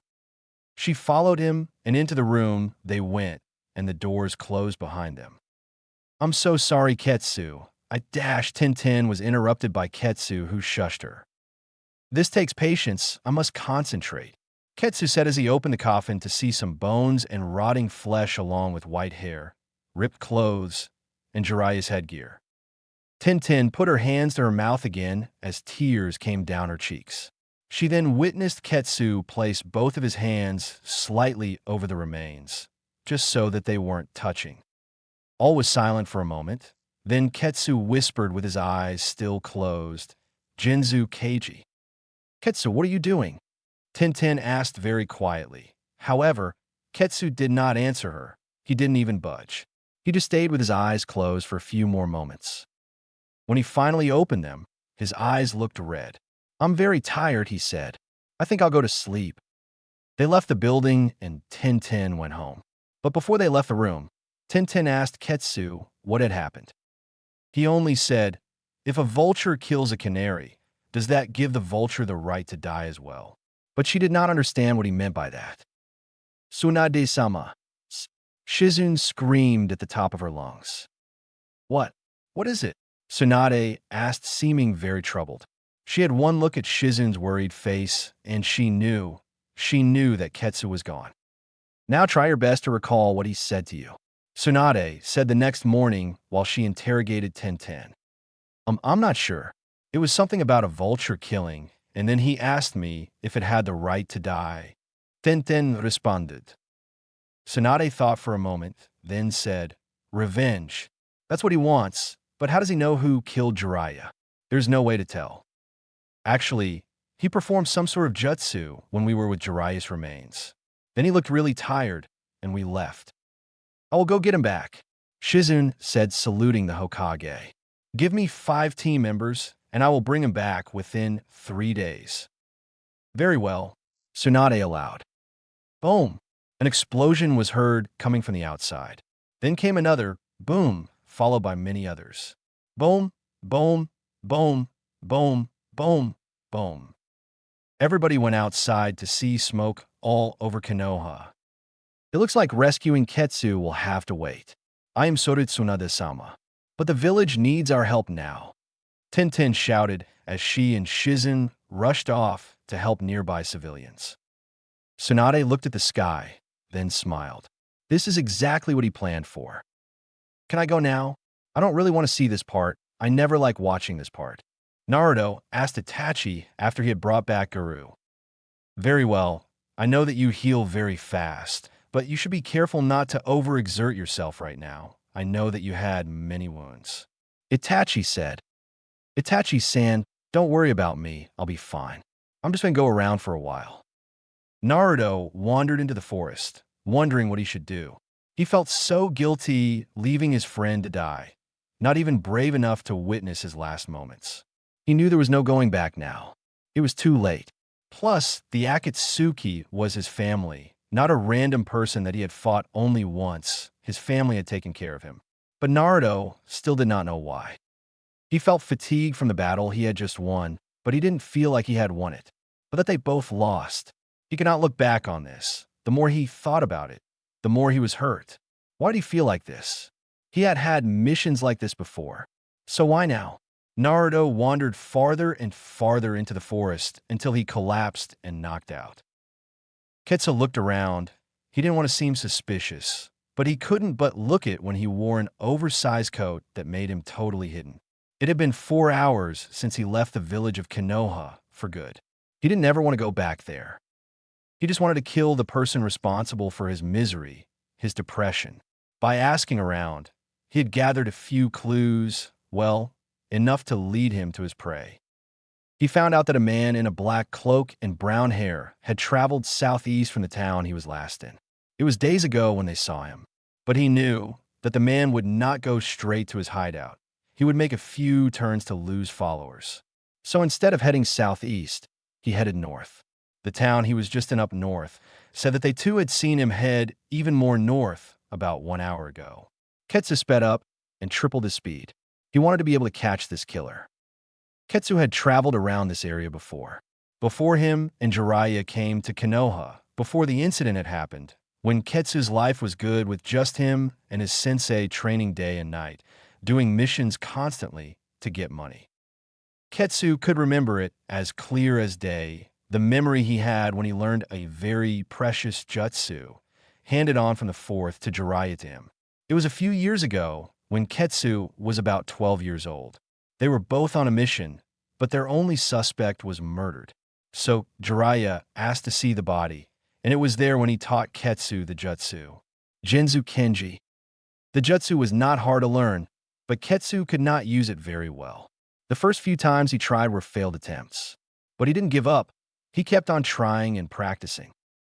Genzu Kenji, the ability to witness the person's death from a third-person view. A truly amazing jutsu, but it had its consequences.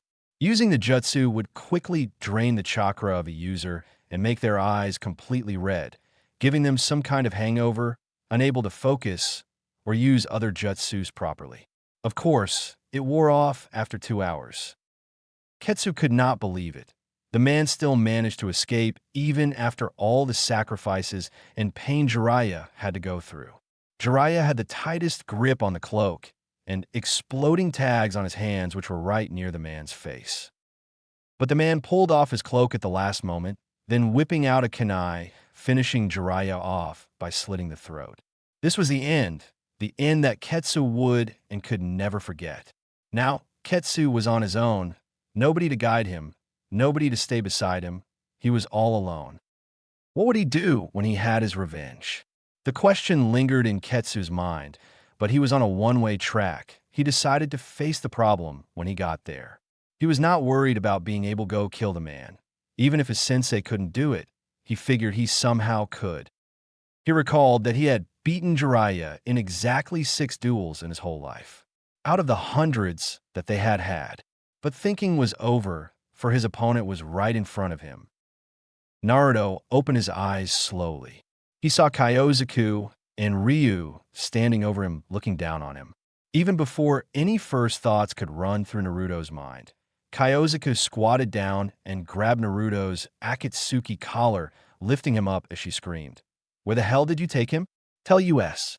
Tell US, or I swear I will kill you." The red-haired pirate let go of him, so Naruto fell back down to the floor. He got up slowly and brushed himself off. Then he remembered all that had just happened. He knew that they wouldn't take it well. He knew that they wouldn't let him go. It all came down to battle, but he wasn't sure if he could take them both in his poor condition. But he couldn't hold it in any longer. He had to tell the truth. "I took him. I can't say where, but it's hopeless now. He's probably dead, and I'm the cause of his death." Naruto bowed his head in shame. Just then, he felt the cold staff as it bashed his cheek and sent him flying back into a tree. "Just tell us where he is. That saves us time, and it saves your life," Ryu said very seriously. "Why? What are you going to do if I tell you?" Naruto asked, fearing the worst. "What do you think we're going to do? We will go get him back," Kyozuka shouted. "No, you can't. He's probably dead right now. There's a very, very, very tiny chance that he's still alive. Also, if he is alive, then you won't be able to get him back. You fought me and Ketsu, and you 3 couldn't beat us. Now imagine, it's just you 2, and there's 9 Akatsuki members, each of them stronger than me. And since I am part of the clan, it will be my obligation to stop you as well. I care for you guys, and I already made a mistake. I can't let you guys share the same fate as Geru. It's already too late for him," Naruto said, almost with tears in his eyes. "That doesn't matter. We have to get him back. You don't understand? He is our team member. So tell us where he is and step aside," Ryu said, holding out his staff, pointing directly at Naruto. Instead, Naruto stepped more in the way, glaring at them. I'm sorry, but I won't let you pass from here on. You'll have to go through me. I can't let you guys die. Then we will have to beat the information out of you. Ryu shouted as he jumped forward, attempting to strike Naruto many times, stabbing at him 10 times per second. Naruto was in bad condition, but he was still fast. He was able to dodge every one as well as gain distance in order to give a hard kick to Ryu's face. It was Kyozuku's turn. She ran behind Naruto and put him in a headlock. Ryu stood up and continuously thwacked Naruto's face with his staff. Now tell us, Kyozuku shouted, letting Naruto go. No, I don't care if you kill me, but I will never tell you where he is. Naruto said. Where who is? Garu asked from behind a tree. What? Naruto shouted in disbelief. Garu, Ryu, and Kyozuka both shouted at the same time, running to him. I'm sorry, Naruto, but I was able to escape. Please, I know you didn't want to do this in the first place. So can you act like you never saw me? I have my life to live, you know. Garu asked. Naruto sighed, then smiled a bit. I can. Thanks. Let's go, guys. We've got some battles to interfere with. Garu said happily as the Tenashihai took off into the forest. Naruto decided to head back and act like nothing had happened. Stop! Ketsu shouted to the person in a black cloak running away in front of him. The man with brown hair stopped, then turned around to face Ketsu. You killed him. How could you? Ketsu shouted in fury. Sora smiled. My name is Sora Kid, and you must be referring to the Frog Sannin, huh? Well, if that's the case, then you are right. What have you come here for? Revenge? What makes you think you can win if he didn't? I have to give him credit, though. He was the second toughest person I've ever faced. He was very good, but not good enough. Who is the toughest that you've ever fought? Ketsu asked.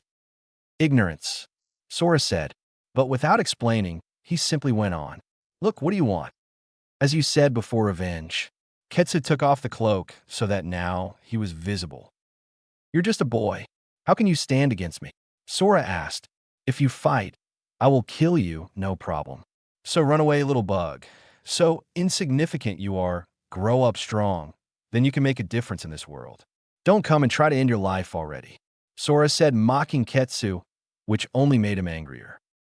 You don't know anything about me. Rasengan. Ketsu formed 2 Rasengans in his hand as he threw them at his opponent. Sora simply punched them back at Ketsu, who was now running towards him with 2 more Rasengans.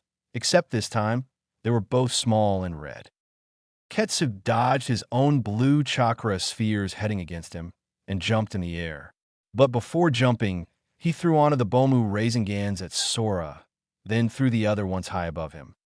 Sora looked back and saw another Ketsu throwing 2 of the red spheres. There were now 4 of them coming straight at him. He knew these were different from the first ones, but he didn't know what. He decided to find out by letting them hit him. It couldn't do too much damage. After all, Ketsu was just a boy. Boom, boom, boom. The 4th explosion did not come. Both Ketsus regrouped, and panting, both looked at their opponent through the black smoke surrounding the air. Sora was not wearing the black cloak anymore. It had burned off. Instead, he was wearing what looked to be like a tight suit that fit his muscular appearance perfectly. It was also all black. Sora clutched his side as a small stain of blood appeared.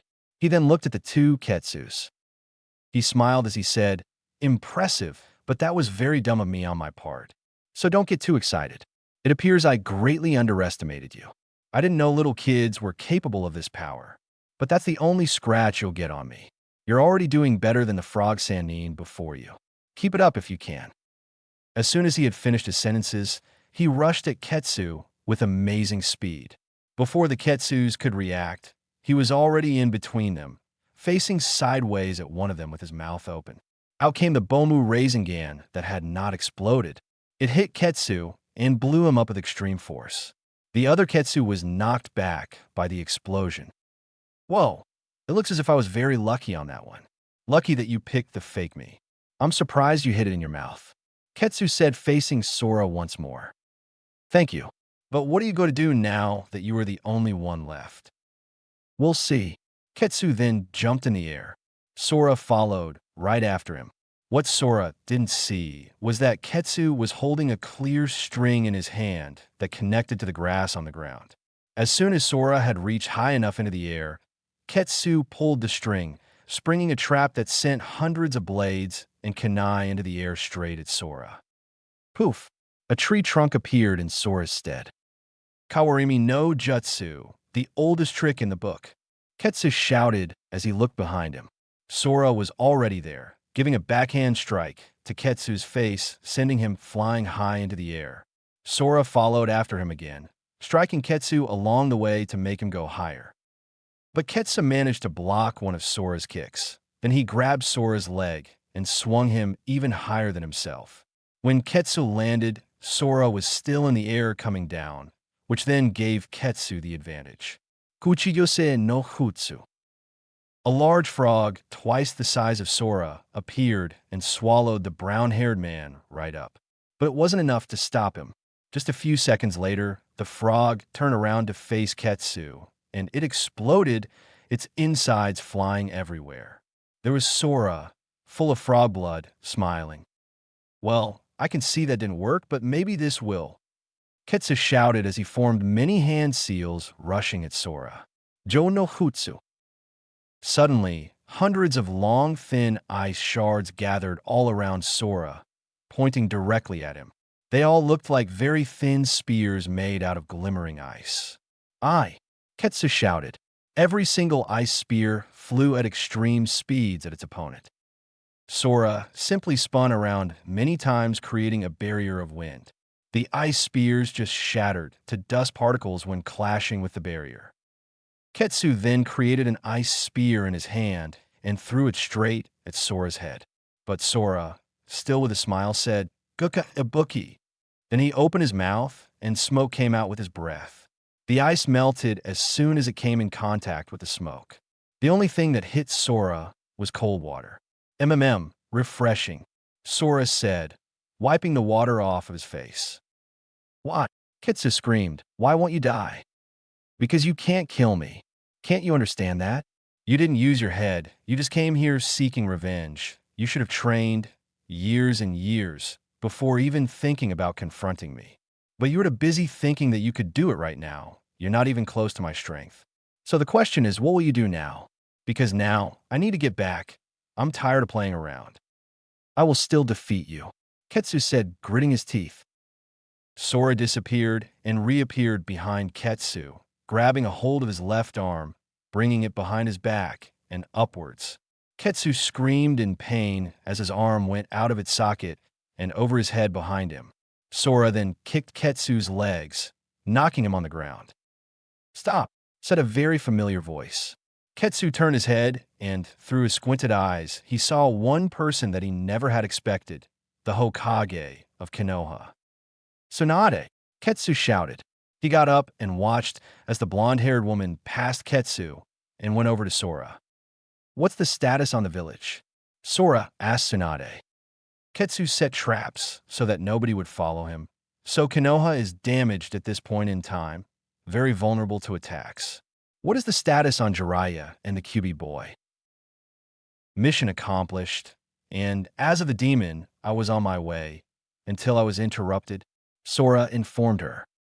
"What are you doing?" Ketsu shouted. "Tsunade." "Shut up. The woman you know as Tsunade has been dead since she was first elected to be Hokage." Tsunade said. "What?" Ketsu asked, extremely confused. Then, the woman who appeared to be the Hokage suddenly just transformed. In less than a second, it was a man, skinny but muscular. He had long black hair, and he wore the exact same thing Sora wore, the tight suit that fit him well. But this man wore gloves.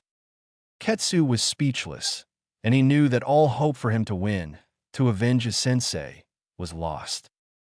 "Do you need any help, Sora-san?" the new person asked. "No thanks, I'll be fine, just go back. I'll finish things here," Sora said, patting the man on the back, dismissing him. The man left, leaving Ketsu with his broken arm and Sora to face each other in silence. "Now it's time to finish this," Sora said. He rushed towards Ketsu again, this time giving the 15-year-old boy 2 high kicks to the chin, sending Ketsu directly into the air. He followed straight after, punching and kicking Ketsu even more. Ketsu was bleed from his ears and face when he fell to the ground. Ketsu looked at the figure in the distance through his tears of blood and water. Sora placed his foot lightly on Ketsu's head, about to crush it, until Naruto arrived. "Ketsu!" Naruto shouted. "What are you doing to him?" Sora only smiled. "Well, look who it is. If it isn't the Kyuubi boy. It's Naruto. And let Ketsu go. I'll kill you," Naruto shouted, already ready to engage in battle. "Hey, calm down. I didn't know brotherly love was this strong," Sora said. "What?" Naruto and Ketsu both said at the same time. "So, I see you didn't know until now. Well, I guess you didn't know that you both are 2 of the last 3 Uzumaki family members there on this earth. The rest are dead." "That can't be true," Naruto said with his head down. "Don't give me more problems," he said with tears in his eyes as well. He was so angry that he was screaming. Ah, ah, ah, ah. I love moments like this. Did you think you had any business here? I'm about to kill my opponent, so if you'll excuse me, Sora said. "I said don't touch him," Naruto screamed. Suddenly, a red aura of chakra started to form around Naruto. His teeth grew into fangs, and his nails into claws. "Well, it looks like my boss might be happier if I bring you back with me now, won't he? But I can assure you that Sora was cut off as Naruto slammed his fist into Sora's face, sending him skidding across the ground 50 feet away. Sora was still for a moment, then got up. His jaw was hanging, for Naruto had already broken it. Sora's eyes looked very angry. Even though his jaw was hanging, his facial expression was terrifying. But Naruto just ran after him, punching him again, but this time in the stomach. Instead of sending him back through the air, Naruto's head made a hole through Sora's body. Naruto took out his bloody arm, and with his right clean hand, slapped Sora, and his opponent went flying once again. Sora stood laying on his back, looking up at Naruto, who was already at his side. Sora lifted up his left rocky arm and shot a light ball straight at Naruto's face. But the light disintegrated even before touching Naruto. Naruto then finished Sora off by crushing his skull with his fist. Naruto stood up, looking around angrily, still in demon form. Just then, Itachi, Kisame, Sasori, and Deidara all came and held Naruto so that he couldn't move. They were then all gone in a flash. Before Ketsu went unconscious, he saw Kyozuku and Ryu looking down on him.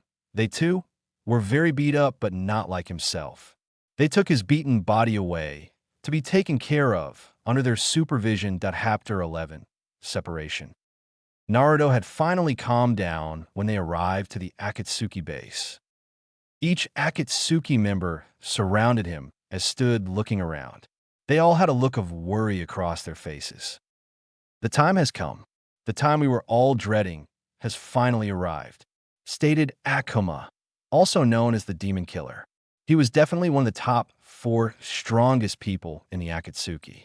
He had black shaggy hair and a slight hint of an unshaven beard. Many years ago, he and Itachi were the best team around. They knew each other completely, able to rely on their partner. Together, they were undefeatable. "He's right," some of the Akatsuki members said. "What are you all talking about?" Naruto asked, feeling extremely confused. Everybody sighed, looking at each other. "It's time to tell him the truth," Akuma said, placing his hand on Naruto's shoulder. "It's time he found out about everything. Naruto, please try to be calm while we explain." "Explain what?" Naruto asked. "Many years ago, while we were looking for demons, like we're now, we found you," Sasori said, starting the whole conversation. "We all made a deal, a promise to each other. And that deal was that we would each train you, because you would be of use to us. Think of the possibilities of having a demon under our control. That is why you have so much potential," Kisame said. "The simple truth is that we used you for a weapon. You would help us carry out the missions when you became strong enough. The other part of the deal was that we would extract the demon from you once it had been unleashed like it was today, ultimately leading to your death. You grew on all of us, but deep down in our hearts, we knew that the older you became, the closer you were to unleashing the QB. Akuma said. What? Naruto asked with tears in his eyes. He could not believe what he was hearing. When we first got you and trained you, you were already showing signs of anger. We knew we had to control that. I used one of my best perfected jutsus. I sealed the demon even deeper in you, and the seal acted as a super strong cage against it. But over the years, the seal began to wear off, only holding on because you had not become strong enough. But now, you are, and just today, the seal broke when you unleashed your anger. We can't control such a thing. That is why we must extract the demon now. Akuma explained. Naruto bowed his head in sadness. So, just like that, it's over? All this time, I thought I was living for something, and that was my family. That was you guys, but all you wanted was power. Even now, that's all you want. I can't believe that after all we've been through, you're willing to dispose of me, just like that. Did you ever take into account how I would feel? I guess not. But you know what? Go ahead. I've served you all my life. Living for you now, I can serve you one last time. We are very sorry, Naruto, but let's go. Akuma grabbed Naruto's wrist, about to lead him to his doom. But Kisame grabbed Naruto's other arm, not allowing him to go. Wait, think about what we are doing. Naruto's right. How can we just do this to him? I can't just let this go by me without doing anything about it. I can't let him go just like that. He can still be of use to us. And if you can't see that, then maybe I will have to make you all see it. Kisame said. Kisame, you traitor. Sasori shouted in anger. We all made the deal, and we must keep it. If we let him stay with the demon, he could turn on us any second, going berserk and out of control. We can't have that kind of power against us. He is a great threat to us, and that is why we all agreed to this. Well, I'm changing my mind. I'm willing to fight for his survival, Kisame shouted. Very well, Sasori said. Anyone else? 2 Akatsuki members joined Kisame, agreeing that Naruto had the right to live. What? Akuma shouted. Itachi, let's get them, he said. He walked toward Kisame and the other 2 members, but Itachi stood in his way. I don't know, Akuma. Maybe Naruto should live, Itachi said, looking straight into Akuma's eyes. How can you betray us, especially after all we've been through? Akuma asked. Kisame then grabbed Naruto as everybody on his side escaped, including Itachi. Let them go, Sasori, Akuma said. They will be back. We have her. Ketsu slowly opened his droopy eyes to see Kyozuku and Ryu looking down on him. He tried to sit up but stopped because of the pain. Where am I? Ketsu asked. That doesn't matter. You need your rest right now, Kyozuku said. What happened? Ketsu asked. Well, we thought Garu had come back, but he hadn't. When all the 3 of us were alone, he suddenly changed into a totally different person, a man with long black hair. He suddenly attacked us. He was very strong from the little that we fought him.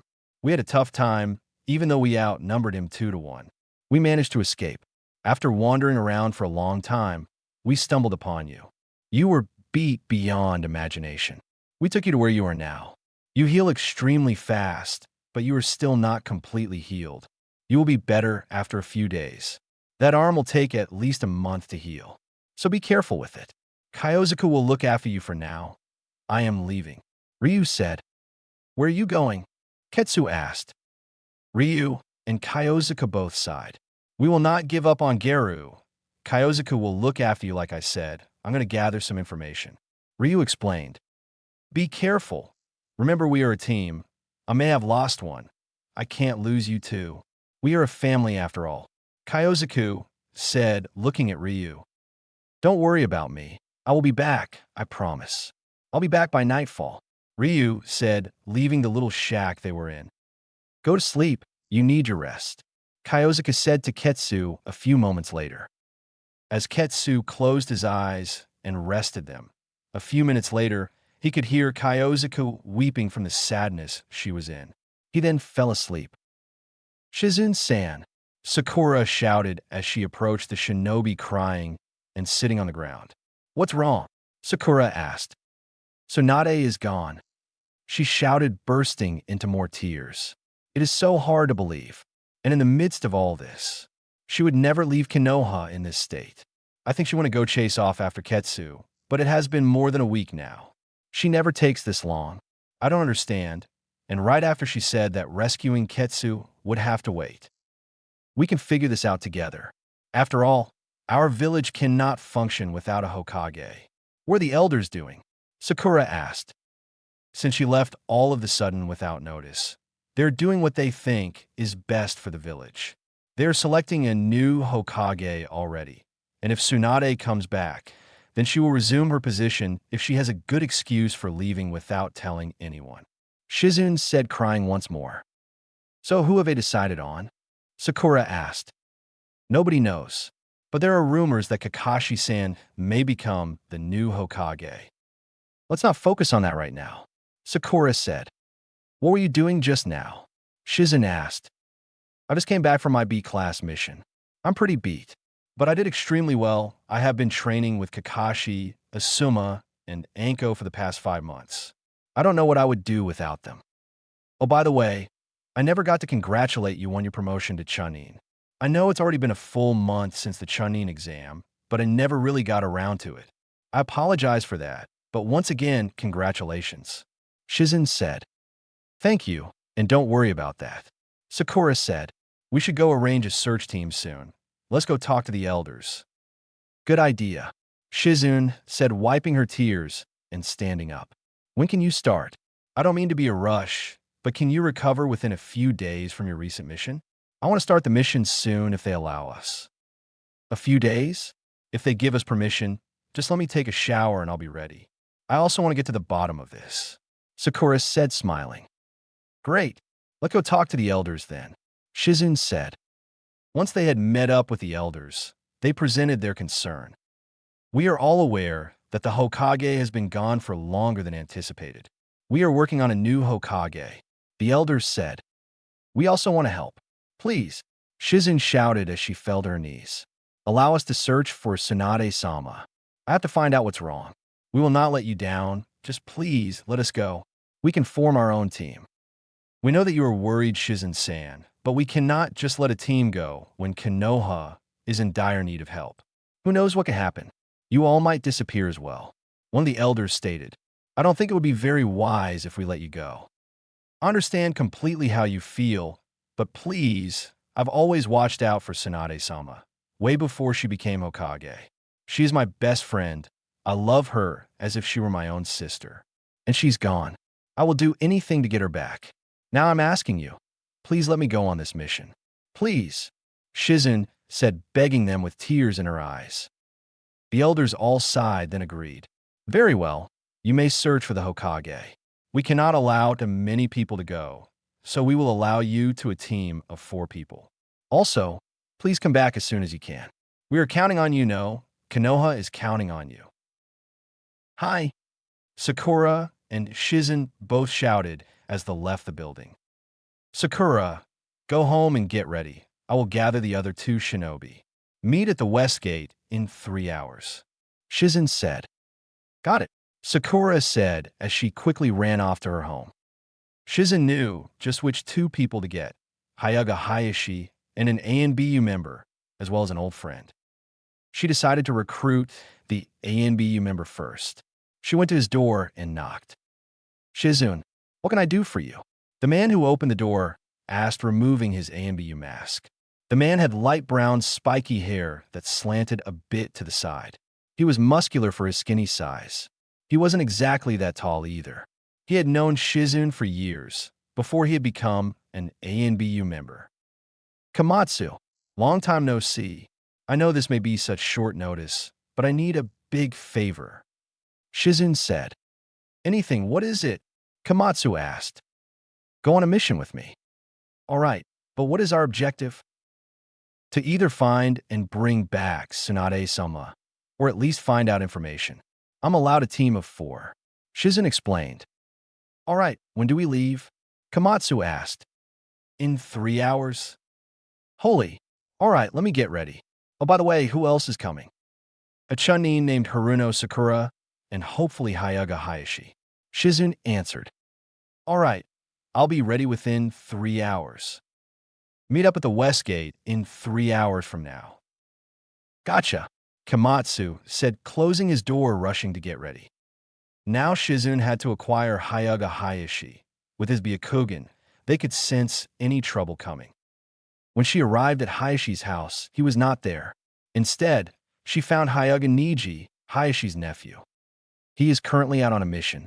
However, if it is the Byakugan that you need, then I may be of assistance. I am willing to go on the mission. I want to test out my training with Hayashi anyway. Niji said. It was all set. 3 hours later, there they were, the team ready to leave Konoha in search of Tsunade. Shizune, Sakura, Niji, and Komatsu. They all left Konoha 1 hour after noon. Ketsu was now able to sit up. It had been exactly 2 days since Ryu had left. He did arrive by nightfall, with no information, nothing. But he left the day after that, and the day after that. Ryu, don't you think I should go? Kyozuku asked him right before he had left. Ketsu was asleep at this time. No, trust me, I'm very close, as always. I'll be back by nightfall. Watch over Ketsu, Ryu said. Ketsu had woken up 2 hours later, feeling refreshed. He sat up easily and ate his soup/breakfast with right arm. How are you feeling? Kyozuku asked. Much better. I really must thank you. And I'm sorry for being a burden on you guys. I know that you didn't have to take me in, but you did anyway. I'm very grateful. Ketsu said.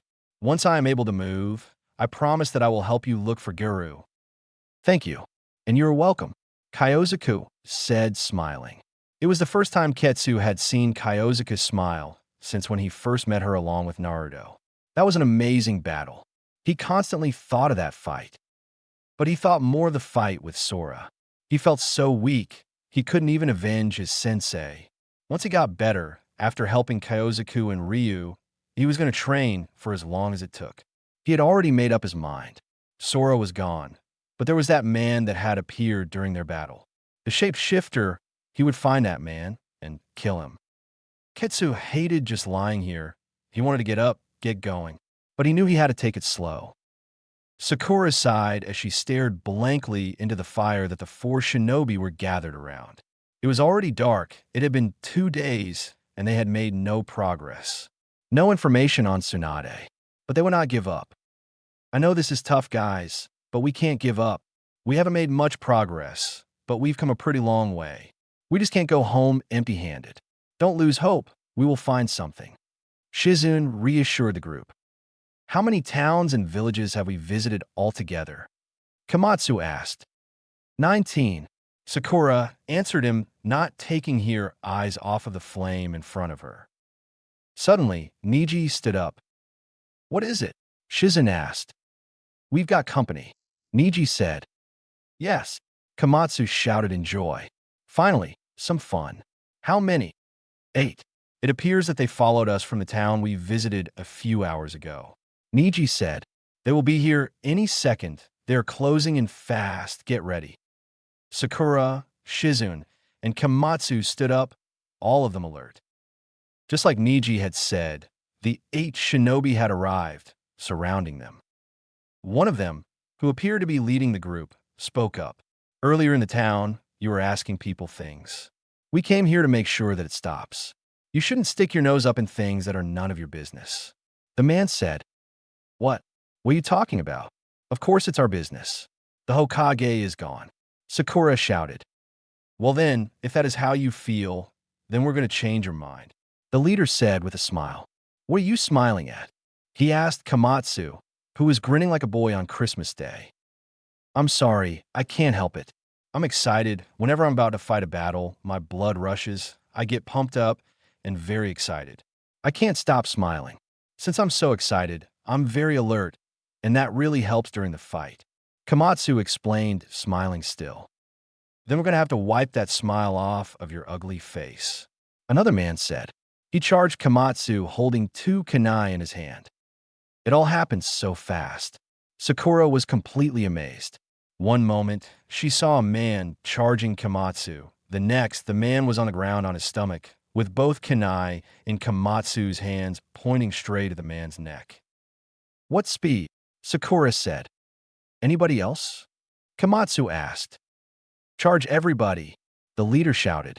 He rushed at Shizen, but Sakura appeared behind him, crouching down and sweeping him off his feet and into the air with her right leg.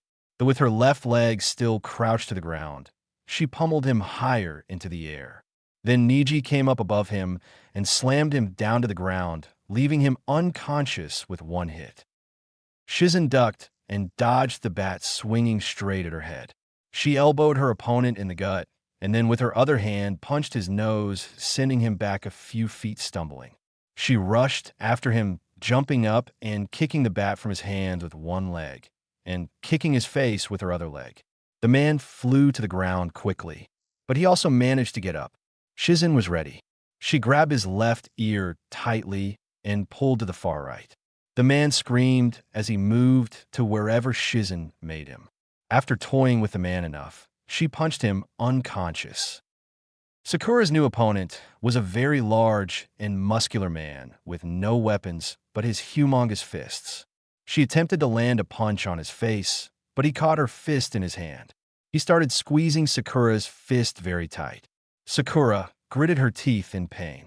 But with her other free hand, she whipped out a kunai and stabbed the man's hand, forcing him to let go and scream in pain. The man fell to his knees, giving an open shot straight to his face. Sakura took the opportunity and punched him over and over and over again until he knocked out. Niji's opponent was very tall, with 2 long swords in each hand. Niji dodged the first 3 swift strikes, but the fourth managed to leave a small cut on Niji's cheek. Niji then jumped forward, flying in between the swords, and giving 2 kicks to the man's kneecaps, breaking them. The man fell down, throwing one of his swords to Niji. Niji caught the sword and with the handle hit the man on the side of the head, knocking him out. Once Shizen, Sakura, and Niji each beat their opponents, they turned around and saw that Komatsu had the rest of the 4 men pinned down. Komatsu had the first man that attacked him still on his stomach, but this time Komatsu was only pointing one kunai at the back of his neck. Another man he had in a headlock with the second kunai right at his throat. One man was completely knocked out, and the last one was on the ground with Komatsu's foot on his head. "Looks like this battle's finished," Shizen said. They all gathered the conscious men and put them together, interrogating them. "Why did you all come attack us?" Shizen asked, holding a kunai to one of the men's throats. Please don't kill me. Please, I don't want to die. I could just dash." "Then talk," Shizen shouted. All right. We attacked you because we can't let you find out any more information." The man said. "Why?" Sakura asked, screaming in the man's face. "I don't know," the man said, crying. "I swear I don't know. Just please don't kill me." Shizen then moved on to the next man. "What do you know?" "We did see a person that you described heading somewhere." The man said. "The reason we can't let you find out information was just an excuse. The real reason that we attacked you is because we wanted your money. Please forgive us." "Where did you see that person heading?" Niji asked. "She headed northwest. But that's all we know, I swear." The man said. "You better not be lying or else," Shizen shouted. "These men are too terrified to lie," Komatsu said. At that moment, the team left northeast until sunrise. There they came upon a small shack in the middle of the forest. "Let's check it out," Sakura said. They were about to enter the shack until a man barged out. The man had light brown hair, a large jacket, and shorts. He pointed a staff at all of them. "Don't come any closer," the man shouted angrily. "Ryu, who is it?" a girl asked, coming out of the shack. When she opened the door, Shizen could see Ketsu inside. "Ketsu, what are you doing here?" Shizen asked. Ketsu said, waving slightly. "You know these people, Ketsu?" Ryu asked. "Yeah, it's all right," Ketsu said. Ryu then put his staff away. "Where is Tsunade-sama?" Shizen asked after they had all settled inside the small shack that was now crowded. "I don't want to tell you this, but she is dead and has been for a pretty long time," The person who you thought was Tsunade was actually a shapeshifter. I don't know his name, but I plan to find him one day. Ketsu said, I am sorry. Shizen looked sad, then started to cry a bit. I'm just glad that now we know the truth. Looks like we'll need a new Hokage after all. Thank you for telling us. Now we must get back to the village. Let's go, Ketsu. Actually, I'm going to stay with them. Ketsu said. Why is that? Sakura asked. I'm just not ready to return to Konoha yet. Plus, I've got some unfinished business here, and a promise to keep. Ketsu said. Very well, but you are welcome in Konoha whenever. Shizen said. With that, the four people were off, leaving Ryu, Kyozuku, and Ketsu in peace. Chapter 12, Ultimate Power. Rikuhaburi? Komatsu asked, knocking a wooden door to a small house. There was no answer. Komatsu tried again. Rikuhaburi, are you here? Still no answer. Komatsu did not have much patience. He was already getting angry. Rikuhaburi, answer the door. But still there was no answer. Darn, you stupid old man. What does it take for you to get off, you lazy dash? He was interrupted as a hand flew through the thick wooden door and grabbed Komatsu's neck. The arm retracted, bringing Komatsu's face into the door. Poof! Komatsu disappeared, reappearing behind his attacker, Rikuhaburi. He held a kunai to the old man's back. He smiled, then said, Nice try, but dash. He was interrupted a second time. Poof! The old man disappeared, just like Komatsu himself had done before, and appeared holding a kunai an inch away from Komatsu's throat. It was Haburi's turn to smile. You sure know how to make an entrance. So your reputation precedes you. Komatsu said. Oh, Haburi sighed. I am nobody but an old man, an old hermit living alone. But that's the way I experience happiness, with silence. The reason I come here today is because we have a proposition for you, more like a partial obligation. Konoha is in need, as you can see, and Tsunade-sama is gone now. The elders have selected, and you, sir, have been chosen to lead our village to peace and prosperity. Komatsu said. Haburi grabbed his gut and bust out laughing. Are you serious?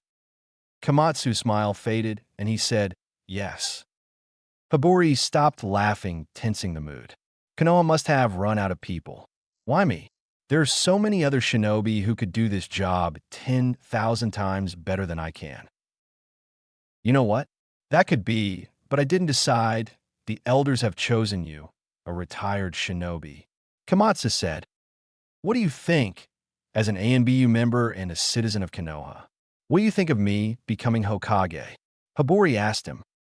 I believe that in your prime, you were legendary. After all, how could you have earned your title as the Taijin without an immense amount of skill? I believe now, many years later, you have the experience as well as the wisdom to lead Konoha to a bright future. That is what I believe. Komatsu said straight out. Ah, those were the days, many years ago, like you just said. Haburi said, recalling the past. I was a master at taijutsu and jinjutsu, earning the name Taijin. So many missions, so many criminals, so many battles. Now I am very old. Who knows what good I can do for this village? The elders have much wisdom as well. More than you know. They were once shinobi as well, but not a prodigy like you were. A person of your level and beyond only comes once a million people. If they chose you, then it was for good reason too. They have faith in you. They are positive that you can do it. But ultimately, it is your choice. Komatsu said, heading for the door. Think about it. But remember, while you sit here and think, Konoha is out there, waiting for your response. Don't let Konoha suffer too much longer. I know that it must hurt you just like it does to all of us, to see Konoha in practically ruins like this. Times are changing, and we need a strong leader to lead us. You have been chosen, so what will you choose? With that said, Komatsu left the building back to the elders. Haburi sat down on his usual leather chair. He sat staring at the fireplace. The fire was almost out, a tiny flame flickering, like Konoha, almost out. Naruto, do not speak of this place to anyone, Itachi demanded, pointing a finger straight at Naruto. Do not leave this cave either. This will be our temporary base. It is pretty big, so don't wander off. If you leave, somebody could see you and follow you back. Understand? Naruto nodded. Minio Kisame, Zetsu, and I will be leaving. We will be back in a few hours. You're not allowed to come. This is very important that you listen to us, Naruto. We must provide your safety, now that the other Akatsuki team wants you dead. We will be back. This is a mission even beyond your level. Please just stay where you are, Itachi said. With that, the 4 Akatsuki members left the cave, leaving Naruto alone. What was he to do? What were they going to do? They were heading back to the old Akatsuki base, no doubt, but why? If not, then what else could be the mission above Naruto's level? He was a very skilled shinobi. This must have been a strong mission. But what? Naruto didn't wait too long. It was about 4 hours when Minio and Zetsu arrived. They were panting and looked pretty beat up. Worthy opponents for Akatsuki members. Who could it be? Other Akatsuki members? Zetsu and Minio would not say a word, until finally an hour later, Itachi arrived, followed by Kisame. They both looked more beat than Zetsu and Minio. Kisame dragged a large black coffin, like a tomb or a vault without its seal. The coffin had chains all over it binding it up, then a large lock with a seal on it. Kisame pulled the chains, dragging the heavy coffin along. Riku Haburi. Komatsu banged on the old man's door 3 days later since his last visit. He expected that Haburi would actually open the door this time, but he didn't. Even after Komatsu had insulted him, Komatsu finally got fed up and busted through the door, shattering it to pieces. He rushed in, but Haburi was nowhere to be found inside. He stepped outside and whirled around. He looked, and above him stood Riku Haburi, smiling. "What have you decided?" Komatsu asked him, jumping up there. "If the elders have chosen me, then I will go. Take me to them. I have made to my decision. You now have your new Hokage," Haburi said. "Very well," Komatsu said, smiling as he led Haburi to the elders. Once again lonely, but this time a large tomb with chains for company, Naruto sat slouching against the black coffin, which was now laying vertically and just lying down. The 4 Akatsuki members had gone out once again with the same instructions, but one thing added: guard the coffin with his life. No matter what. What was more important than Naruto's life? What was in the box? Naruto did not let his curiosity get the best of him. He just looked at the cave wall, feeling weary. If he was an Akatsuki member, why couldn't he do any Akatsuki missions? He wore the cloak just like everybody else did. Didn't that mean anything? He had not, however, received his official ring. Just like his past, it was never spoken about. Naruto assumed now that since they made plans to kill him sometime, they wouldn't have to give him a ring. Really, what was so important about this box? Naruto could not get his mind off of it. Even when he tried to think of other things, it would still linger in the back of his mind. Finally, after what seemed like hours of waiting, an Akatsuki member arrived, but not anybody Naruto was expecting. Naruto jumped up shouting, "Sasori!" Sasori spotted Naruto, and what he came for behind the blonde boy. "Step away from that, Naruto, and nobody has to get hurt." "Did you come with everybody?" Naruto asked. "I don't need to. I'm good enough to take anybody on," Sasori said, deviously smiling behind the black scarf covering his mouth. "I cannot let you have this then. I will protect it with my life, as I was told. You won't be able to take it from me. You were one of the last people I trained with, but I still have improved Sasori Dano," Naruto said, preparing to fight. TSK. "Naruto, what could be more important than your life?" Sasori asked. "I bet you are wondering right now what is inside that tomb. The Akatsuki have split into 2, but we are both still the same. You think Itachi and them actually care about you? No, they only see you as a weapon that can still be useful. I'll tell you what's in that box, to prove that you're just a tool to them as well. What's inside that box right now is an even better weapon. A failure, so to speak. The extracting of the demon went somehow wrong. The demon was extracted, but the person still lived and kept the demon's powers. Afraid of what it could do, we sealed it up in that. Practically impossible to destroy, even after the seal. Inside is a substance like jelly and ice at the same time, harder than ice itself. But the person inside it is allowed to grow, still getting the nutrients that person needs, becoming stronger. When that person is big enough, we know that it will break the seal. But now that times have changed, we're going to use this incredible power to conquer all the lands. What? You're lying. You're just saying that there is another person in here to make me confused about whether they care about me or not. I know how they feel, and they are not using me like you all were. Naruto said through his gritted teeth. Sasori laughed. Naruto, so naive, so young. You may be a prodigy, but you're a dust compared to the capabilities of the person inside. With the right training, that person could destroy countries with single attacks. Why would anybody need you? Not even strong enough to beat one of us. Well, if I'm that weak, then why were you afraid of my powers? Naruto asked. Not of you, of the demon inside of you. We want its power as well. Of all the demons, the QB is the second strongest. But the demon vessel that lives was the strongest. And the powers of the demon linger in that person. If you don't believe me, let's open it and find out. I know how to open it, Naruto. It will be no problem. If you'll just dash, Sasori stepped a bit closer to Naruto. No, don't come any closer. If you want it, you'll have to get through me first, and that won't be easy. I won't let you pass. Naruto quickly took off his jacket and hurled it out of the way. On his back was his very own puppet that Sasori had made for him long ago. One of Sasori's best accomplishments, as Sasori had said himself. Sad that I will have to destroy an apprentice and one of my best masterpieces all in one day. That won't stop you, Naruto. You won't be able to fight fire with fire. This is my area of expertise. I created this style of fighting. How do you expect to beat me? Sasori asked, getting ready to fight as well. With my spare time, I have been working on it ever since you taught me. I have been making improvements, adjusting a few things here and there. Now it's twice as good, not to mention the extra time I put into training with it. We'll see how well you do against me, Sasori. I won't let you pass, as I said before. Hatred fuels my passion for your blood. Just like you always wanted me to feel, I'm feeling now. You have raised a true killing machine, and now, I'm about to show you what I'm made of. Naruto shouted. Naruto, don't be foolish. Thinking you have a chance is your first mistake right there. You've seen my capabilities, have you not? Don't play with me, Naruto. I just want the tomb, and I'll spare you. Sasori said. Spare me? You won't be talking like this after you're on your knees, begging for forgiveness. No talk, let's go.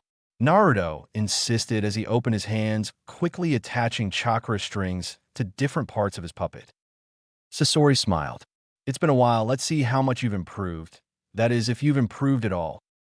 Naruto ran to his left, leaving his puppet in place, patiently waiting as Sasori closed in on Naruto's puppet. Sasori swung his tail down vertically with immense force. Naruto's puppet dashed to the side, fleeing back a few feet. The puppet extended its right arm and FOSH. The hand of the puppet flew towards Sasori, connected to a thick metal wire connecting all the way back to the arm. While it was still in the air, traveling toward its target, the hand turned inside out, turning into a three-bladed claw/anchor. Sasori managed to dodge it with his body, but the claw trapped his tail against the ground. That didn't matter. Sasori whirled around and gave a hard blow to his tail, crumbling it to pieces. Naruto was surprised. You used to care about Hiriko. What happened? Hiriko, the puppet form you see now, has been replaced by many other human puppets I have acquired. I no longer have much of a use for it, except a vessel I can stay in. Sasori said as he shot out one of his arms that was large and had many cylindrical objects surrounding it. Once in the air between Naruto and his puppet, every single cylindrical object shot out, turning out to be bombs as well as poison needles. Naruto dodged them quickly with ease. His puppet got hit many times, not affecting it any. But now Sasori was without a tail and an arm. Naruto's puppet shot out his left arm, which was identical to the right, connecting the hand and the arm with a metal wire. The hand turned into a claw just like the other hand had done, except this time, the claw traveled around and around Sasori, careful not to touch him. After circling Sasori about 5 times from top to bottom, the wire tightened so fast that the so-called Hiriko puppet Naruto was completely crushed and smashed to bits. The real Sasori managed to escape, avoiding the same fate as his puppet. Sasori didn't look the age he was at all. He looked super young still, but Naruto knew Sasori already, and he knew that he was deadly. What will you use now? You've trained me with all of your puppets, so I know their weaknesses. Naruto asked. Naruto's puppet's arms retracted, turning back into hands again. Correction, Naruto. I have never used this on you, Sasori said, pulling out a scroll, activating it. Poof! A large puppet appeared in front of Sasori. Remember? Do you remember when we defeated this fool? How could I forget? I almost died that day. The Iron Sand was a killer, Naruto said, recalling the time when Sasori and Naruto both fought the legendary Kazekage. The Sandaime Kazekage, the puppet Sasori was now controlling, was legendary for his most powerful move that he himself invented. Also known as Iron Sand, he could magnetize the sand using his chakra, allowing it to form any shape he liked. It was also as hard as iron. It was with that move that Naruto almost died the day they captured him. If it hadn't been for Sasori's training and Sasori himself who saved Naruto, Naruto would not be alive today. I never thought I would ever fight you under these circumstances. I have so much hatred in me right now. I can't tell you that I say this without feeling pain in my heart, but I want you dead, Sasori, Naruto said angrily, but keeping calm. Hatred is power, Naruto. Don't be afraid to use it. The whole Akatsuki was trying to get that point across your whole life, and you barely understand it now, on your birthday. Sasori said, Wow, I totally forgot about that. Before on my birthdays, you would give me a challenging mission to test my strength. If everything was still normal now, what mission would everybody have given me? Naruto asked. The hardest of all, but a fun one, no doubt. All of us against you. You were allowed to attempt to kill us, and we would go pretty hard to you. So that would have been fun. Now, I'm ready to kill you for the demon vessel inside that coffin. Sasori said. How old are you today? 14, I believe. Yeah. Naruto said. Happy birthday, Naruto. Sasori said, smiling deviously. All right, let's get this on. The Kazekage against my puppet, Naruto said, finally stepping out of it.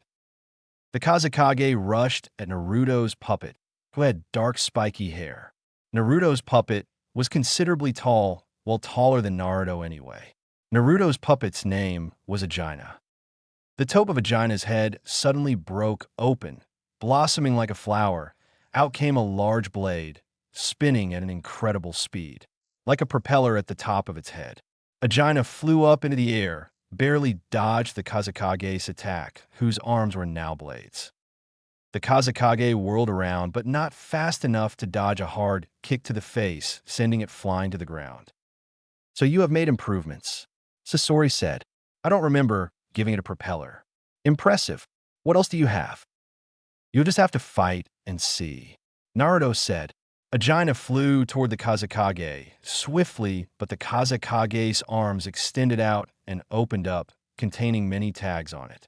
This triggered more arms to come out of the slots that had opened up. The new arms opened up as well and created more arms. So now there were hundreds of arms flying straight towards Agina, who was in the air. Agina was caught in the wave of arms and was not seen by Naruto or Sasori until after the arms drove straight from the air to the ground with awesome speed with Agina within them. Shoot, Naruto said, rushing towards the hundreds of arms, all clashing with the earth. He jumped up and met the Kazekage in the air. The Kazekage opened its mouth and shot many poison needles, but Naruto managed to dodge them, attaching 2 exploding tags to each of Kazekage's arms, and a third to the pile of arms on top of Agina, pinning his puppet down. Boom! Boom! Boom! Agina quickly got up looking pretty beat, with a few cracks here and there, but still functioning properly. The Kazekage, however, had no arms and was in the same condition as Agina all over. Sasori clapped, praising Naruto's performance. Very impressive, Naruto. You have improved. But you've already made your mistake, and luckily I won't kill you. But the battle will soon be over. What are you talking about? Naruto asked. But he found out the answer once he saw Sasori's smile and innocent eyes looking straight at Naruto's neck. Naruto then quickly pulled out the needle from his neck. He looked at it and already knew the outcome of this battle. A paralyzing needle. When did you put on me? When you were busy fighting the Kazekage. I pinned your puppet for a split second, but that was all I needed. Then, I knew you would use yourself to get your own puppet out. So I sent my puppet to distract you. While you were busy with him, I quickly dashed behind you and lightly punctured your neck. You'll be temporarily paralyzed in about 2 minutes. Sasori explained. That may be so, but I won't go down empty-handed. I'm going to take your puppet out so that you can never use the Kazekage again. Naruto shouted. Try it. Satetsu Shiger. Sasori screamed as all the black substance that appeared from the Kazekage's mouth separated and turned into bullets, shooting straight at Ajaina. Dodo no Jutsu. Naruto screamed, hiding behind his puppet and placing his hand on Ajaina. Within a second, the collision had occurred. Naruto appeared from the smoke that was everywhere. So you survived? Sasori said a bit angrily. He was not happy about that. What made him more angry was that Naruto was smiling. Once the smoke had cleared up, he could see why. Toru no Jutsu sucks up whatever is thrown and is able to release it back 10 times as fast. So say like many iron bullets. That's how I will destroy your Kazekage and you. Naruto said, "Okay." Then Ajaina shot out every single iron bullet that was in him 10 times faster than it was thrown at it, just like Naruto had said. Also, like Naruto had predicted, the Kazekage was destroyed, but Sasori was not. Instead, Sasori had summoned 5 more puppets to act as a shield for the iron bullets. 6 of Sasori's puppets were destroyed, and the needle was already taking effect to Naruto's body. I can't let you take it. Naruto shouted. He felt his knees. Sasori smiled as he made his way over to Ajaina, who was now lifeless, for Naruto's whole body had now gone numb, except his head. Naruto was no longer able to control Ajaina. No, don't do it, Sasori. Don't you dare. Naruto screamed. Sasori did not stop. He reached Ajaina and placed his hand on its head. Concentrating, he transferred a large amount of chakra into Ajaina, then said Hakai. With that, the chakra inside of Ajaina caused the puppet to explode into many, many pieces. Naruto's only puppet was gone. Naruto could not move, and Sasori could now get what Naruto was guarding. Sasori then walked over to the large coffin. To show you, Naruto, that I'm telling you the truth, that you're guarding something, risking your life for something that is another person stronger than you, more useful than you. I will now unseal it. Fuokiru, Sasori shouted after he placed his hand on the seal written on the lock. After he took off his hand from the seal disappeared and the lock turned red hot and melted. The chains fell to the ground, leaving the coffin ready to open. Sasori then opened the coffin and the top fell to the ground with a loud thud. What looked like a large ice block that fit perfectly inside the coffin slipped out and landed on the ground as well. We made this substance, Sasori said, harder than ice on the outside, but inside, softer than jelly, giving her room to grow. We originally found you and her at the same place, same time, but we didn't know she had a demon in her until we thought twice and went to retrieve her. It was a good thing we did. Her name, Hyuga Hinata. She's been in this her whole life, starting when she was 3 years old. I did this so you can see that I'm telling you the truth, Sasori said, smiling. He enjoyed Naruto's terrified expression. That can't be. I'm just a tool to them too, Naruto asked. Naruto, be realistic. Of course they're going to want you to protect that. She's more valuable than you, like I keep telling you. You long for a world of peace and happiness. Welcome to reality, Naruto. Peace is only a false hope for those too weak to seek power. The sooner you understand that, the easier it will be for you to deal with what's here and not in your head. Hinata is 13, about to turn 14. You have potential, but she has 100 times what you have, Sasori said.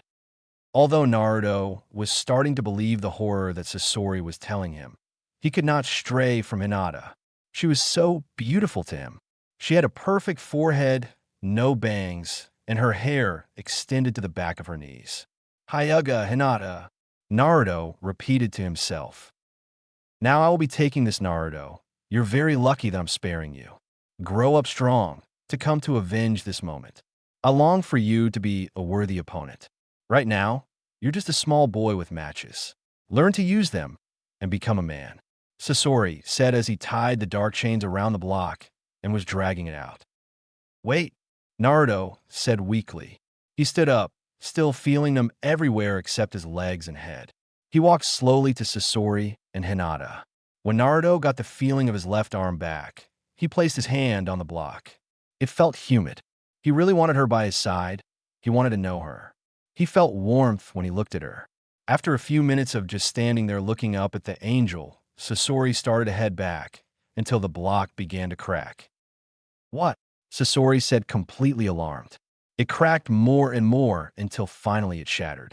Hinata fell to the ground along with all the clear jelly. Naruto hurried to her and gave her his coat he had retrieved from inside. Get away from her, Naruto. She'll kill you, Sasori shouted. No, she wouldn't do that, Naruto shouted. How do you know that? Sasori said, getting very angry. I just know, and even if she did kill me, right here and now, I would die a happy death. Hello. Naruto turned to face Hinata. Hinata opened her eyes. They were gray. Naruto did not remember being this happy in his entire life.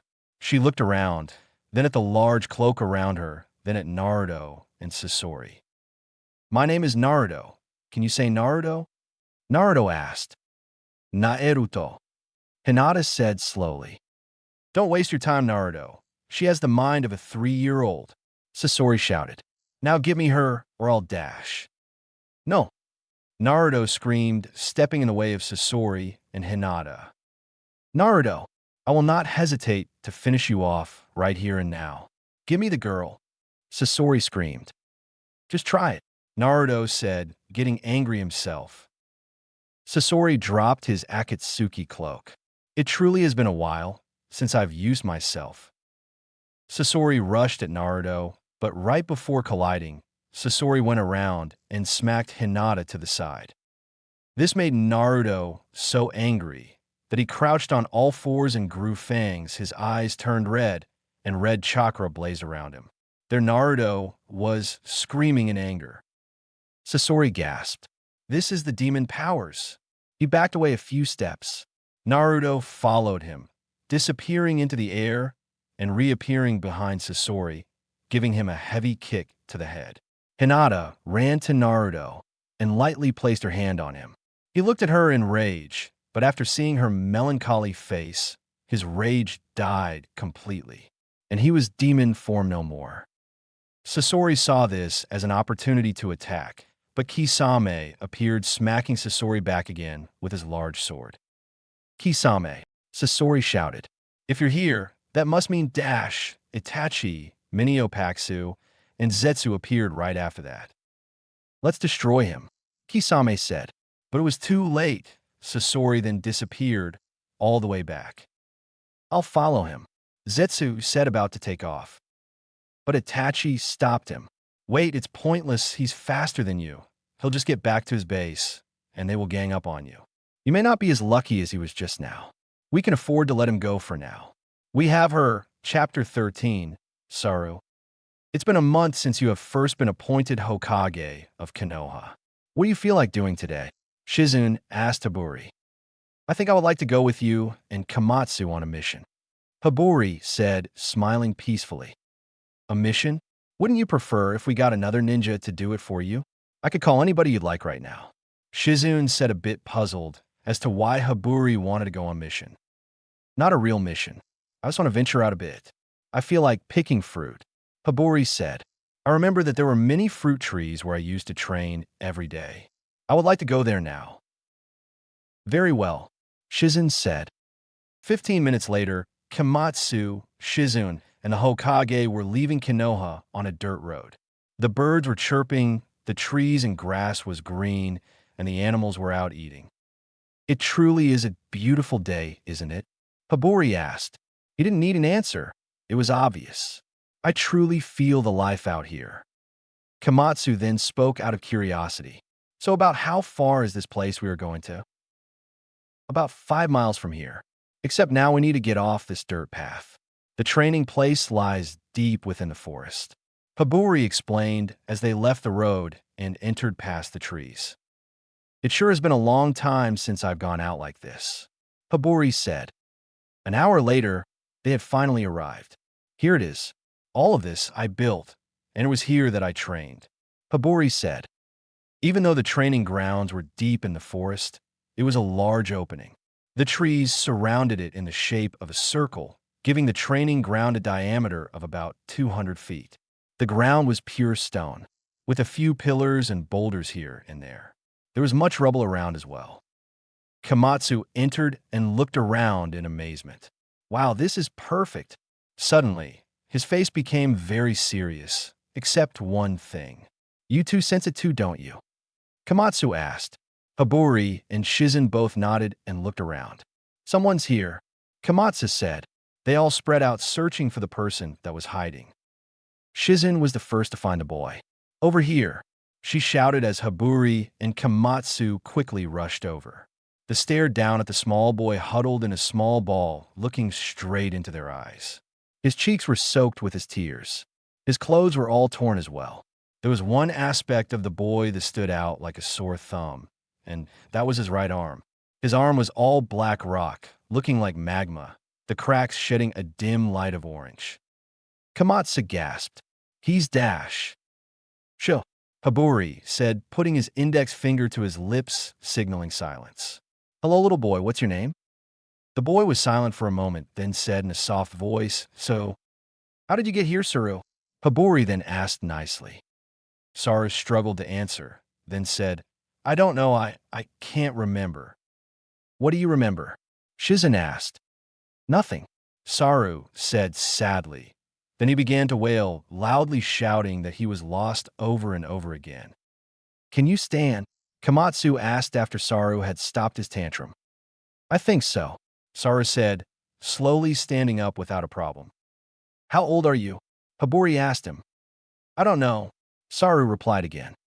Then Haburi held out his large hand as Saru placed his hand in it. Let's get back to the village and give this boy a proper meal. Then we can clean him up and figure out where to go from there. Hello, my name is Riku Haburi. Haburi said as they began to walk away from the training grounds and toward Konoha. But Hokage-sama, what about the fruit? Komatsu asked. I've suddenly lost my appetite. I have a terrible feeling about this. We will discuss that later. For now, let's go. Haburi said, picking up his pace. Finally, when they had arrived and gave Saru a meal and cleaned him up, they sat him down in Haburi's office. Saru, I want you to try your hardest to remember. Haburi said. Remember what? Saru asked. Anything at all. A memory of some sort. Or how you got where we found you. Anything. Saru closed his eyes and clenched his fists. He sat there in silence for a moment, then opened his eyes and sighed. Nothing, he said. That's fine, don't worry. Haburi said, comforting Saru. What are we going to do about him? Komatsu asked. Well, seeing as how he must have been on his own for more than a year, I think I'm going to take him in. Haburi said. What do you mean take him in? Komatsu asked, feeling surprised. I mean what I mean. I'm going to train this boy. He needs to know how to survive on his own. Haburi said forcefully. What? That's insane. Komatsu said. Hokage-sama, do you realize what that could bring? He may be one of the last of his clan, and that Dash. I am very aware of what could happen. But let me tell you something. I am the Hokage around here, so I'm making the decisions. You don't have a say on this. I will train this boy, and that is final. Haburi said. Do you have a problem with this, Komatsu? No, not at all. Komatsu said. Good. Haburi answered with a smile. Then I'm appointing you to be his bodyguard. What? You must be joking. Komatsu screamed. I'm dead serious.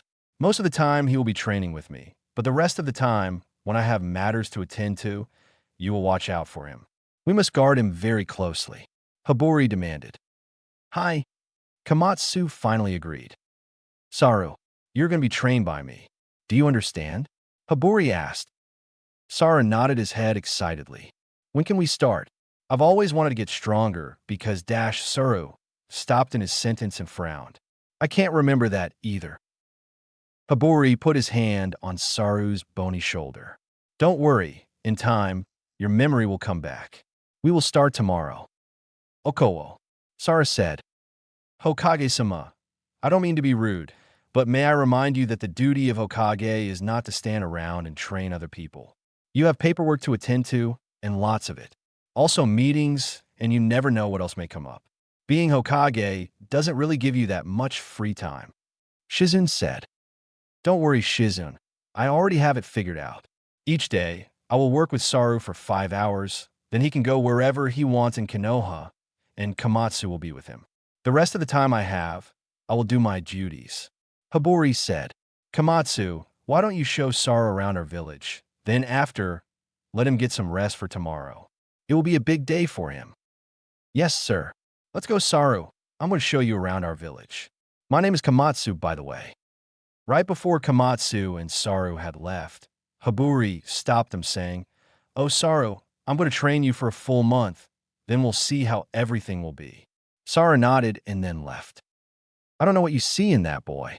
He seems to be the last of his clan. They were all wiped out by the Akatsuki a few years ago, weren't they? Shizun asked. Yes, a tragedy. But I see great potential in this boy. Plus, I think I could train him good. I've already trained one person in my life. A second shouldn't be too hard. I just hope I'm not too rusty. Hibori said. The next morning, Hibori walked over to where Saru was staying. Komatsu was outside the door, guarding it with sleepy eyes. I'm glad that you were here all night. Did you tell him that he is not allowed to go outside of the village? Hibori asked. Yes, sir. And as for your comment from me being out here, it is my duty. I am simply following your orders. Komatsu said with a slight smile. Very well. Now I will take it from here. Go and get some sleep. Hibori said, dismissing Komatsu from his duty. Thank you, Hokage-sama. No, thank you. I will be training with Saru at the training grounds where we found him. Hibori informed Komatsu. Are you sure it's safe to go back there alone? Somebody may be looking for him. Komatsu said. We'll be fine. I do know self-defense. Hibori knocked on Saru's door, then opened it. Ready for our first training session? Of course, Saru shouted, rushing out the door. Where are we going to train Hibori-san? Saru asked. To the training grounds where we met you yesterday. Hibori said. Saru stopped in his tracks. I can't. Why not? Hibori asked. Because I'm not supposed to leave the village. Saru said sadly. Hibori laughed. Smart boy. Let me ask you something. Who told that to you? Komatsu. Well, guess what? I told that to Komatsu. I'm the big boss around here, so whatever I say, that's the way it goes. Now I'm giving you special permission to leave the village only when you're with me, and I allow you to do so. How does that sound? Hibori asked. Okowo. Saru said. 5 minutes later, they were both standing outside the gates of Konoha. Now, before we leave, I want to test your stamina. It's 5 miles from here to our destination. So what I want you to do is run there the fastest you can. But the trick is you can't walk a single time. So go at the fastest speed that you can without overexerting yourself. Hibori said. Got it, Saru said. He took off at a pretty fast pace. Hibori was right behind him the whole way. They finally arrived about 15 minutes later. Wow, pretty good, Hibori said, praising Saru. But by the end of this month, you'll be able to cut that time in half. Really? Saru asked in amazement. Hibori nodded. Okay, now that we're here, I want to see where you are. I'm right here, Saru said. No, not literally. I mean in skill as a ninja. Now, for training, it's usually going to be you against me one-on-one. But sometimes, I may create obstacles for you. But today, I want you to come at me with all you've got. Hibori said. You mean you want me to try to hurt you? Saru asked. The best you can. Can you do it? Hibori asked. I suppose. Sara said, "All right, here I come. Are you ready?" "As ready as you are," Haburi said. Saru rushed toward Haburi until he was 2 feet away from him. Then, with his gaining momentum, he leaped into the air and swung his right leg at Haburi's chest. Haburi just dodged to the side and let Saru go flying forward. Saru quickly landed on his feet and whirled around using his left arm, attempting to punch Haburi's stomach. Haburi simply caught Saru's tiny fist and held it in place, not allowing Saru his hand back. "What are you going to do now?" Saru then tried to kick Haburi's shins with his legs. Haburi hopped back as Saru once again dashed after him. Saru used his momentum again, going up about to jump. Haburi already has his arms crossed in front of him, ready to block Saru's kick to the chest. However, Saru didn't jump after all. He then ducked and whirled his leg around, trying to trip his opponent. Haburi jumped up and then backed away. Saru stood up panting. "Wow, you're really good, Haburi-san." "Are you trying your hardest, Saru?" Haburi asked. "Yes, and I can't even land a single blow." "You're good with what you have. You know how to use your head. I like that fake that you pulled back there," Haburi said. "Thanks. Now we're going to make a very minor change. We are going to stay exactly the same, except now I want you to come at me with this," Haburi said as he handed Saru a kunai. "This could kill you." "I wouldn't want that," Saru said. "Trust me, Saru, you aren't good enough to do that yet. You just have to have a little faith in me. All I ask of you is that you try and give it your 100%. Can you do that for me? Please?" Haburi asked. "Okay." Saru then rushed at Haburi, but this time with a kunai in his hand. No matter how many times Saru tried, he could not even get close to landing a blow on Haburi. He was just too fast. He could read Saru easily, too easily. Even throwing the kunai didn't help. Haburi still dodged. Soon enough, the 5 hours had passed. "Time's up, Saru," Haburi said. Saru was gasping for air, sweating like never before. "How did I do?" "Excellent. Today was only to test how good you were. And now I know. Next time I'll have different things planned out for us," Haburi said. They then ran back to the village. Saru extremely excited, feeling that he couldn't wait until the next day. But it came faster than he thought. He found himself and Haburi outside the Konoha gates again, just like they were before. "Saru, I want you to run there again. Know this, you will never be able to walk out of every time that we train. But this time, do not let me catch you. Every time that I catch you, you will have to knock down a tree in the forest with no weapon at all except your feet and hands." "What? But that's impossible," Saru shouted. "No, it's not. Every day, the number of times I catch you will build up. Ready? Begin," Haburi said as he gave Saru a 10-second start. 5 seconds later, he had caught up to Saru and tagged him once. That's 1 tree. 2 seconds later, Haburi had tagged Saru again. Haburi constantly tagged Saru again and again, never stopping. Saru kept running faster and faster, but it was never enough. By the time they got there, Saru lay down totally exhausted. "Now, you'll have to knock down 415 trees," Haburi said. "When will I do this?" Saru asked. "It'll take me more than 5 hours to knock down that many trees with brute strength." "That is correct, but I'm not wasting the 5 hours I have to watch you break down trees, so we will train regularly. You'll have to knock down the trees in your spare time. Komatsu will accompany you, so you'll be able to go out here. He'll tell me the exact number of trees you knock down," Haburi said. "I thought I could only go with you outside the village." Saru said, "I'm giving you more freedom. Shizune is angry with me because she believes that my methods of training are too rough. But trust me, this will be good for you. Now, today, I'm going to teach you how to channel your chakra. Do you see this large pile of rubble?" Haburi asked, pointing to the pile of small rocks 3 times taller than him. "Yes," Saru said. "Well, I want you to mold me a pillar made of that, using nothing but your chakra," Haburi said. "It may seem hard, but it's doable. Observe." Haburi stood with his eyes fixed on the pile. He extended his arm and lightly placed it on the surface. Suddenly, A blue aura surrounded Haburi. It not only surrounded Haburi, but it began to surround the pile of rocks as well.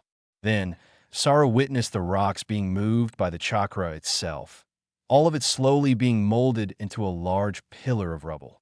The pillar was medium-sized in thickness, so it was extremely tall. Wow, Sara said. Now you try. Haburi said as he let the pillar fall back into the rubble pile. Go over there and place your hand on the pile. Sara did what he was told. Now concentrate and release your chakra to its fullest. Sara stood there, concentrating. He gritted his teeth. Finally, a very tiny blue aura surrounded Saru. Good. Now transfer it to the pile. Sara managed to do that as well, but with much difficulty. By this time, Sara was already very sweaty. Very good. Now, shape the pillar. You have control of the rocks. All you have to do is move them. Haburi said. After much concentration, Saru fell to the ground. I can't, it's too heavy. Try again, but this time, don't go for the whole pile. Go stone by stone. That will make it easier. Haburi said. Sara did that for the 5 hours that day. His progress was a pillar about a foot tall. He was more exhausted than he had ever been in his entire life. Haburi, can you carry me? I can't walk anymore. Saru asked. One thing you must learn, do things by yourself. That's what training is all about.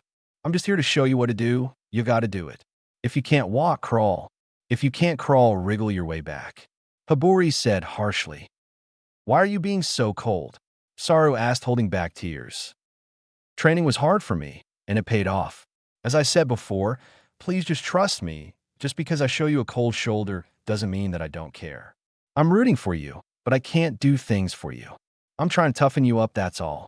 Now, let's go, Haburi said. They finally came back to Konoha an hour later. Sara went to his bed and dropped and fell asleep.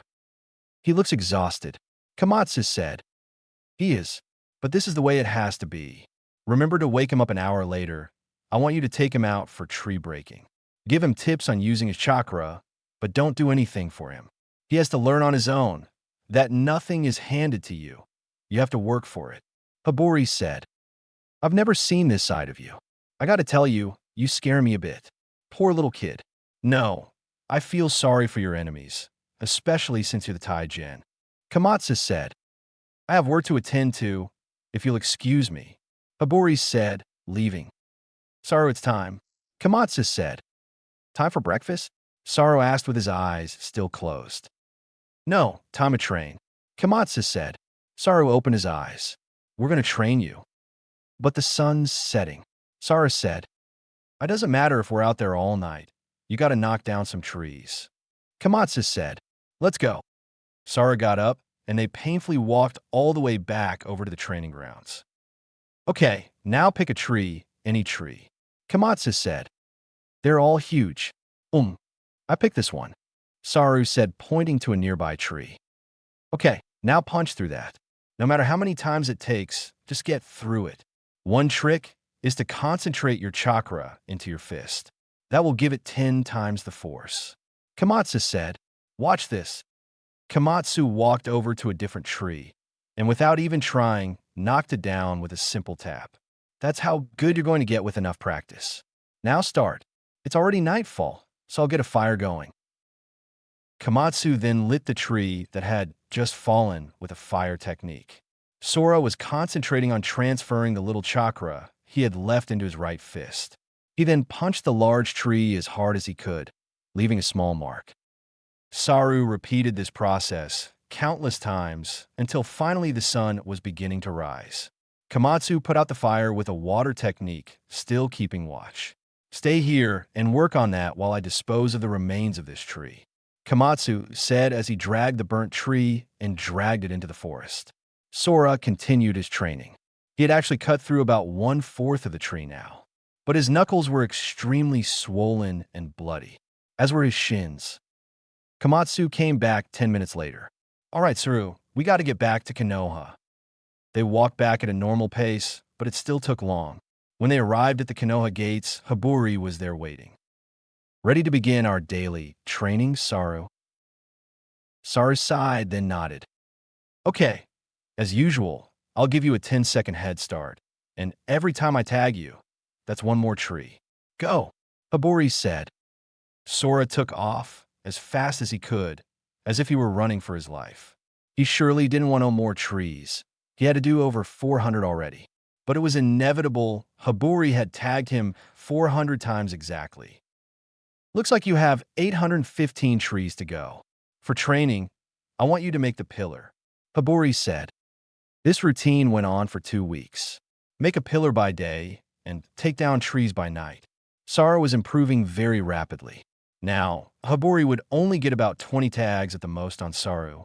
And now, Saru could take down a tree within an hour. Won't you run out of trees eventually, Hibori-san? Saru asked one day during daytime training. No, because we use special jutsus to make trees grow instantly. So every time one goes down somewhere, another goes up, Hibori said. Now concentrate. The pillar is almost completed. Saru had finally finished building the very tall pillar. He stared in pride at his masterpiece. Good, now what I want you to do is walk up it, Hibori said. You mean climb it? No, walk up it. You need to fix your chakra on your feet. Then you can stick like so. Hibori began to walk up horizontally. If you put too much chakra, you will damage the pillar and it will collapse, forcing you to build it up again. Saru tried. At first he got up about 10 feet high. Then he accidentally concentrated too much chakra on his right foot. The pillar fell and landed back into one large pile within seconds.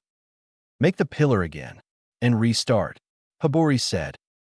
Another week passed by and Saru had almost reached the top. Hibori was barely tagging Saru now, and Saru could also knock trees down with single blows.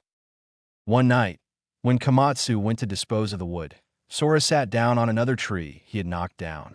He was tired, hardly getting any sleep. Suddenly, he heard a twig snap. Something was moving. He heard a bush rustling near him. He pulled out a kunai from his new kunai pouch that Hibori had given him a few days ago and threw a kunai at the movement coming from inside the bush. Who's there? He shouted. He heard a squeal. Then a squirrel fell out of the bush dead, with Saru's kunai in its chest. Saru rushed over to get the kunai, but on his way he felt a sharp pain in his head.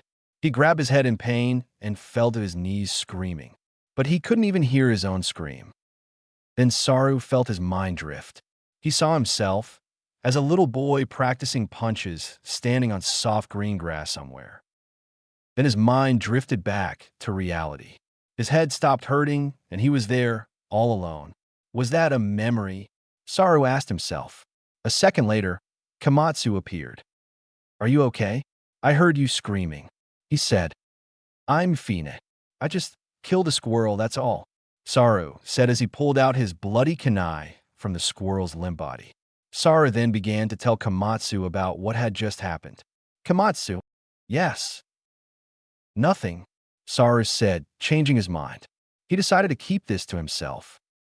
The last week of the first month of training, every time Komatsu would leave to dispose of the trees, Saru would kill an animal, gaining a very tiny piece of his memory each time.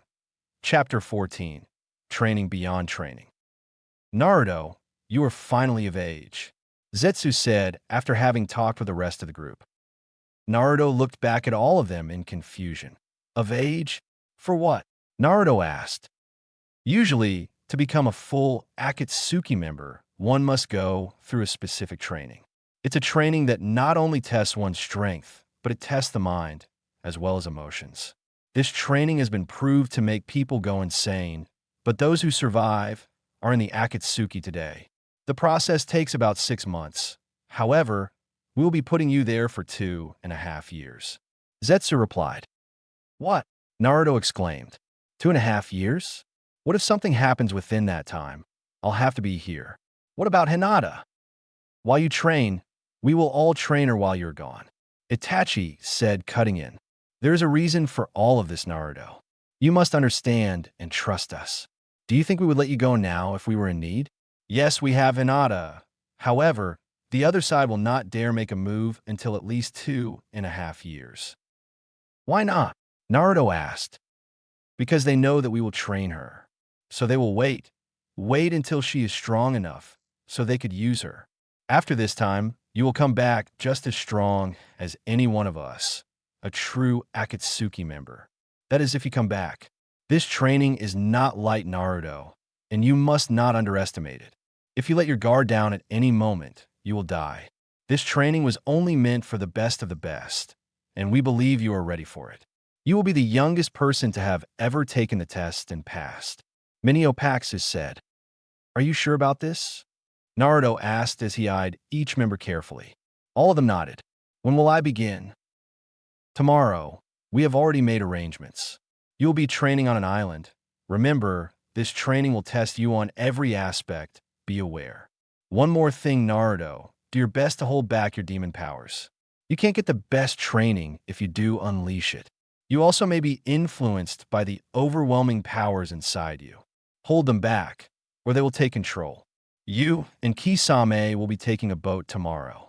Any attempted escape of the island will result in immediate capture and assassination, even for you, Naruto. Itachi said coldly. Sara did a backflip, dodging the kunai being thrown at him by Komatsu. He had done it. He had gone through every single one of Komatsu's obstacles. Well done, Saru. You have completed everything within 4 days. I never knew you were so determined. The usual time it takes for a strong shinobi is about 2 weeks. You have done well. It's time to head back to Konoha. Don't let me beat you there. Komatsu said, suddenly taking off towards the village. However, Saru was right behind him.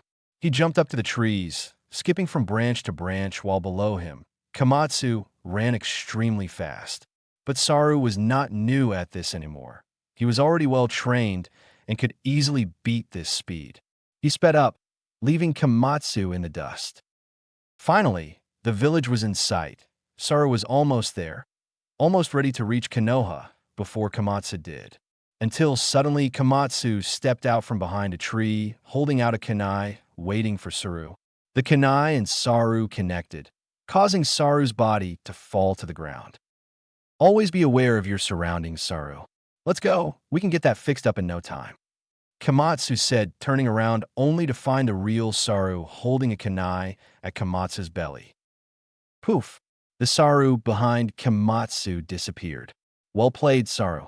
Komatsu said, I guess that means you win. Saru only smiled and entered the village of Konoha beside Komatsu. 2 hours had passed, and Saru was at home, safe and sound sleeping. Komatsu was reporting to Haburi what had happened that day. I'm telling you, Hokage-sama, that boy is extraordinary. He passed every single training method I laid out for him in 4 days. I couldn't even do it that fast when I was 5 years older than him. Saru has more potential than I thought. Komatsu said. So it would seem. I feel as though he is hiding something from me. I can't figure what it is yet, but it bothers me. We still have to keep an eye on him in the meantime. I would like to enroll him in the Chunin exam. Haburi said. What? That's crazy. First of all, he doesn't have teammates. Second of all, he's 9. Komatsu said. At least he was able to remember that. We'll figure out something. I know this boy can pass this exam without a problem. He doesn't have a lot, but he uses his head for everything he does. With his determination, he is able to train his body and mind. When he first came here, he didn't have much, but now he is quicker and stronger than all the kids his age. He fights the battle as if it were a simple game that he has already figured out. We'll find him teammates. The age won't be a problem. As Hokage, I will request special permission to allow his entering in the Chunin exam. Haburi said. One thing that we always mention to the people who come here. Kisame began as they finally reached the white shore of the very large island. There are 2 different scrolls, just like in the Chunin exam. There is the dark scroll and the light scroll. There will be many clues, puzzles, and obstacles in the island that you will have to conquer in order to acquire them. Make sure you have them before we come back for you. Once again, Naruto, don't leave the island. We have spared no one. We cannot make an acceptation, not even for you. Good luck. Kisame pushed the boat out to sea, waving at Naruto, who was left on the island to train. Naruto stood there on the white sand.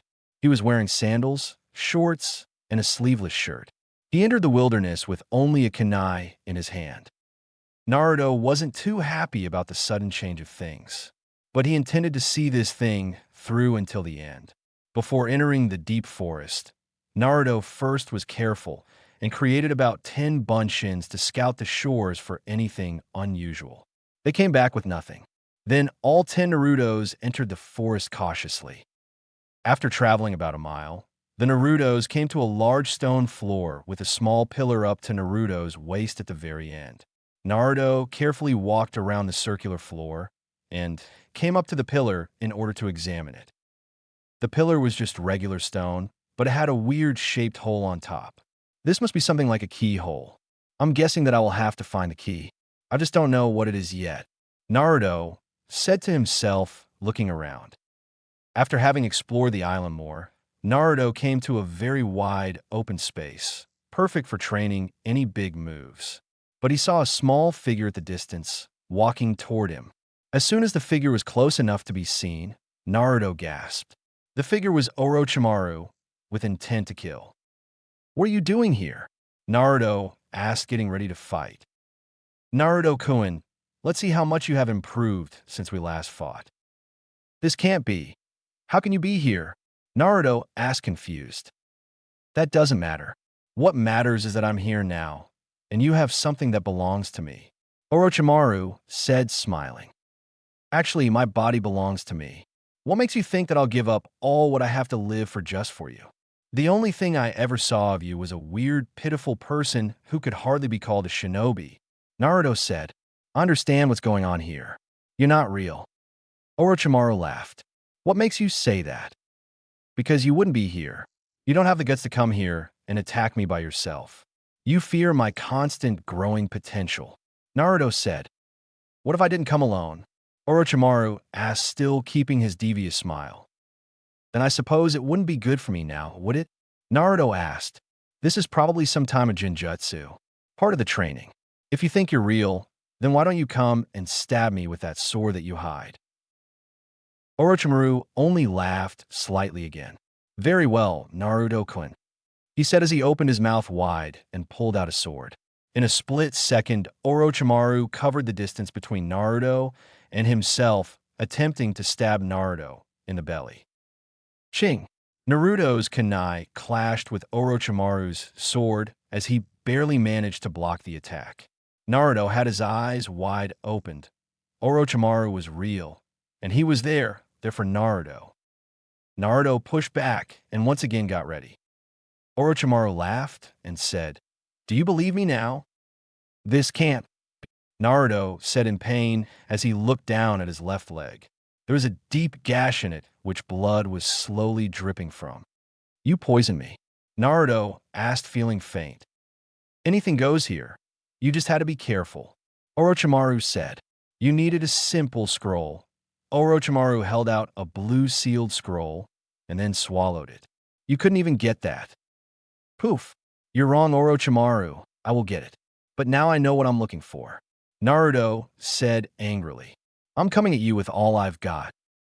"You can try, but it still won't be enough," Orochimaru stated. "Chunin exam?" Saru asked. "It would seem so.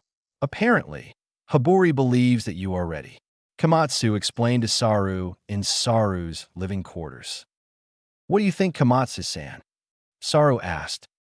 Komatsu was silent for a moment, then sighed. So unique. "I think that Hibari is definitely rushing things. You're only 9 and extremely strong. This isn't normal." "But isn't being strong good?" Saru asked. "Not all the time. Right now, Saru, you're very young, and so... Well, let's just say that you could be influenced by many people older than you. With your power, if someone were to change you, then that would cause problems for many people." Komatsu said. "What do you mean?" "It's hard to explain.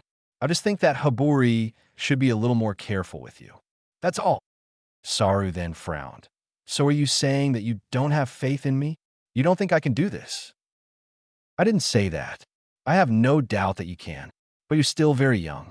You've only been with us for a few months now. There have been very few people that have progressed this early. They are prodigies. But what happens to them? They end up, never mind. I know you can do this, Saru, but I'm not so sure if you should.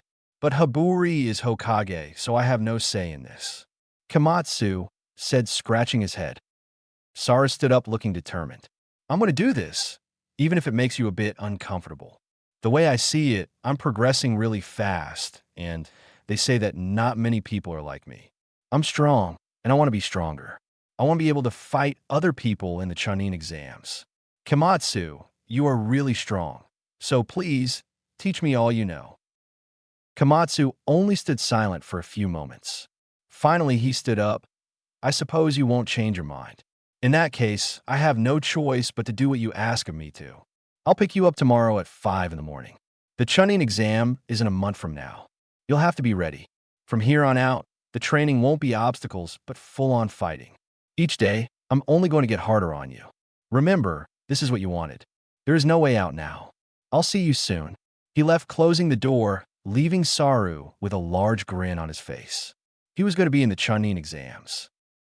Naruto was feeling really weakened from the poison, but he could feel that something was wrong. Either Orochimaru was going easy on him, or this wasn't Orochimaru. Whoever it was, it did have the exact fighting style of him, though. Even though Orochimaru seemed to be going easy on him, it was still a very tough fight. With only a kunai, Naruto couldn't really set many weapon traps, but he could do other things. He was now being chased through the forest. But Naruto had a plan. First, when he thought he was far enough ahead, he created a Rasengan in his hand and put it to the ground, creating a large hole. He had to do this fast. Orochimaru was coming. A few moments later, Orochimaru had appeared, looking a bit weary but extremely bloodthirsty. Naruto was in front of him a few meters, facing him in a crouching position. Due to the poison, Naruto was drawing short breaths. He would have to rest soon, but he couldn't with Orochimaru around. He had to get that scroll, so he would not stop until he retrieved it. And there was only one way to do that. Orochimaru had to die. Orochimaru gave Naruto a nasty smile and walked forward, with purple chakra surrounding him going crazy like large flames. Don't tell me that you have given up, Naruto-kun. This was not much of a challenge at all. Naruto stood silent, not moving, looking straight into Orochimaru's eyes. Orochimaru then stopped. Don't think that I'll fall for such simple traps. A hole in the ground, with leaves and branches to cover it up. What a beginner's move. You disappoint me, Naruto. I suppose it's time to end it now then. But just before Orochimaru could do anything further, two hands from under the ground came up beside his feet and grabbed the ankles firmly. Orochimaru looked down in surprise. Just then, Naruto stood up from his crouching position, revealing a very long strand of what seemed to be a thin but firm vine. He held the vine out in front of him and cut it with the kunai, apparently triggering some kind of trap. At that moment, sharpened tree trunks appeared from the very top of the trees, speeding at Orochimaru, who was unable to dodge. They each hit him, piercing his body. 1, 2, 3, 4, and 5 newly made spears now held Orochimaru in place, bleeding. The hands at his ankles did not move either. Naruto then spoke. How about you show me who you really are? You're too weak to be Orochimaru. Had it really been him, I would have been dead in half this time. Who are you? Either way, it's over for you. Orochimaru just laughed, spewing blood from his mouth. Very well, Naruto-kun, but it's too sad that you will never know who I am. He then made a few hand seals without saying anything and suddenly turned into purple flames and was gone. All except the blue scroll, which now lay on the ground. Poof! The hands below disappeared, and Naruto continued back to the place with a strange keyhole. After having inserted it, the large circular floor actually opened up, revealing a dark staircase too far to see the bottom. I suppose there's only one thing to do now. Go down this thing. I'm prepared for whatever is in there, Naruto said. After about an hour of walking down the endless stair steps, Naruto finally reached a floor that was not descending but only led to a door. It was unlocked, so Naruto entered the large room past the door very carefully. It was extremely dark in there, so Naruto held out his kunai in front of him and said, Akatsuki kunai. Suddenly, His knife in front of him gave a brilliant glow from the glowing fire that had just appeared. It lit up the room, revealing hundreds of corpses all on the floors and walls. Naruto stepped back a bit, trying his best to be silent. Whatever had killed all these shinobi was still in there.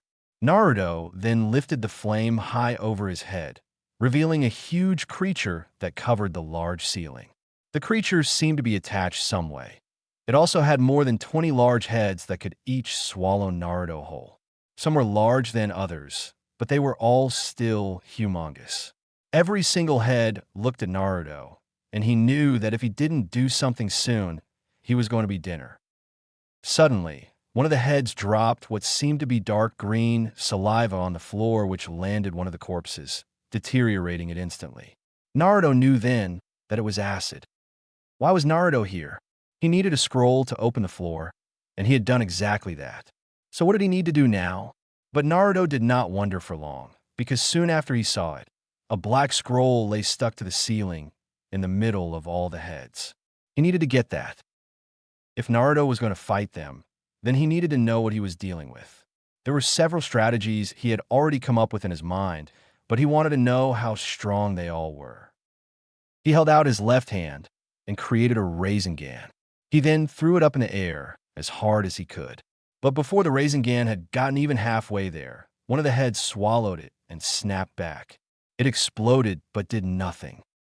Next, Naruto started running around, stepping on corpses when he needed to but tried to avoid them. He quickly moved deeper into the room, heading towards the wall.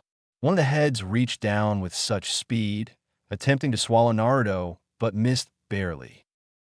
Naruto flipped back panting. His heart was pounding. These creatures were fast. If he didn't watch out, then it would be over soon. Then Naruto had a different idea. He put his hands together and shouted, "Bunshin no Jutsu." About 10 shadow clones appeared all around the room. They all ran up the walls, sticking to the side with chakra. But no matter how fast they tried to run, one head would ram into the wall, leaving the imprint of its teeth where the Bunshin was. But they were not real, only an image. So no matter how fast the heads attacked, the Narutos would only keep on going.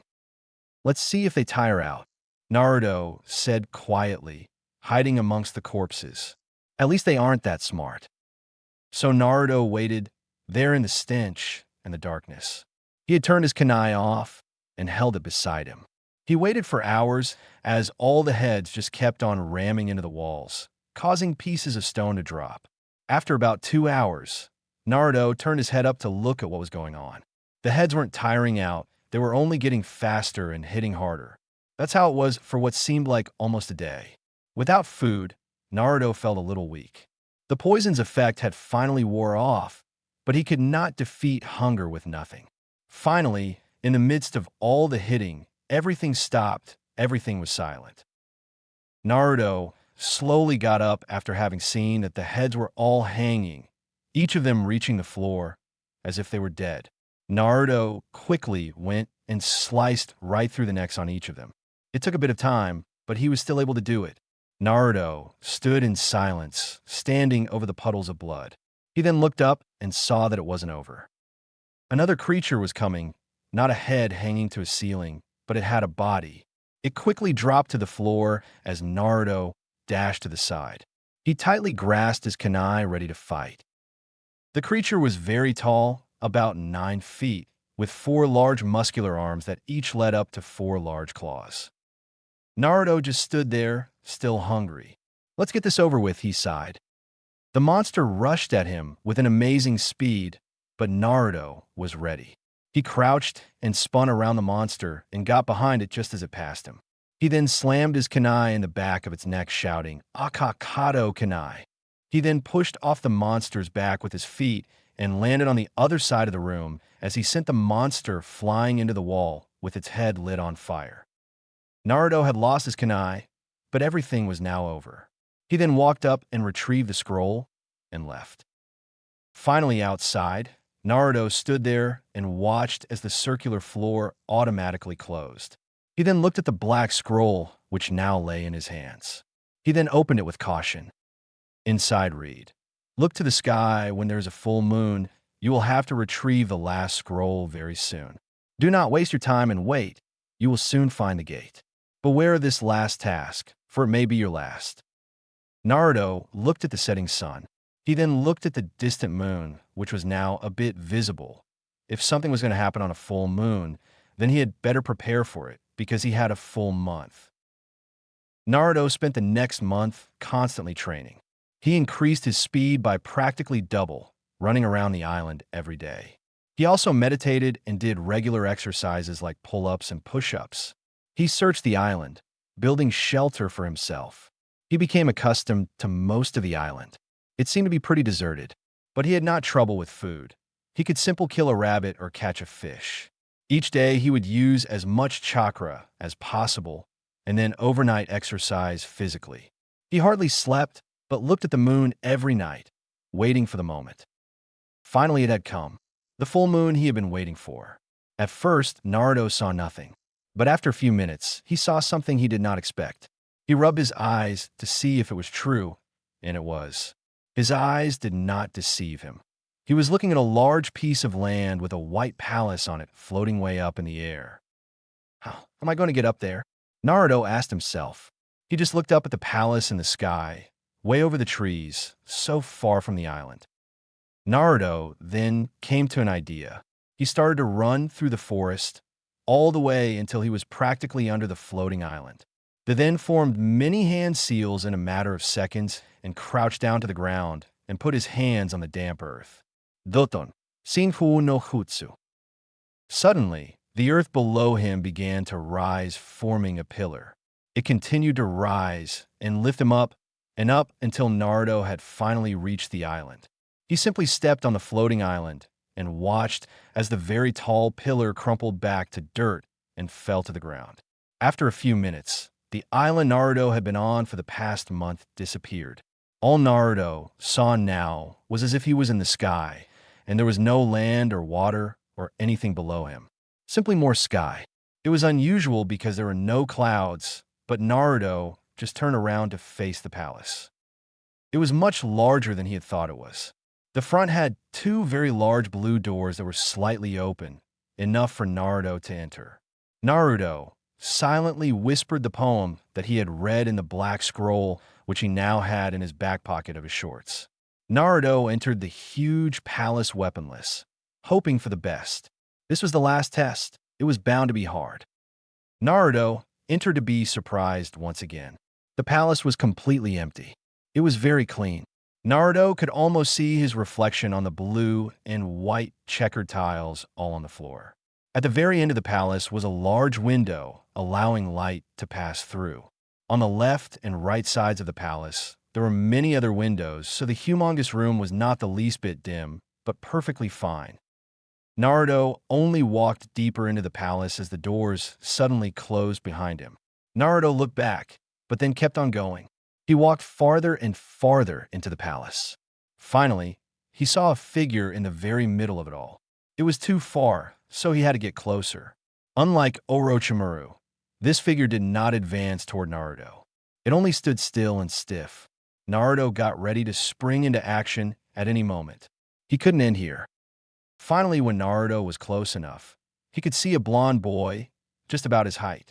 Only, the boy had his head down, so Naruto couldn't see his face. The boy had a dark blue shirt and orange shorts. He wore nothing on his feet. When Naruto was even closer, he spoke to the person. "Who are you?" Naruto asked, daring to move a bit nearer. When the boy picked up his head, Naruto gasped. It was him, exactly like Naruto now. "This is Jinjutsu," Naruto said, taking 3 steps back, but stopped because the boy spoke. "Stop, please don't leave me. I don't want to be alone, not again," the boy said with tears in his eyes. Naruto only backed away, more shaking his head in doubt. But the boy then took a few steps forward. "Please don't leave me. Don't go. You can't do this to me." Naruto only backed away faster, still shaking his head. This time, the boy stopped, dropped his head down, and said, "I asked you nicely, but you still want to go. I can't make you want to stay, but I can make you have to stay." The boy looked up, showing slit eyes for pupils. His eyes were red, and the boy grew claws instead of fingernails. Also, red chakra surrounded the boy just like Orochimaru. This boy was Naruto, only in demon form. "You will stay," the boy screamed, charging at Naruto. Naruto barely managed to dodge the clawing attack that the boy used. Even though Naruto moved and went behind the boy, the chakra followed him and knocked him through the air. Before Naruto could hit the ground, his opponent was under him, kicking him way up in the atmosphere once again. However, before Naruto hit the ceiling, the boy was there right above him. Naruto felt weak already, as if all his physical energy had been drained from him. The boy grabbed Naruto's shirt and pulled him close so that they were less than a foot away from each other.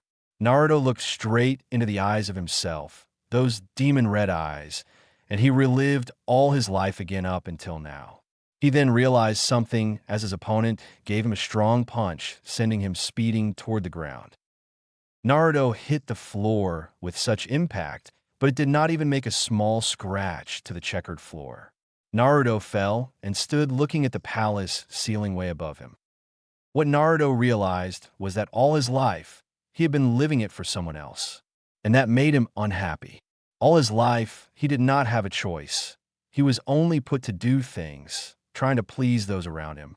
He wanted a family, but the Akatsuki was definitely missing something. Naruto couldn't figure it out, but he felt so incomplete, so unwanted by everyone. Then Naruto saw his opponent suddenly appear a few meters above him, coming down quickly with his fist in the air, ready to bash Naruto's head in.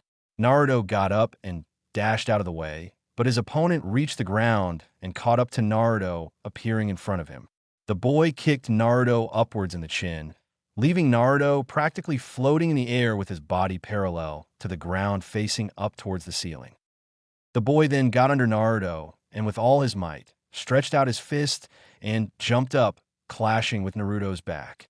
The boy's fist made contact with Naruto's back and went through Naruto's body, reappearing out of Naruto's stomach. Blood gushed from his belly and back down to the floor and all over the boy's face. The boy took his hand out from Naruto and let him fall to the ground. Naruto lay there drenched in his own blood, staring straight into the eyes of his opponent once again. Naruto then slowly felt the hole that the boy had made in Naruto's stomach. Naruto looked back at his hands to see that they were full of blood. He looked back at the boy who was now smiling evilly. He had to fight back. If not, then he was nothing. If he could get out of this mess, then he could fix things. If he was strong enough, he could show people how important he was. He wasn't just a pawn to be bossed around. He was important. And if Naruto ever wanted to change, then he would have to survive this.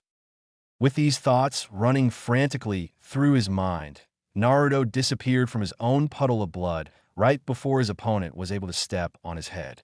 He reappeared behind his opponent, attempting to side kick him. But his other self simply blocked and punched Naruto away from him. Naruto did a backflip and landed on the ground, finally stopping after sliding a little bit. He looked up at his opponent, who was now running toward him. He waited until the boy got there, blocking the first punch as it came in contact with his open hand. The force caused the pain to surge through his whole arm, leaving it temporarily numb.